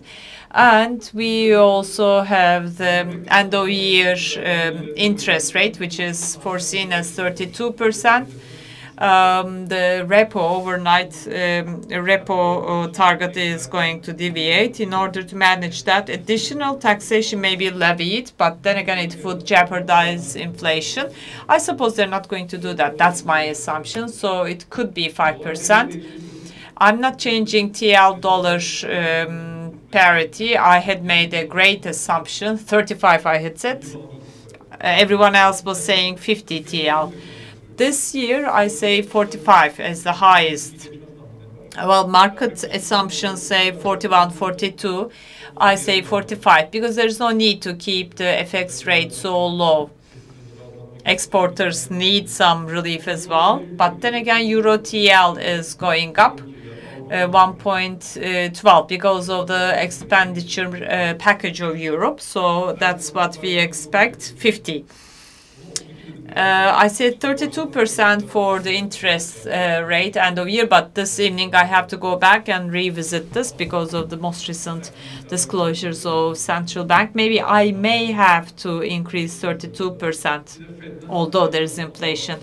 And we expect more interest rate reduction in the U.S. after the trade wars. Growth will be adversely affected. Fed will most probably decrease the interest rates. That's my speculation. So this is going to be the assumption for end of year. 2026, I'm not even touching that because it's impossible to foresee even what will happen for 1 month. But that's the usual tendency or the general tendency I wanted to share with you. This is all I wanted to share with you. I don't know whether there are questions. If we have a Q&A session, I would be more than happy to answer them. Thank you. I think there's a question, but please wait for the microphone. We can get a couple of questions as long as we speak into a microphone. Hello. This is Selim Akkaya from Metro Group. Evren Bey, as US dollar is being capped, in this inflationist environment, what do you think would be the factors that would protect subcontractors? Because we are making contracts in USD terms or in other foreign exchanges. USD stays at a level, but then again, labor is on the rise, fuel is on the rise, primary resource prices are increasing. So at the end of the day, we are no longer happy because we are purchasing in non-dollar. In the last 2 years, this has become quite significant. It is no longer advantageous to get a project in foreign currency. Thank you. Yeah, everyone knows that. Making contracts with dollar, doing accounting in dollar terms is no longer advantageous. I mean, this is the price we have to pay, people say, because otherwise inflation will not go down. When dollar is fixated, labor and some other cost items are on the rise. But with this exchange rate interaction, it's going to go even higher. So with credits and with financing, some entities are to be supported, and this has to be designed. So where is a loan useful? There was such an analysis. So people like yourselves, energy, critical sectors, such as yourselves, should somehow come up with a way to go beyond this. But will they take a step backwards? No, I don't think so. If you had dollar in your bank account, change it to Turkish lira and you'll earn from the interest rate, as we say. So you may even go for a hedging, because the exchange rate will not increase anyway, or it's not possible to decrease it. So this is a fact of life, I should say. This political development is quite problematic. The exchange rate would be freed and the inflation rate would go down, and we would really benefit from that. Ekrem İmamoğlu's incident has not only political implications but also economic implications, unfortunately, but there's no way back. I mean, we will somehow tolerate it. Any other questions? Let's make sure that the microphone is passed. Yes, please. Hello, Evren Bey. That was a part of your forecast, the individual credits and restrictions of banking regulatory and supervisory authority, BRSA. How long will that continue for personal loans? As this was asked by the previous gentleman, commercial sectors and labor intense sectors will be protected. There are some steps to be taken in order to reduce the burden on social security. For different sectors of the society, there will be some steps taken. Bad debt is usually for individual credits. Maybe incentives will be offered. Consumption areas where consumption is or where expenditure is high, I don't think they will touch upon that. I mean, it's all political. When you take a look at the presidential level, they seem to be quite close to SMEs and small enterprises. Just imagine, even those enterprises are under such pressure. Maybe for the lower income group, they will have some support, like if your expenditure is below a certain level, then you will have this easing, maybe. There's a gentleman at the top. Yes, please. Hello. Independent from political developments, this recent boycott, which is implied, how do you think is that reflected onto the figures? Well, there was no impact expected numerically, and there was hardly any impact. The graphic, I have it in the credit card expenditure, but I included the real one. It was one day after the end of the holidays. Just think about it, a general week, a Wednesday. I mean, you postponed your spending for one day. Maybe you bought one day earlier or one day later. That doesn't make any difference. Your weekly credit card spending shifts one day. But then again, if you avoid a cup of coffee at the cafe, that's never drunk. I mean, that's independent from the spending. The financial impact of this is debatable. I have people around me who are quite sensitive, and people are asking me. I always say the same thing. There may be two approaches. One is general boycott to deliver a political message. Well, the political message has been delivered indeed. An agenda item has been made. I mean, no one would want to crash the financial markets anyway. But then again, this may be reacted because I mean, this is independent from the country. People are adversely affected, and this actually is not possible to be sustained because it may harm themselves as well. At some point, there will be some fracture, so it's not doable. You may try to privatize it. That's the second approach. Like you may avoid shopping from specific circles. For instance, there's a cafe in my neighborhood. There's a lady running it, and she's close to my political orientation. I say, okay, I'm only going to buy from her, and I'm going to avoid the other cafe or the other shop. Well, I mean, it's the cafe is selling me certain food products. Who would guarantee that the supplier of that cafe is having the same political orientation? I mean, generally this won't work. In particular, it won't work either. I mean, this is just direct logic. Another example, we are talking about domestic parties and the contradiction within the country. Just think of it. We had international boycotts against Italian products, against American products, against Swedish products. None of it worked out. It was against the external forces. So we have those examples. So boycott financially and economically won't create much of a difference. But then again, the aim was to deliver a message, and that aim has been fulfilled and the message has been delivered. But mechanically and financially, it's going to be sustainable. One last question if we have one. Otherwise, we'll thank Evren Bey. Okay, I suppose this is the end of the questions. Thank you very much. It was a pleasure to be with you. Thank you. Thank you, Evren Bey.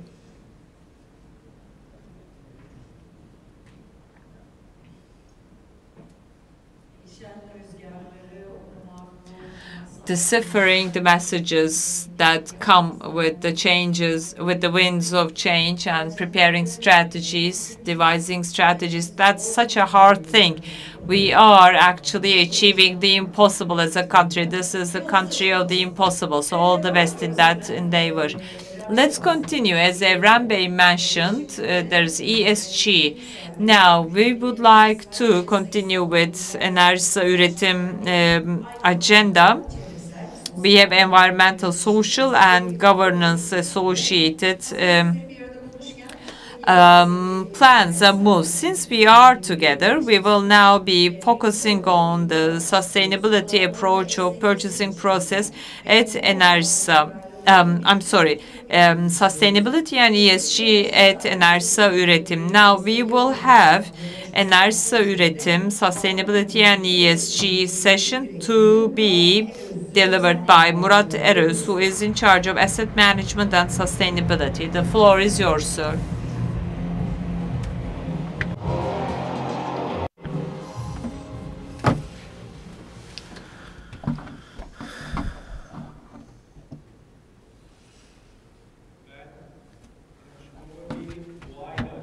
I will start my speech with a prayer, but you don't think that I have been impacted by what I just heard. This was in the plan.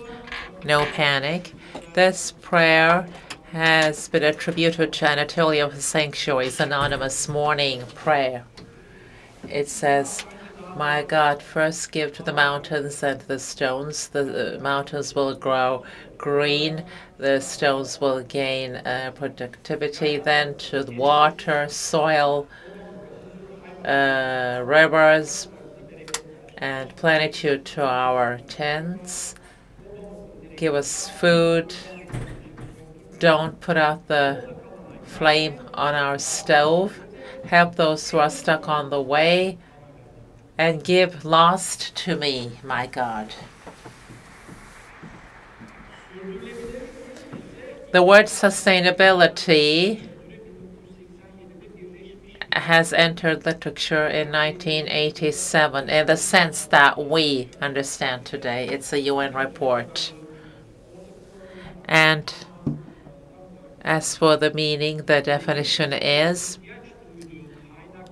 the resources that the next generation will need. Don't endanger them while you're fulfilling today's needs. After this process, Kyoto Protocol, Paris Convention, and especially in 2015, what I deem to be very important, and 186 countries around the world ratified this, the UN Sustainability Development Goals went into action.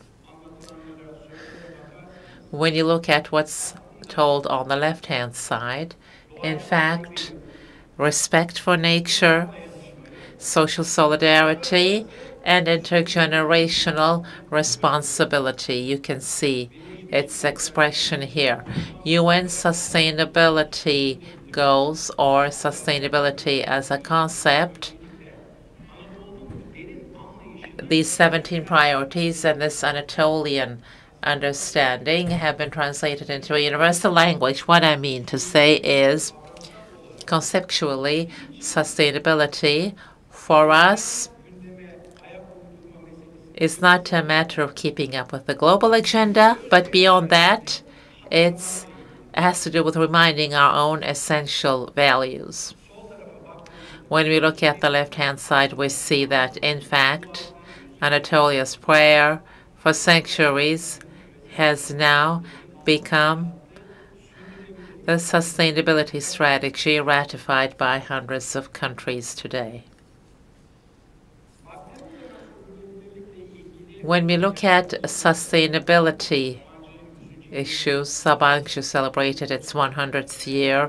In 1996, the foundations of Enerjisa have been laid, and since 2017, generation-wise, we have been consistent, confident, and we have taken many important steps enthusiastically. The aim is not to abide by the requirements of local or universal requirements. In fact, in this architecture of global sustainability, we want to be global and leave our footprint.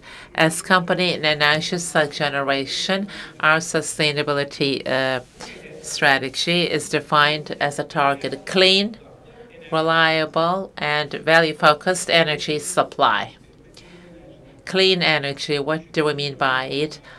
Low emission resources, increasing our capacity there, our operations, our procedures being in line with all the requirements, circularity, biodiversity, and nature-related net loss to be reversed. Just the contrary, leaving things in a better condition than we found them. Reliable energy, what we mean by that is supply security, and for us, it is our indispensable mission for society. One of the most important commodities for the society to thrive is electrical supply, and we need to supply it in an uninterrupted manner. Value-focused energy supply and energy generation with high accessibility, but beyond that, wherever we are, we should contribute to society with employment, with the bringing down of current deficit for the country, and as best as we can, ensure energy independence with local resources. That's the kind of energy supply that we want to provide.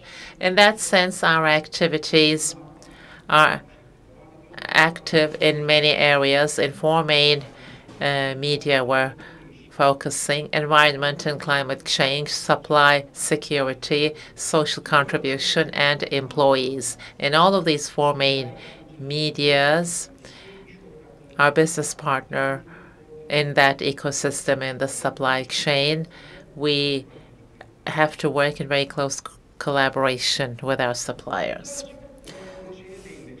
Here I'd like to touch upon, when we look through the global perspective, there's a paradigm shift, especially after 1987.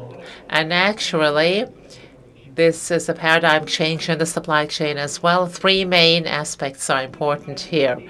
The paradigm shift here is not the previous one being totally destructive or meaningless. The paradigm change here is these basic approaches and requirements, understanding that new things are added on top of these. The first of these is, apart from cost and technical compatibility, a more holistic, relevant to the 17 aims in the MDG, transparent, and in social environmental journey, our journey should create an impact. This is expected from suppliers and corporations. The guarantees, certificates, quality documents are still needed, however, are now real-time verifiable data, and sustainable performance metrics are monitored more closely, and this is now a lot more valuable. Local regulations are our indispensable things that we need to fulfill. Turkey took very good steps in that regard, but that does not suffice in order to become an international player, not just in our region, but also in the world. Global developments in this area, reference framework systems, we need to read, understand, and position ourselves accordingly.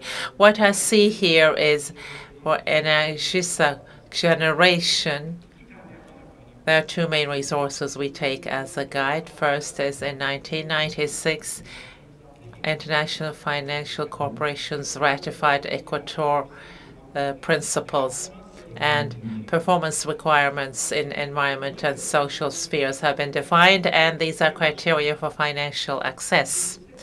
Second, EU taxonomy. With 2003 came all corporations which want to undergo a assessment, the turnover that they obtain, what percentage of this is given to social and environmental issues, and also going a bit above that, not just environment and social, basic human rights, ethical practices, adhering by these rules. It's a mechanism that registers this. For Enerjisa, these are things that bind us and documents that we take as a guide. On this journey, we can't travel by ourselves. We've been talking about this all morning. We see you as business partners, indispensable parts of our ecosystem. What we're looking for here is qualified partnerships. Qualified partnerships because, as Peter Drucker has said, those of you who know will remember, in the area of administration, he says a lot for corporations and for individuals. Responsibility cannot be delegated out. We may delegate businesses, we may guide jobs, but liability, responsibility will continue to rest with us, and we are never running away from it. Trust but verify. That's what Enerjisa generation does. What do I mean by that? Those who want to work with Enerjisa in this ecosystem, they should know what we're looking for. Basically, we're looking into four things, and this will continue. You'll be able to share that. We'll be able to see environment and social data related, data-based approach. That's what we expect. The reviews are continuing, but human rights are also included. Environmental footprint, how is it reported? Is it evidentiary? Can it be substantiated? Digital systems, quick carbon, things like this. You should be able to work in an integrated manner, share live data, and especially in inclusivity and human rights, you should know what you want to do and try to take steps. We want such business partners. We prefer to work with them, I can say. There are many application examples, but for instance, what are several of those? For instance, all morning We've said, and we always say, employee OHS. They should be integrated to society, not just suppliers in our ecosystem and our employees, but in the area that we're active in and invest in, the social stakeholders, their health and safety is an important performance indicator. It's something we take note of. Emission calculations, live data, regular reporting of those.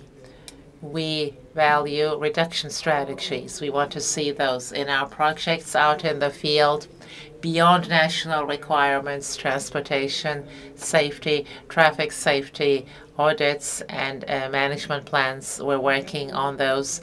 Protection of cultural heritage. For this, we abide by international rules. And during field work, any cultural assets that we may encounter, we have separate procedures for those that hold up to high standards. This year, discrimination, violence, and harassment. We have set up a committee to struggle against those, and we are providing trainings with our business partners. We have commissioned complaint mechanisms. This is very important for us. We're keeping tabs on it in all areas that we enter, and we're going to be working on any biodiversity-related IFC standard, long-term registration and monitoring, and then interventions and limitations that may be in place, acting accordingly without every field practice, an expert going there, reviewing, taking notes, taking pictures. We have a very detailed practice that we progress along. Last slide. To wrap up, I can say at the point that we're at, sustainability, competition, access to finance, and for adequacy, this has become a determining factor for corporations. Quality documents, cost advantages, process optimizations are valuable, but these are just tickets to enter the game only. Environmental and social performance, if you don't measure it, if you cannot prove that you're measuring it, and if you don't have an improvement roadmap to this end, for these corporations tomorrow and the other day in this new business world, staying in the game will become increasingly difficult. Now, as I wrap up, I should say the following only. The content of the topic I've talked about today is very simple, but it is a strong idea in its essence. It means being good. We're not only to be successful, we're here also to do the right thing. And what is the right thing for the world, for society, and for future generations? It means doing what is good for them. We're here to do what is good, and we believe that being good is good for your businesses, for our business. Thank you.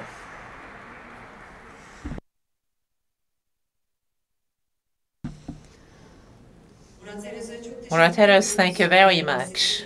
He said simple, but of course doing what is simple is one of the most difficult things in this life.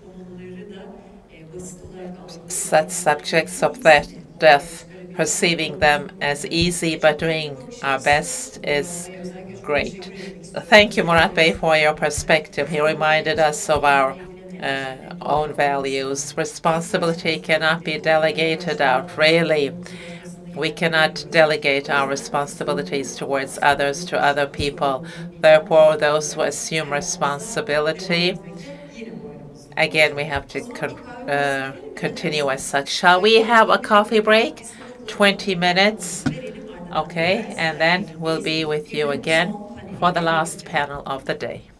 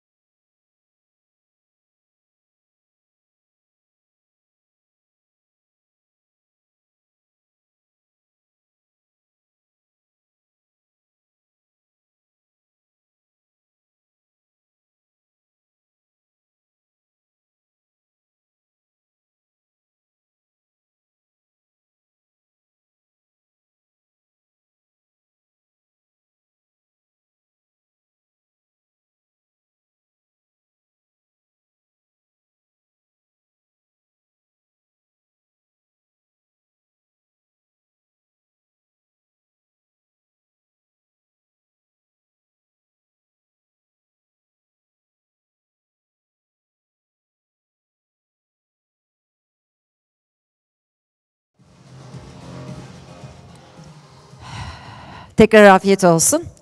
Dolu dolu geçen bir günün We had a full day and we've come to the latest panel. Dear stakeholders, suppliers, colleagues, business partners, I'm going to ask for the square code again for my colleagues. One last reminder, your opinions are very, very valuable for us. If you have not done so until now, please scan your QR code. It's anonymous. You don't need to write your name, your thoughts, feelings, criticism, how we can do it better all together. Please share your ideas, opinions with us. Thank you. Yes, throughout the day, we talked about the supply chain, its different dimensions, strategic approaches, OHS, economic impact. We have assessed many, many headings with Enerjisa perspective. Hopefully this has been inspiring for you. So going on to our latest panel, Enerjisa generation. Procurement processes, how are they today? Current practices in light of current needs. We're going to be listening to the experts of this journey, Enerjisa generation, procurement processes, and actual approaches. Purchasing category and operation management leader, Ersin Karaduman will be the moderator.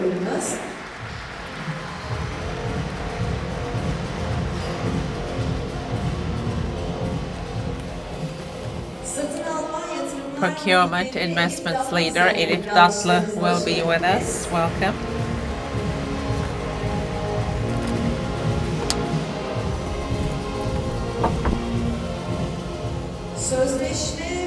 Contracts and Project Management Office Leader, Kürşat Kocayahyaoğlu is with us.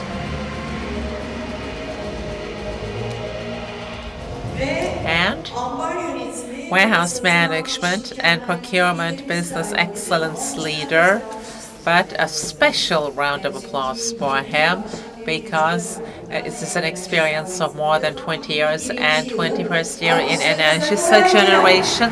Koray Güler.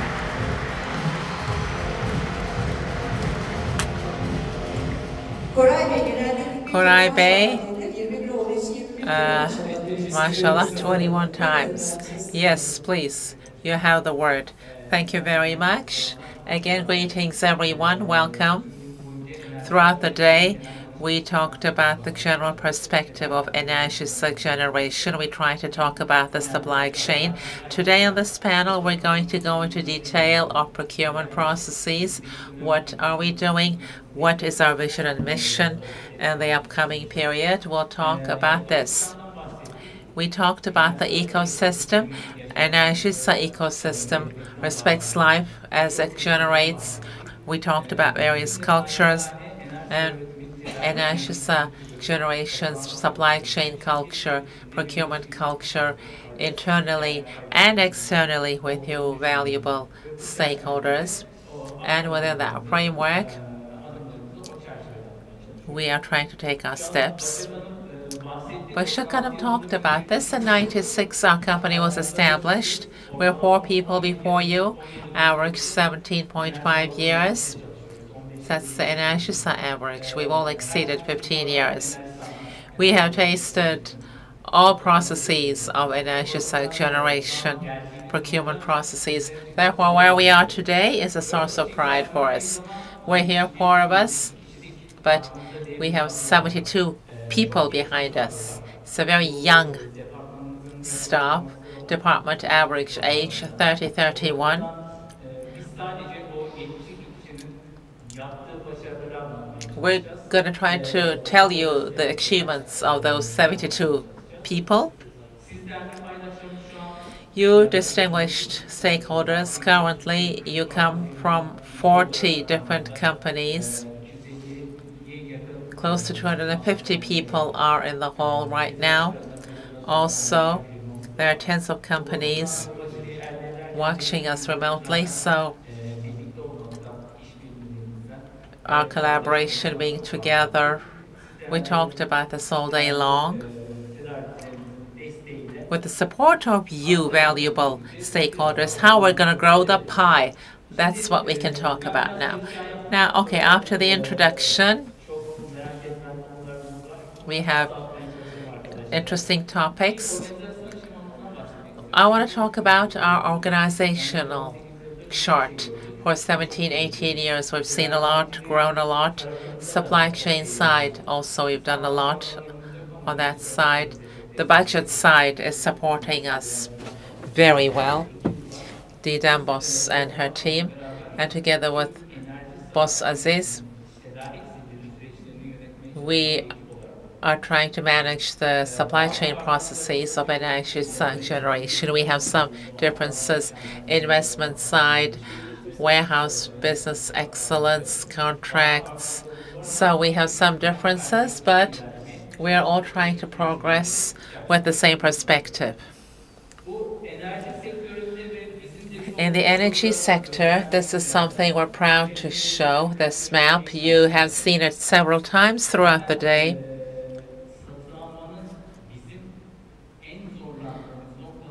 One of the most challenging points in procurement, Enerjisa generation is producing electricity with 5 different technologies. Also, we're positioning ourselves as a digital company. And third, as a company that does power trade. That's how we're positioned. So 5 different technologies and thousands of different materials.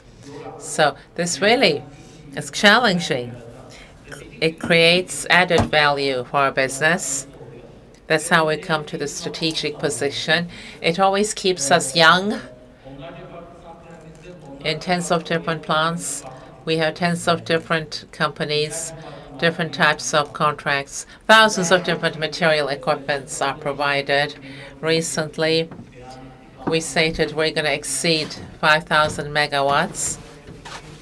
Recently, 40 to 45 plants will be in operation soon. So for us, one of the biggest challenges, to be honest, is the business being in different locations, different technologies, different equipment, different contracts. This is how we're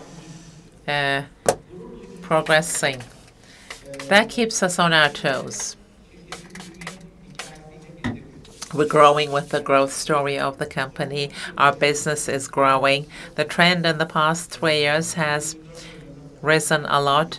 30 billion TL of procurement volume in 2024. We have thousands of suppliers at different locations distributed abroad, domestically. We saw 2,500 suppliers in 2024. Q1 2025, rapidly, these figures are going upwards, and we're trying to create thousands of orders. We have achieved this with you, stakeholders, business partners, so we are as strong as you at Enerjisa Generation. Again, thank you very much. Ayşegül Hanım, Ayşegül Hanım showed different flags, as you will recall. We have hundreds and thousands of flags, hundreds, let's say. All around the world, we have different cultures being represented. We have different commercial perspectives. We have countries and companies and OEMs with which we have agreements. Kürşat Bey will be telling us about the challenges of that in a few minutes. And for us, I would say this is one of the challenging points. We are working with the whole world, but we are quite proud of one thing. 76% of our supply chain is from Turkey. And on the other hand, something else that we are proud of, something that we do our best to support, is as follows.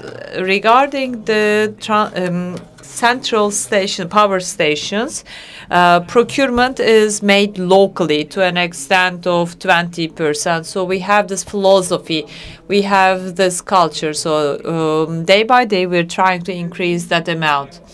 One final point I'd like to share with you is something else we're proud of. As our company grows, as we increase our coordination with you in this last 3-4 years, period, we have gained the chance to be a part of various awards. Procurement excellence. When it comes to procurement excellence, Enerjisa transformation, purchasing transformation, added value, the strategic steps taken by Enerjisa Üretim. In 2025, we have become one of the finalists. We've been included in the list of procurement excellence, and we're the one and only energy company on this list. We have the food industry, fast-moving consumer products. However, energy sector is represented by ourselves, and it is something to be proud of. How are we achieving that? Of course, digitalization. Digitalization is key. We make use of the digital tools, and they play an important role. So when it comes to digitalization, Koray, can we hear from you? Yes, as other stakeholders mentioned through the day, we as the purchasing department have witnessed a transformation story. We were a support division, and now we are a supply chain department with added value.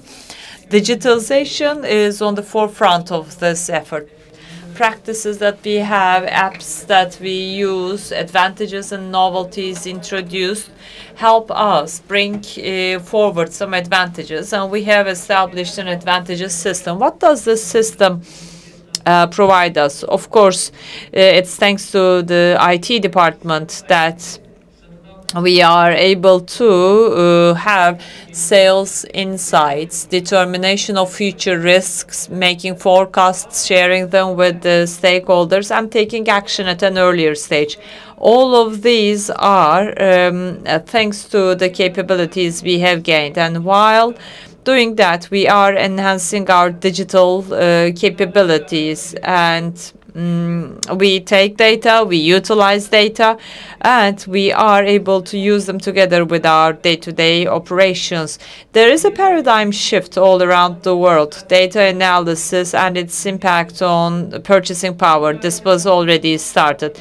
And with that, we have artificial intelligence, and in a few years' time, artificial intelligence, by way of using artificial intelligence tools, these talents will be further developed. As for the tools, of course, digital tools are an integral part of our lives, but at the same time, there's another important change, which we will mention in the following slide. We have some data analysis, especially at the beginning of 2024, we made some organizational changes, and as a result of this categoric division, purchasing data is analyzed in a better fashion, and some data is utilized for business results. One of the important results is about the categorization of different regions of our suppliers. We see whether there is intensity in certain areas. This, as you see in the background, we have Power BI screens, and this helps us manage requests of change. We are planning to continue using them. Again, at the beginning of 2024, we reviewed all our processes. Sustainability is something we've been referring to through the day. Many people refer to it, as well as yourselves. Sustainability is a very important leg of purchasing, and we have the ESG parameters. This is integrated with purchasing and procurement. In Enerjisa Üretim, we have the whole process all the way to performance evaluation. We consider that throughout the process. We increased our risk analysis, especially for our critical suppliers. We have the question sets we sent so that we are able to analyze the risk status, and we were able to take some actions. If I'm to make a summary of that, it involves ethical values, sustainability, occupational health and safety, value and equality for people, technical specifications and commercial specifications. We are integrating that further on, so this is going to be on our focus for 2025 as well.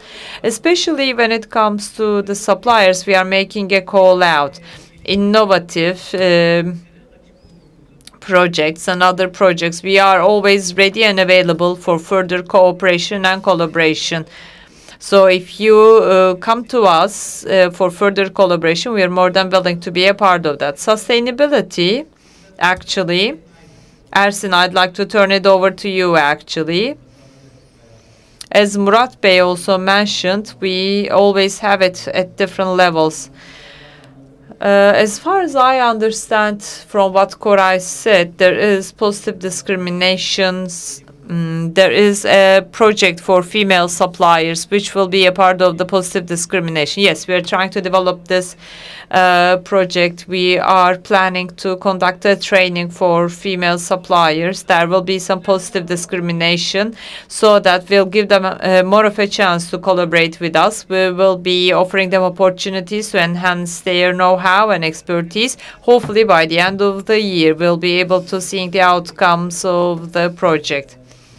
When it comes to sustainability, Enerjisa Üretim is focusing on renewable power stations for renewable investments, and this is the main philosophy that we adopt. And while undertaking these new investments, we have some financial output. This was also mentioned last year. We had the biggest credit deal. Banks such as EBRD have a list of criteria. So let's now hand it over to Elif so that we will be discussing the YEKA world. Hello, everyone. Elif Tatlı is my name. I am investment purchasing leader. We are a team of 10 people. And we are in charge of the renewable purchasing of our company, both at Istanbul office and at some wind power stations. We are providing our services. As investment purchasing, of course, wind plays a big role and it has a big place. Let me tell you about the model that we have, and then I will be telling you about the tenders we are planning to organize and also procurement that we will be making. For wind, we have 5 main business lines for the tender process. First of all, we have the turbine supply. In addition to turbine supply, we have construction work, electricity work, energy transmission lines. That's also subject to tenders. And we also have a tender process for command center and auxiliary centers or facilities. We organize different tenders and we decide on our service providers or contractors, subcontractors. One question which is frequently asked is about our selection process.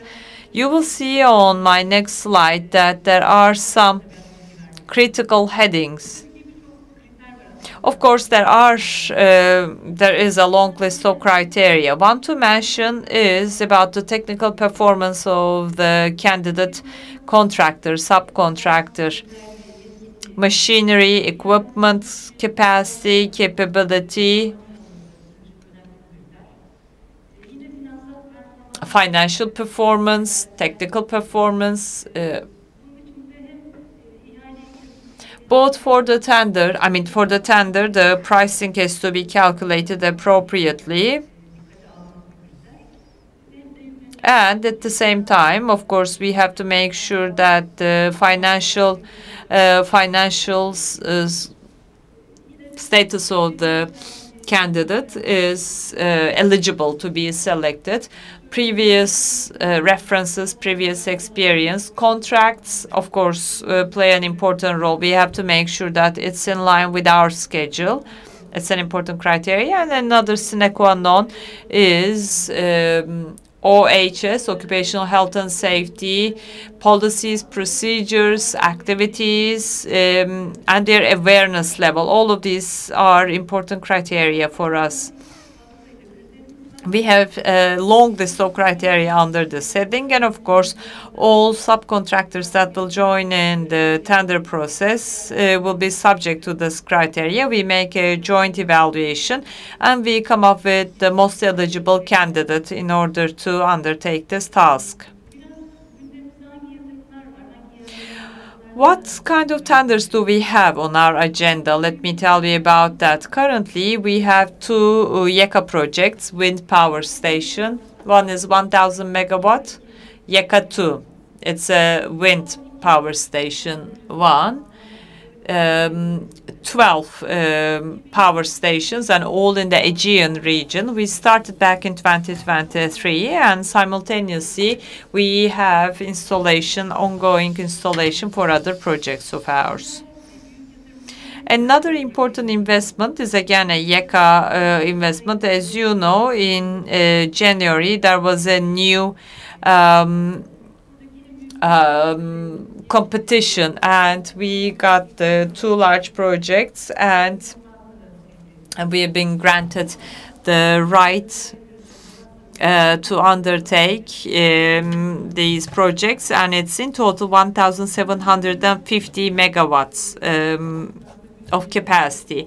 It's on everyone's agenda. This is always discussed by the teams. Let me provide you details. 1,000 megawatt YEKA bid, 750 megawatt of that. Tender process is being completed for 750.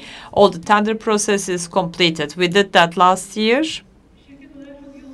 And it was quite an intense, busy tender period for us. 50 plus tenders, 50 plus main contracts, and now it's out in the field. It's ongoing. 1,000 megawatt Aegean region investment. 250 megawatt bit of that is composed of 3 projects, all in Muğla region. Construction tender process has been initiated for both of that. We are at the decision-making phase. What is left, if you ask, our final project in Muğla has not been initiated yet. This is namely Arturna Wind Power Station. We are planning to do that during the third quarter of 2025. Similarly, we have Gaia Wind Power Station and FAB Wind Power Station.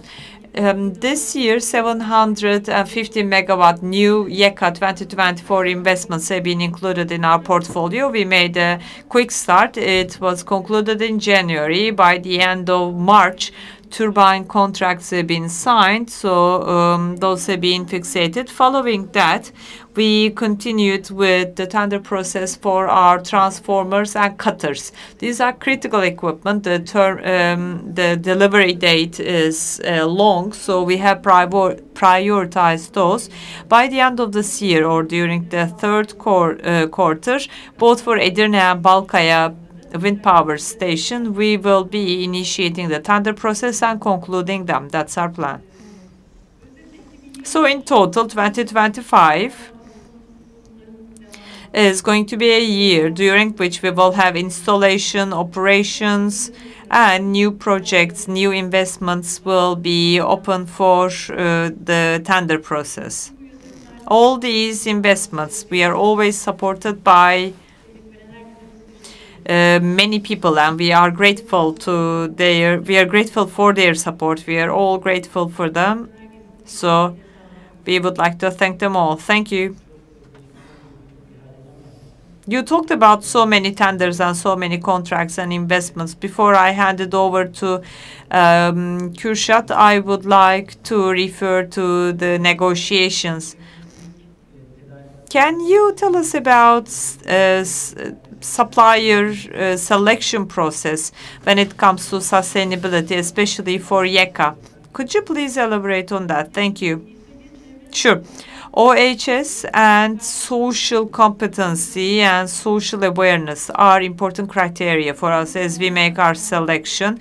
There may be obligatory measures that we have to consider from the creditor's side. Together with the subcontractors, we achieve this. We learn this together with them, and this is how we further enhance our awareness. During the tender process, we have team members who are allocated for this process, and during the tender process, our requirements are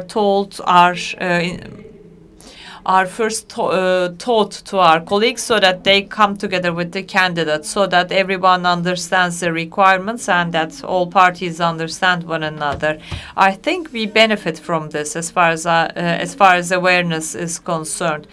Contractor companies' openness for collaboration is key, because in practice these are things that are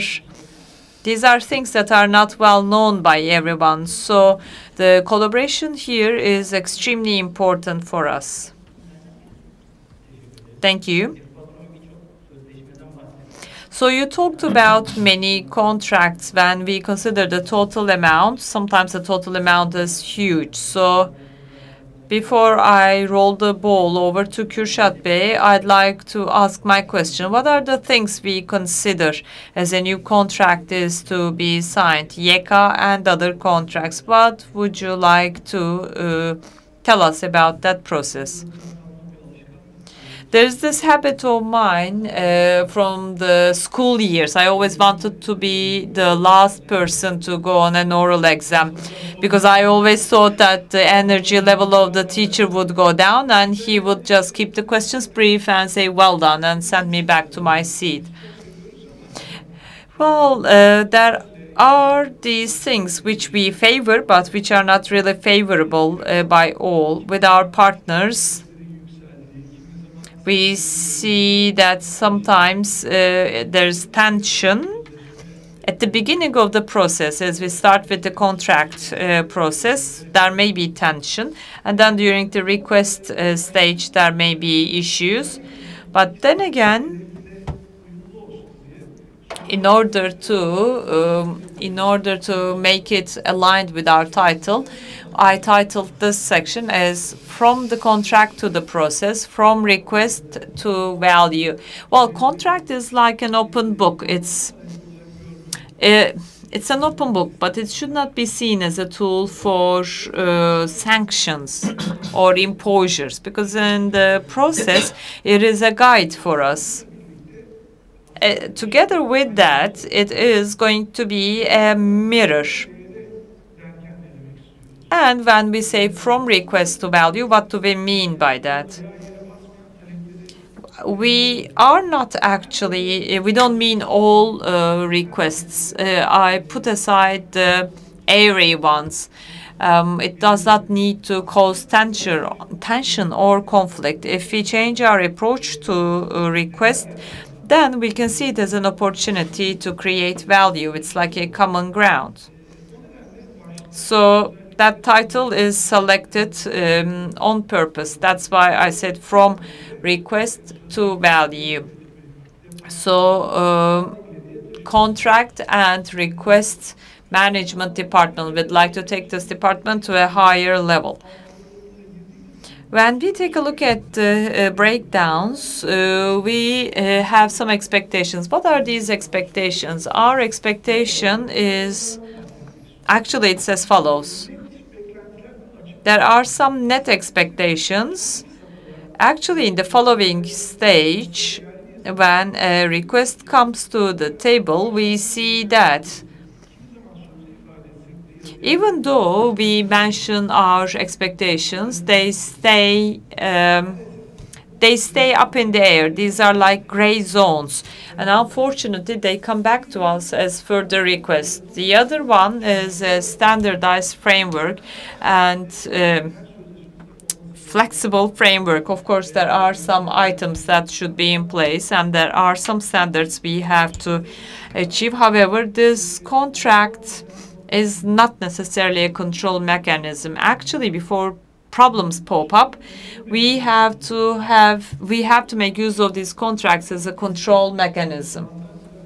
Hem yüklenicinin As the business owner and as the contractor, so as to manage a contract better, we have articles. And these articles should be in accordance with the changes. We know there are people who have managed projects over the years. Not everything happens as on paper. Such is life. And we always deviate from our planning. This deviation or this change is not always an element of conflict. How we can manage that change, how we can overcome that process with the contractor, what sort of alternatives and solutions we can find. These create value for us, and these are the critical processes. Of course, the third main heading is traceable responsibilities.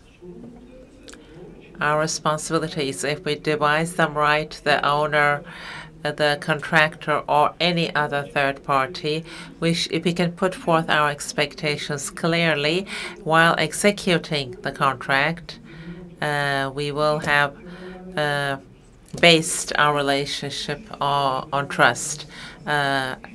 Lost expectation from a contract, it's a tool for collaboration.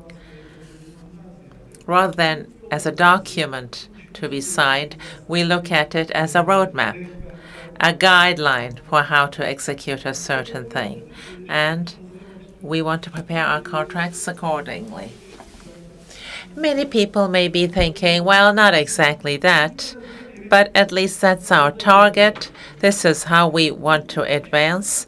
And on this road, we have really learned a lot as a department. We are relatively new, but really, from contractors and business partners, we've learned a lot, and I'm sure they have learned some things from us. So reciprocally, we develop one another and our contracts. The second side of the business is demand management.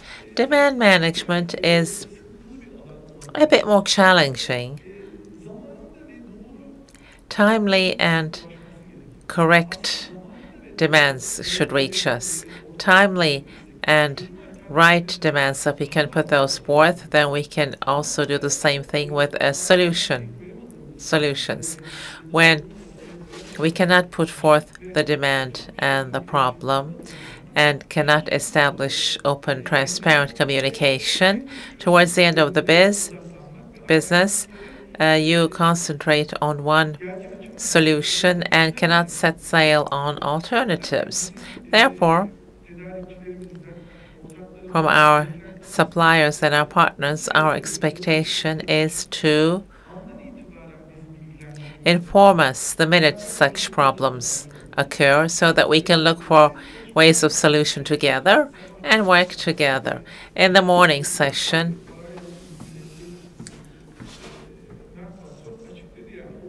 it was explained, open book. We're ready for an open book. At that point, really, our costs and expenditures, whatever they are, we're ready to evaluate those and produce alternatives. Selim Bey asked a question to Evren Bey about the FX rate and TL. For instance, there as well, there are different alternatives, solutions. As problems come out, sitting down and thinking about those, developing one another, we can establish beneficial relations. Coordinated evaluation, by that I mean the following. A demand being in line with the contract or being right is not sufficient. It should also be applicable. What I mean by that is, as managers or as HQ employees, deciding on a demand would be unilateral. Therefore, planners, people on the field, or relevant people from different departments. Altogether, we should put forth a common wisdom and look for solutions to these demands, then we will have found the best one. Third, resource-based approach is, unfortunately, the incoming demands are sometimes, they just consist of a title, a sentence. Of course, assessing this objectively or finding an alternative solution, again, understanding our business partners correctly may not be possible. So, be it supportive documents, be it evidentiary documents, all different alternatives, whatever you may think of.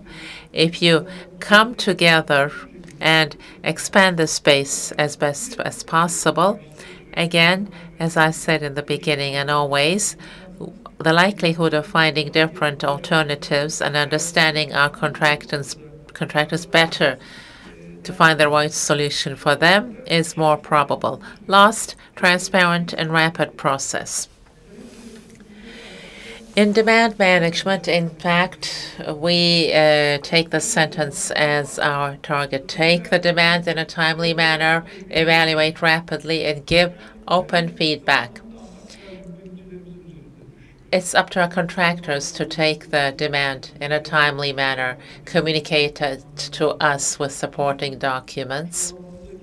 And we should criticize ourselves as well, of course, and we have to evaluate that demand in a timely manner, just like a sense of justice. Delayed justice is no justice is the logic. So, as such, we will find a cure for the problem of a supplier. So we should rapidly evaluate that demand. And lastly, it is something that we have to do and something that we have to share with our contractor.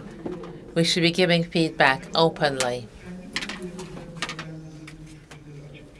We should express our perspective openly, and if there are any, the contractor should come with an alternative thought, and we should really leave the table having shaken hands and created a robust collaboration. As I said in the beginning, contract management and demand management process, it's not like a win or lose situation, or we don't see it as a conflict. In fact, we want both sides to win as we leave the table and feel happy. And most importantly, working towards a shared target together. As a department, this is a target we have put forth for ourselves. We may not be doing this 100% today. We're always open to feedback, as we always say, but this is the target we have put before us. On the contract management side, our philosophy, as you have said, you talked about win-win. You said something very well. Verbally agreed, but maybe not written as an article. We may solve these very easily, but sometimes, even though we add maybe a written article, but reciprocally we interpret very differently. In these situations, what do you do about demand management? There, our approach is as follows. We want to solve that more proactively. In contract meetings, with the contractor candidates on the short list, we sit down and read the contract item by item. What we meant in this article, and what did the contractor understand from this? If there are differences or any gray areas or something that is missing from our expressions or something misunderstood, then we try to solve this in some manner, try to put in writing more comprehensive language. But in accordance with the business that we do, we may not always write everything in great detail. And at that point, again, open, transparent communication, trust-based communication, believing in one another, and as with the spirit of a team that is going towards the same goal, we try to solve that problem. Thank you very much. And last, we would like to show you every year, regularly, we have review our supplier and procurement vision. Currently, within the scope of 2030 vision, we have started many of those at a certain level. However, there are also points that will start from scratch. We won't go into detail, but as a department, the companies, the sectors, and the world's conjecture within those scopes, we try to regularly plan our 5 years. So our 2030 vision and plans within those scope, you will always be present, you suppliers. You're always present in the growth plans of the company. Again, I'd like to thank, and I'll show you the feedback QR, and we'd like to close the session. Thank you very much for listening to us.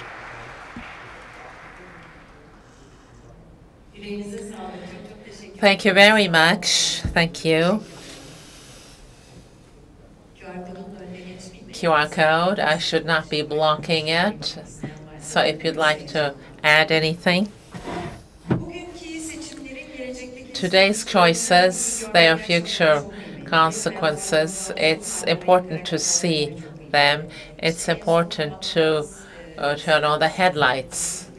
The latest slide was 2030, a future-oriented perspective. So these are really important. So our cicadas, they start doing winter plans in the summer. And we spent the day with a very valuable team, valuable presentations. Some sentences suddenly motivate and inspire, but some lead us to think in a moment of silence when we go home, when we think about the day. Those moments are very valuable. Hopefully everything that's been talked about today about people, about a culture of safety, diversity, inclusivity, sustainability, business ethical values, hopefully they will leave a mark on you. We're happy to have been together. Physically, we were eye to eye, but then Bandırma, Tufan Bey, Energy Base, Seyhan, Ceyhan, Northern Basin, Amsterdam offices, wind plants, team members who accompanied us, our stakeholders. Once again, heartfelt thanks. 2023 had left a good taste on our tongues. Hopefully this year as well, in 2025, April 17th, it's been the same spirit. By changing together, transforming together, aligning with life, will continue to generate. Thank you very much. And can we hear that energy once again?